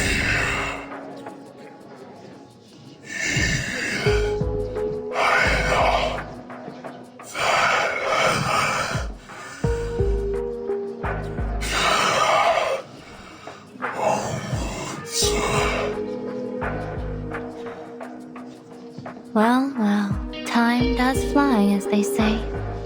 Be seeing you, and sooner than you think.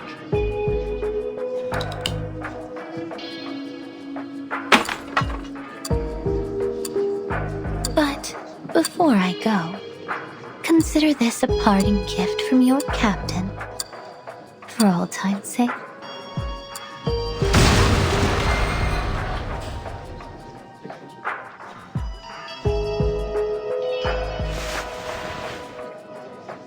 Goodbye, my dear guests.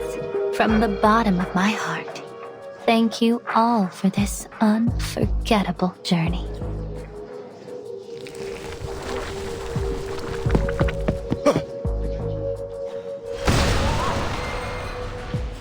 That came from the engine room. Those tin-headed bastards, they must have done something to it. Go see what you can from the deck, Charlie.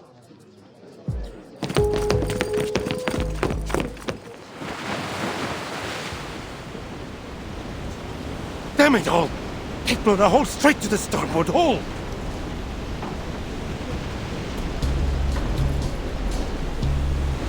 Gentlemen, you can't possibly be saying that the free breeze is going to sink.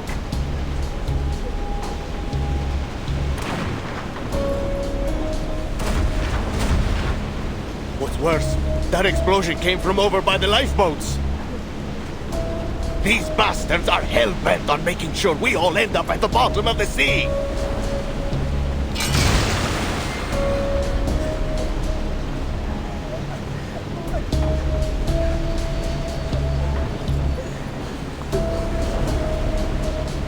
Help us, Miss Barcarola. You promised to keep us safe. And you, miss! Aren't you from the Foundation, or whatever? You said you'd protect us. Please line up, everyone. My suitcase should be able to temporarily shelter some passengers. Miss Barcarola, do you know how many passengers are aboard?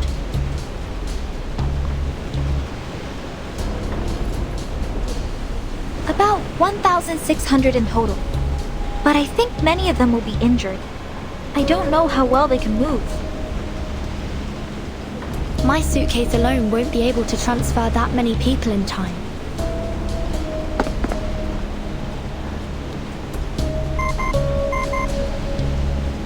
The signal's back, timekeeper. Just as we suspected, they were jamming our signal.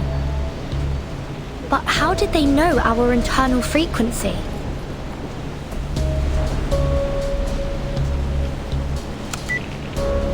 This is Vertin. Please come in.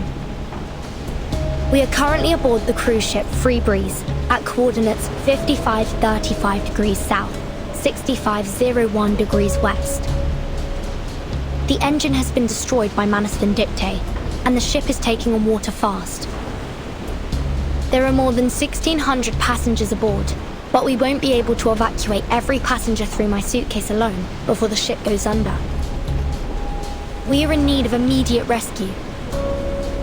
Understood. We will dispatch rescue resources and personnel from the nearest branch as soon as possible. Before their arrival, please do everything possible to minimize casualties. Miss Barcarola, could you point me towards the radio room? I believe our friends may be in need of help. Of course.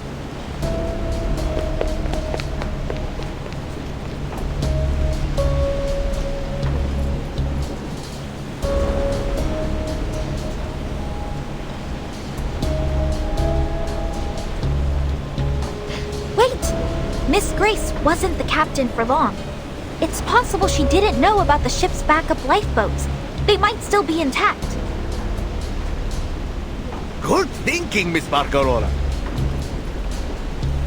You're a natural-born captain. Everyone, follow me!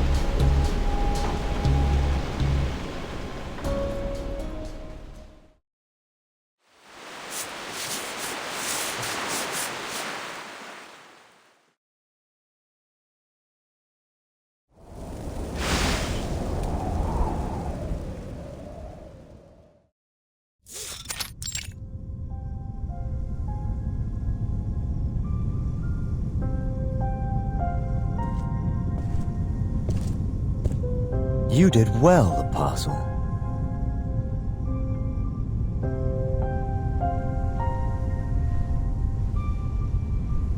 These are splendid.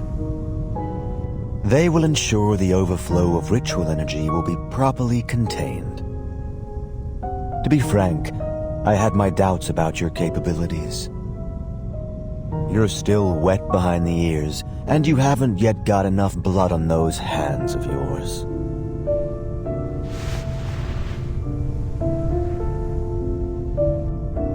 I am willing to do anything for their return.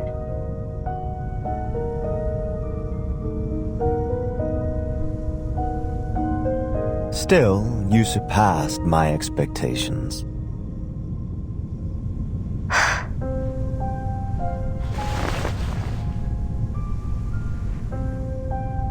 You look tired.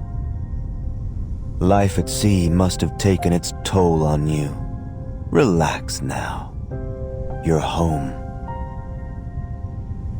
As you wish.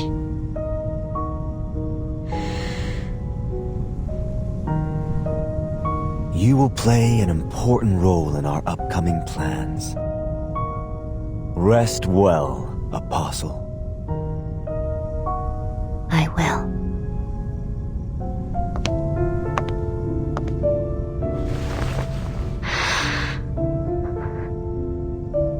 Thank you, Mr. Forget-Me-Not.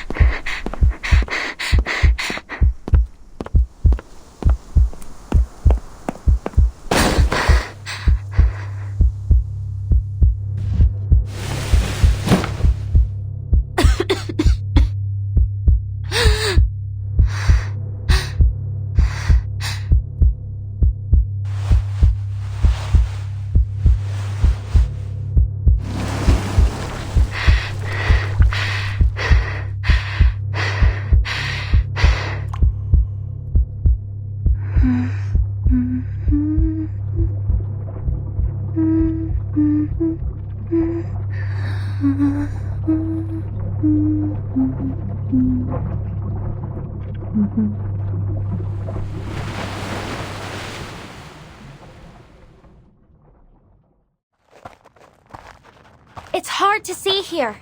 Please hold on to each other and follow the sound of my music. Thank you so much, Miss Barcarola. If it weren't for you, we never would have survived. You're so courageous.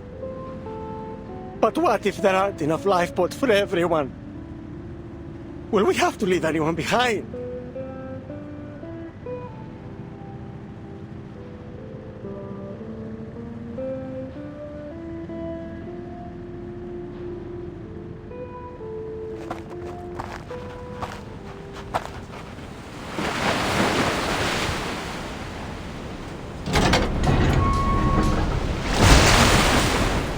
I don't want to die like this. There are still so many things I want to do. I want to go home. Even if the storm changes everything. I just want to go.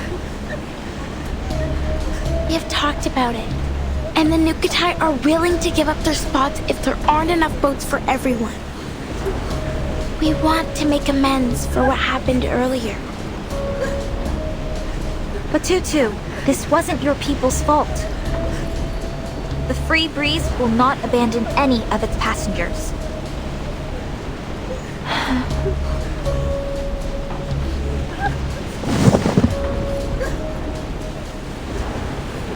You have my word as the official musical director. And I suppose, the acting captain. Barcarola, what have you done to your crackling box? Sinfonia Giosa, dividetevi con grazia. Oh, Mr. Rola, what's your comfort? I remember you telling us how hard you worked to find it. I haven't seen one of those since my time in Galicia.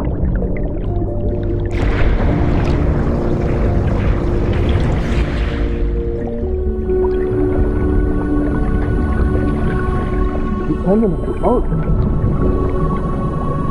Hey, Barcarola, you're not just a great musician, you're a kind soul too. You say that.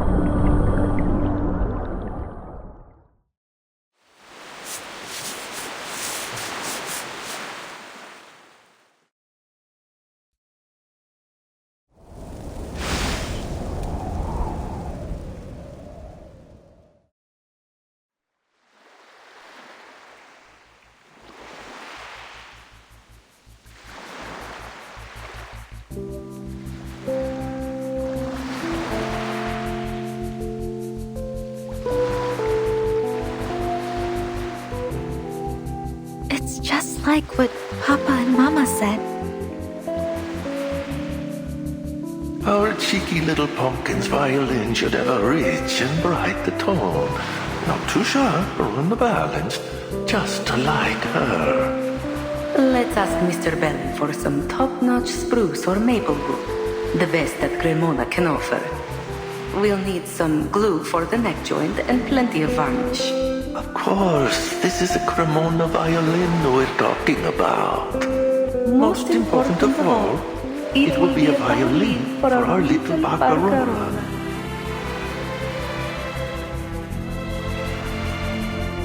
As much as I try to deny it, I suppose my heart is still there with them.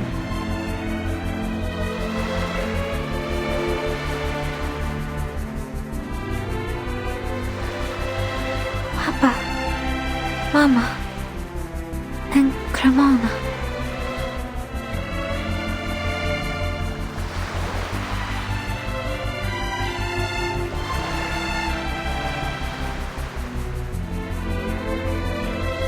We did it. Congratulations, Timekeeper. I should be the one congratulating you. Don't you think, Mr. Fish Tank? It's an odd twist of fate, isn't it? Indeed. I've just reported our findings to Laplace. With this, our research on the storm can finally advance to a new stage. I've even managed to develop a taste for rock and roll.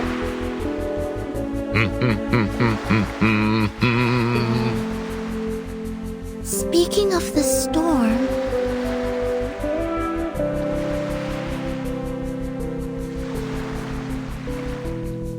Hey! Here comes the sun! Woohoo! I never doubted you, Timekeeper. There was no storm. Not this time, anyway. Thank you for your continued trust, Annetto.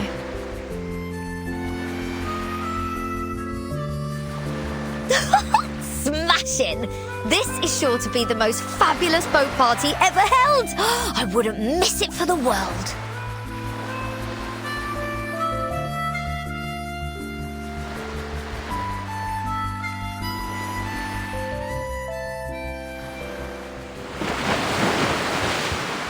Oh, give me a home where the buffalo roam, where the deer and the antelope play, where seldom is heard a discouraging word, and the skies are not cloudy all day. Da haben wir so manche schon gesessen wohl in froher Ruhe und taten singen, die Lieder klingen im Eigengrund. Au clair de la lune, on y voit comme peur. On cherche à la plume, on cherche à du feu. Viejas melancolías, cosas del alma, llegan con el silencio de la mañana, y cuando sale a verla, vuela a su casa.